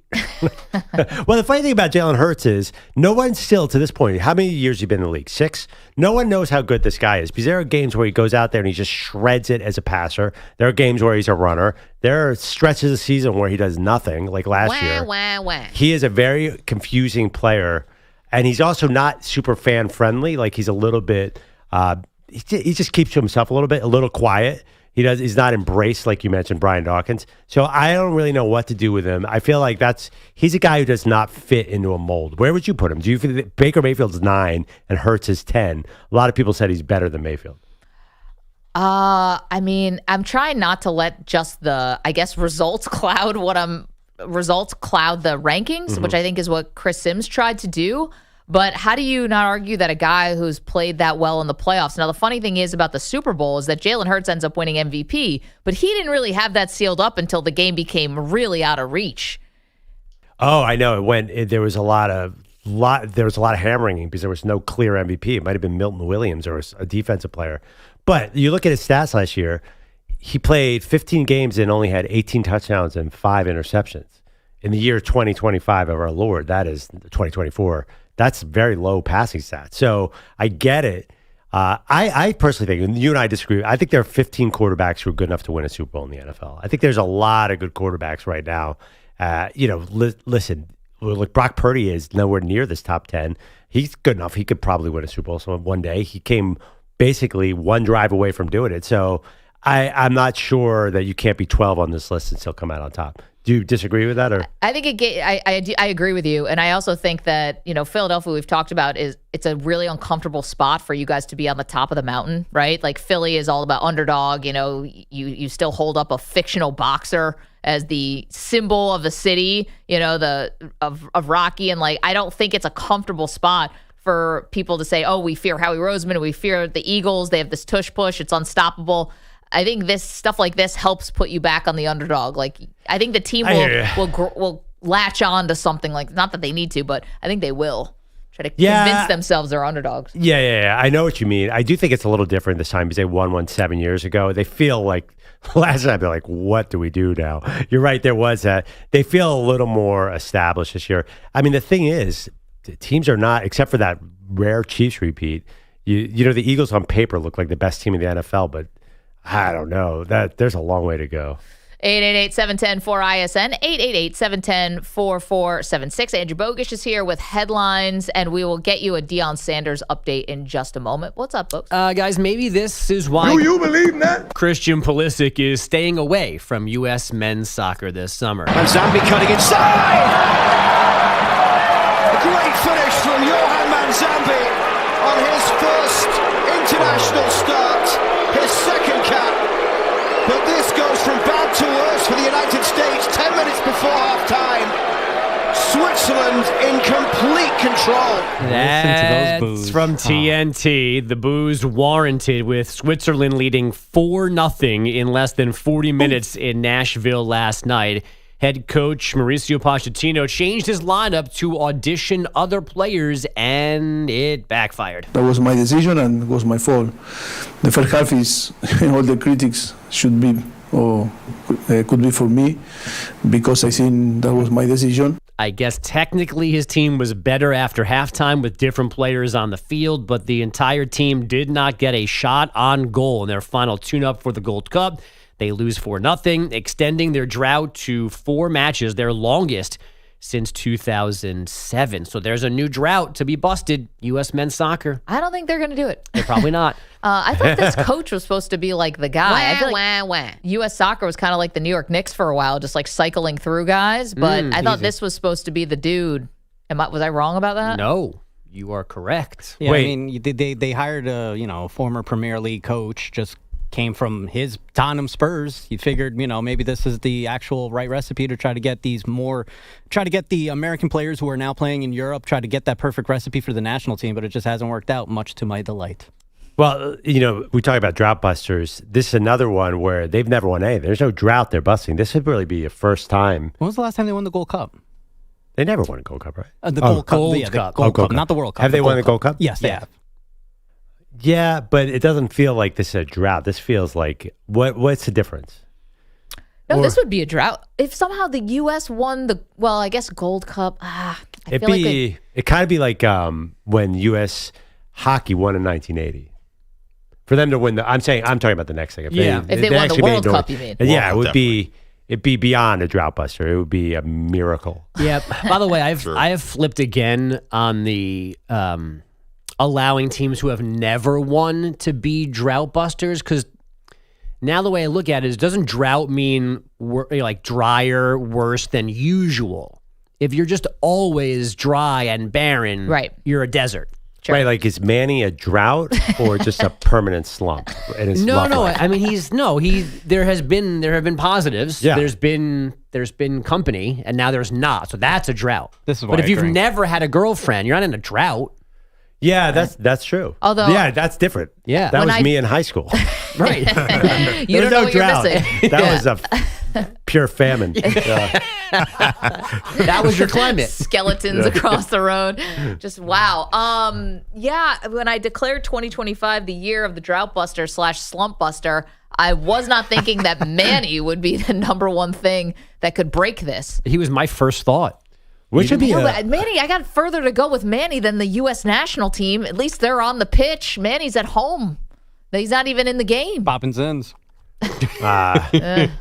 Honestly, I was just saying. That's helping. Date me, women. Date me. Which is more realistic, Manny finding love or the Pacers winning this series? Oh, the Pacers winning this series. You think? Okay. Yeah. Well, I mean, U.S. soccer is not going to win the World Cup. No. Someone did mention the Knicks recently. They remain head coachless. ESPN says they formally asked the Mavs this morning to interview Jason Kidd and were immediately told no. That's on the heels of the Rockets and T-Wolves turned them away from Ime Udoka and Chris Finch. I mean, this couldn't have been the plan. This could not have been the plan. I mean, the plan obviously is anyone but Thibodeau. I can support that, though.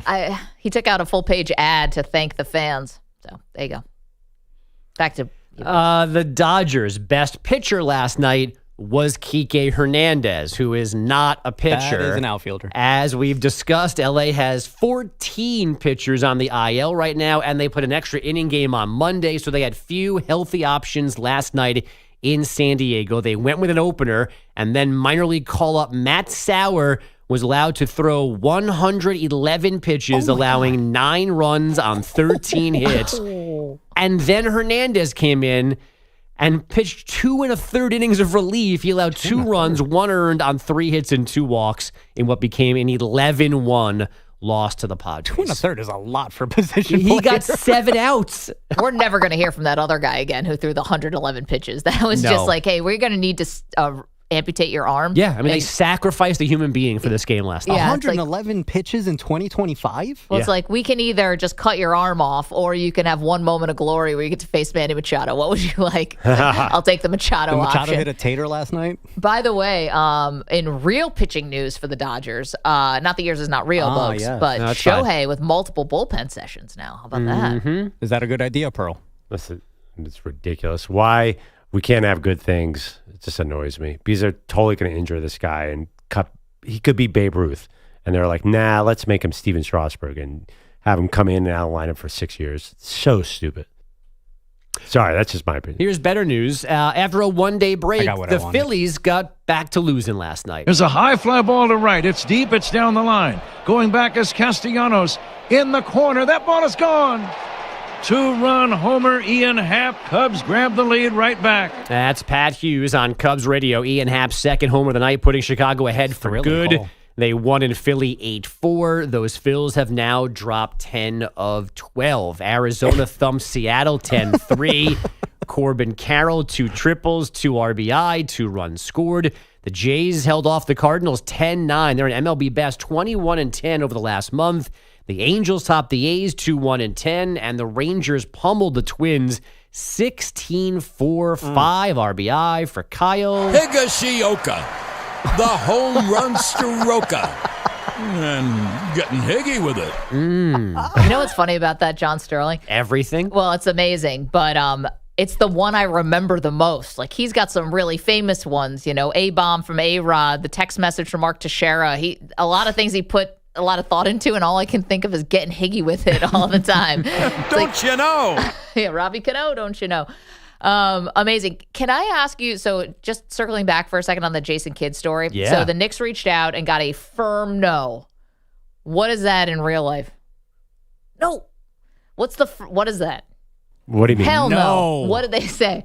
What's a no, a soft no, a firm no, a definitive no, just no? You hang up the phone. Nah, How I'm good. dare you? Nah, I'm good. I think a firm no is hell no. You think that Nico Harrison picked up the phone from Leon Rose and they said, kid, and he goes, hell no. I think he went, Well, hell no. I just want to know what a firm no is, Perloff. Like, what does that mean to you? What's that in your mind's eye? Well, obviously, they were trying to. Who broke it? Shams. They said, Shams, say it like this because there was this rumor that we were considering letting Kidd go. We don't want that narrative out there. Yeah. So that's why this was just very clearly they wrote the tweet for Shams, right? I just think it's funny to think what's like a shot. No, like what do you? What's None of that actually What's happened. the tone? I say nah, I'm good. That's the one. Nah, I'm good.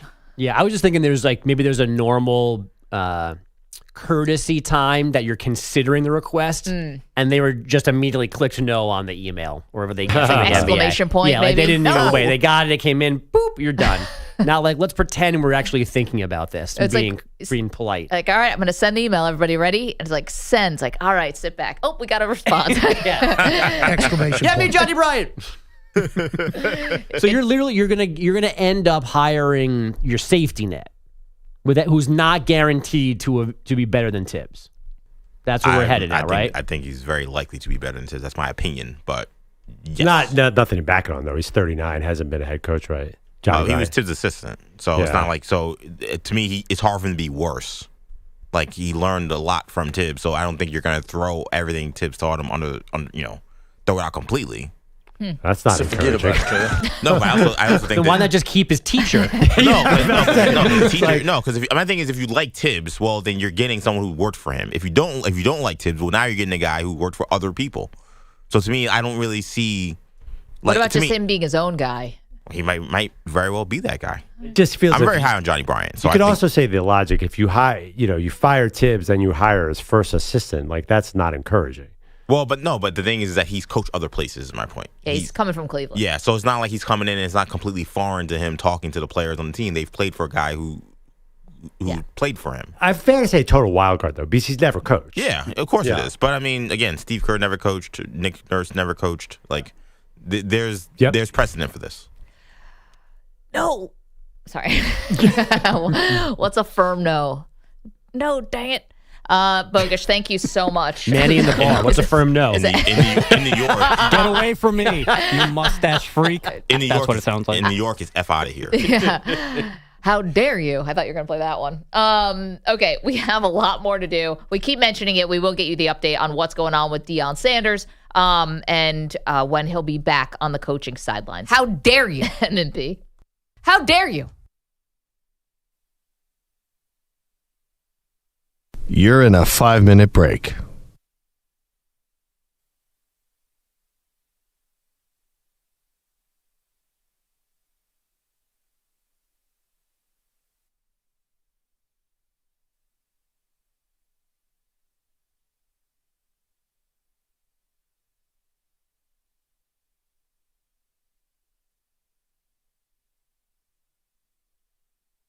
Four minutes, 30 seconds remaining.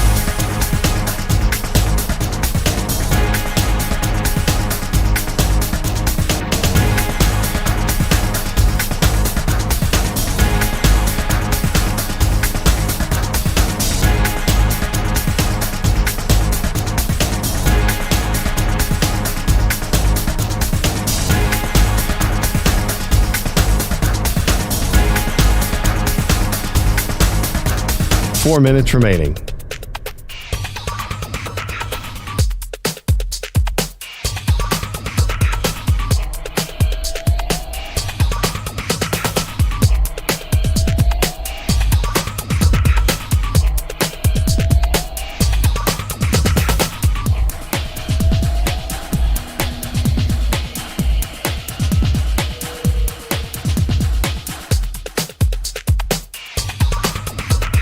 Three minutes, 30 seconds remaining.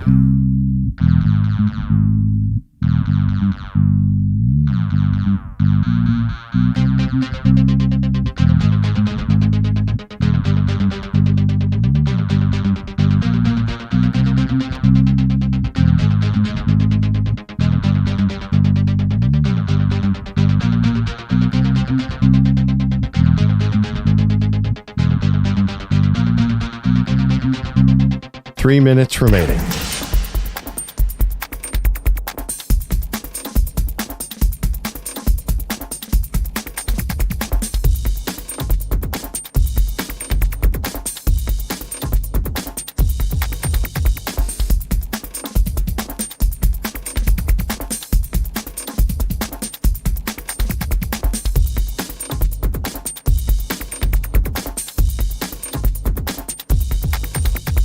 Two minutes, 30 seconds remaining.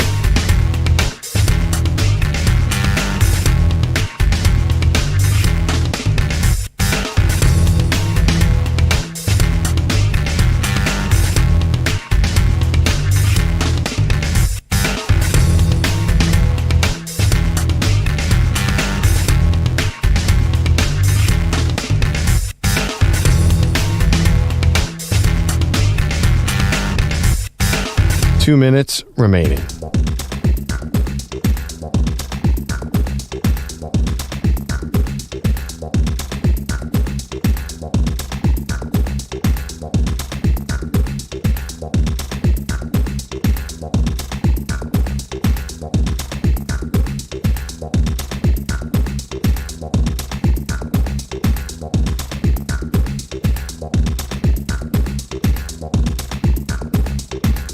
One minute, 30 seconds remaining.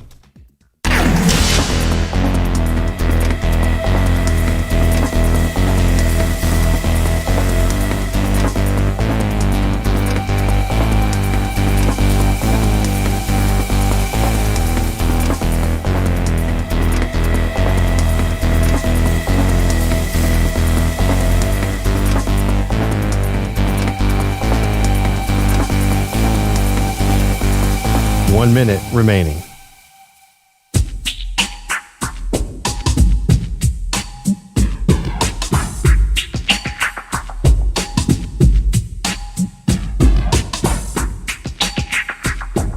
45 seconds remaining.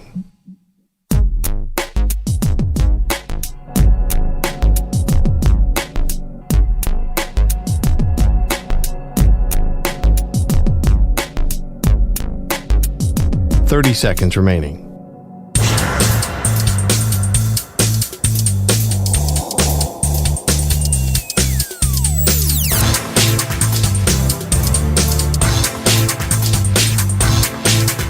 15 seconds.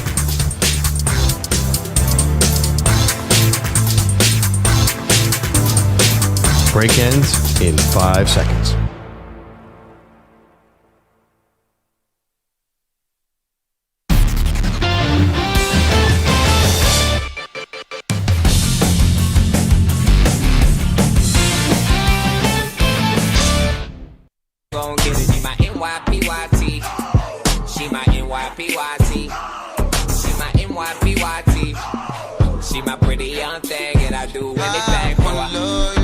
Welcome back to Maggie Perloff Show. Keep them coming. The Mount Olympus of Maggie Perloff, the 4 sports gods from Washington, D.C. today. Tomorrow, who's tomorrow, EJ? Indianapolis. I have it right in front of me. Oh, yes. Indianapolis is a tricky one. Once again, a very, very influential college or two quite near Indianapolis. So this is a tough one. Yeah. IUP. Well, actually, you would think I'm talking about Indiana Notre Dame, but there's also a possibility from a very small school that is near Indianapolis. Oh, I think I know where you're leaning. Did somebody named Schmurd play there? Yeah, I like think does so, Indiana State count? Definitely. The Trickamores. Is it Indianapolis? Oh. Is it Indianapolis Mount Rushmore? Well, that's the thing. We didn't call it the Indiana, or did we? No, we called it Indianapolis. We've been doing cities, not states, although Wisconsin kind of became Wisconsin, even though we meant Milwaukee and Green Bay. Anyway, yeah, that'll be fun tomorrow for sure. Same trick here with D.C. Does D.C. mean how much of Maryland do you get? This is not an easy assignment. That's why real pros like us have to take this on. Yeah, you're welcome, America. But you can keep it coming with your 4 sports gods. And we should get to Deion Sanders for a moment. Sorry about that, America. Because he's not on the sidelines right now. He's being sidelined because of some health issues. Now, here's Shedeur Sanders. We have Shedeur, right? Let's do Shedeur Sanders. Yesterday at Browns camp said, yeah, his dad's situation, just going to keep it pretty close to the vest. I don't know what's going on. So I'm here not to talk about Pops and them. I'm here for the quarterback of the Cleveland Browns. Okay. Interesting. Shedeur saying he's saying focused because he's in this quarterback battle right now. I'm focused on learning this playbook and everything I got to do to be the most successful quarterback I could be and be the best teammate I could be. Outside of that, I don't really have no thoughts or, really opinions on anything outside this game. Okay, so I think that probably Deion would like Shedeur to do that, right? Take this kind of approach, I think, because it's a serious medical issue. Sanders, 57 years old, has had some past health complications. We know about the 2 toes being amputated. We know sometimes it can be hard. He stands on the sidelines and all of that, but we know it can be a challenge.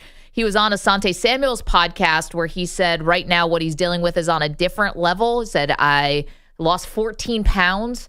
And it's something pretty serious. Now, obviously, not going to speculate on a man's health situation, but knowing it's Deion, I think we will get some more information about it because his life appears to be an open book.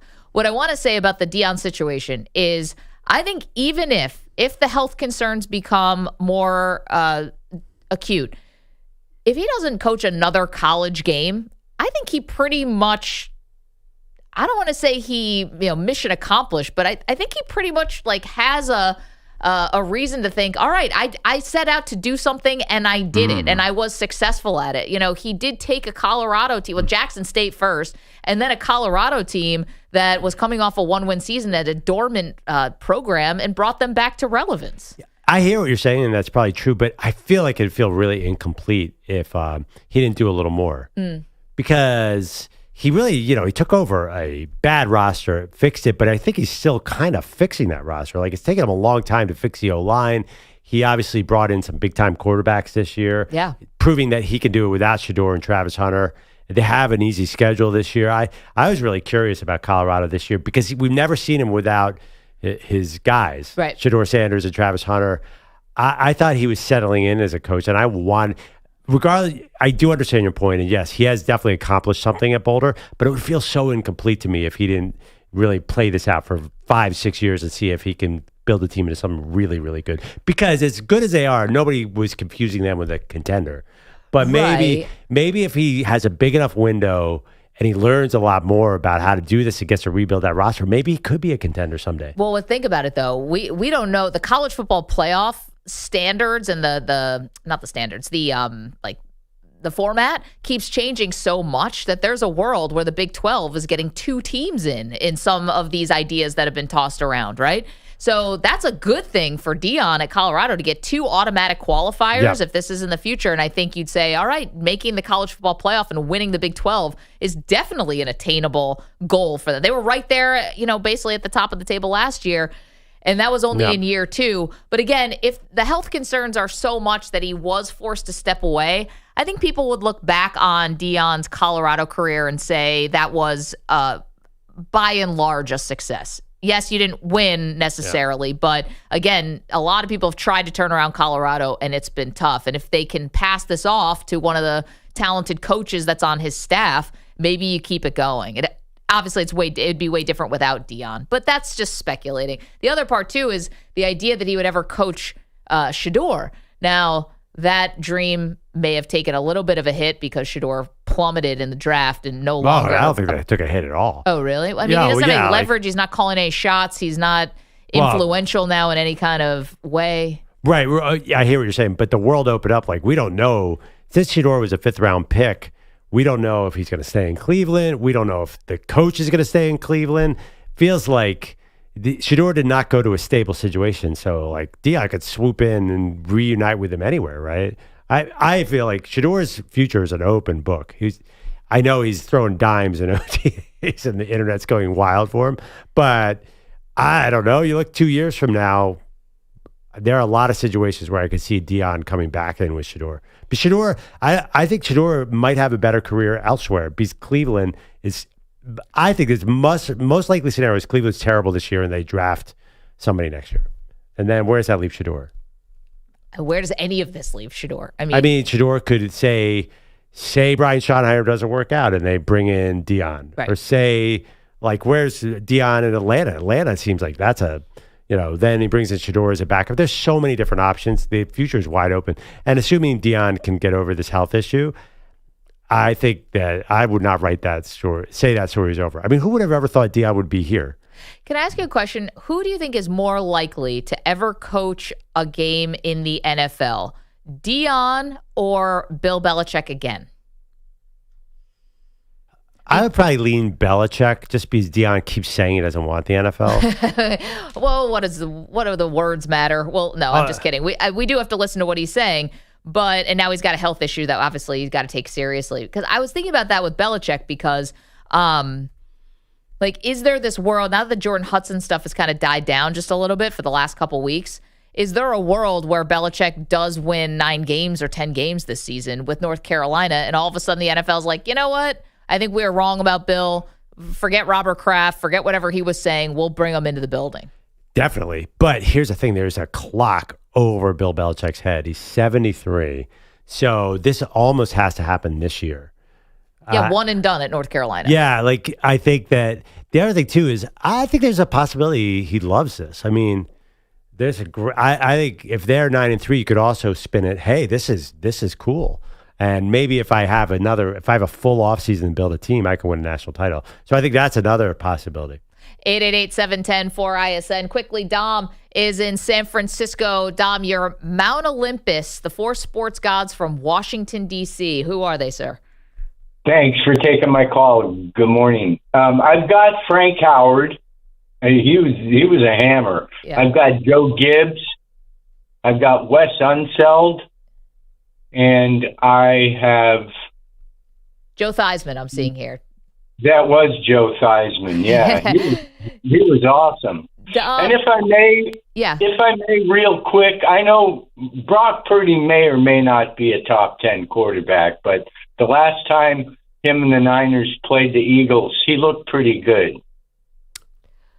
Well, what game was that? Not the NFC Championship game. They played again. Regular season game. The last time the Niners and the Eagles played. I remember this one. It was a slaughter. Because, Dom, a very famously memorable thing happened that game, which was Big Dom. Yep. Not this Dom from San Francisco, but Big Dom, the muscle meathead for the Eagles, pushed Dre Greenlaw. He got suspended for it. Remember that?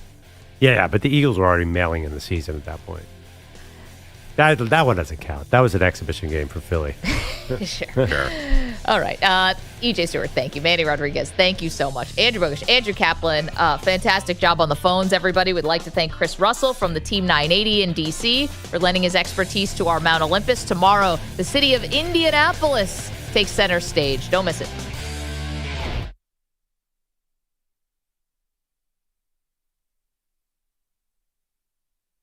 You're in a 5-minute break.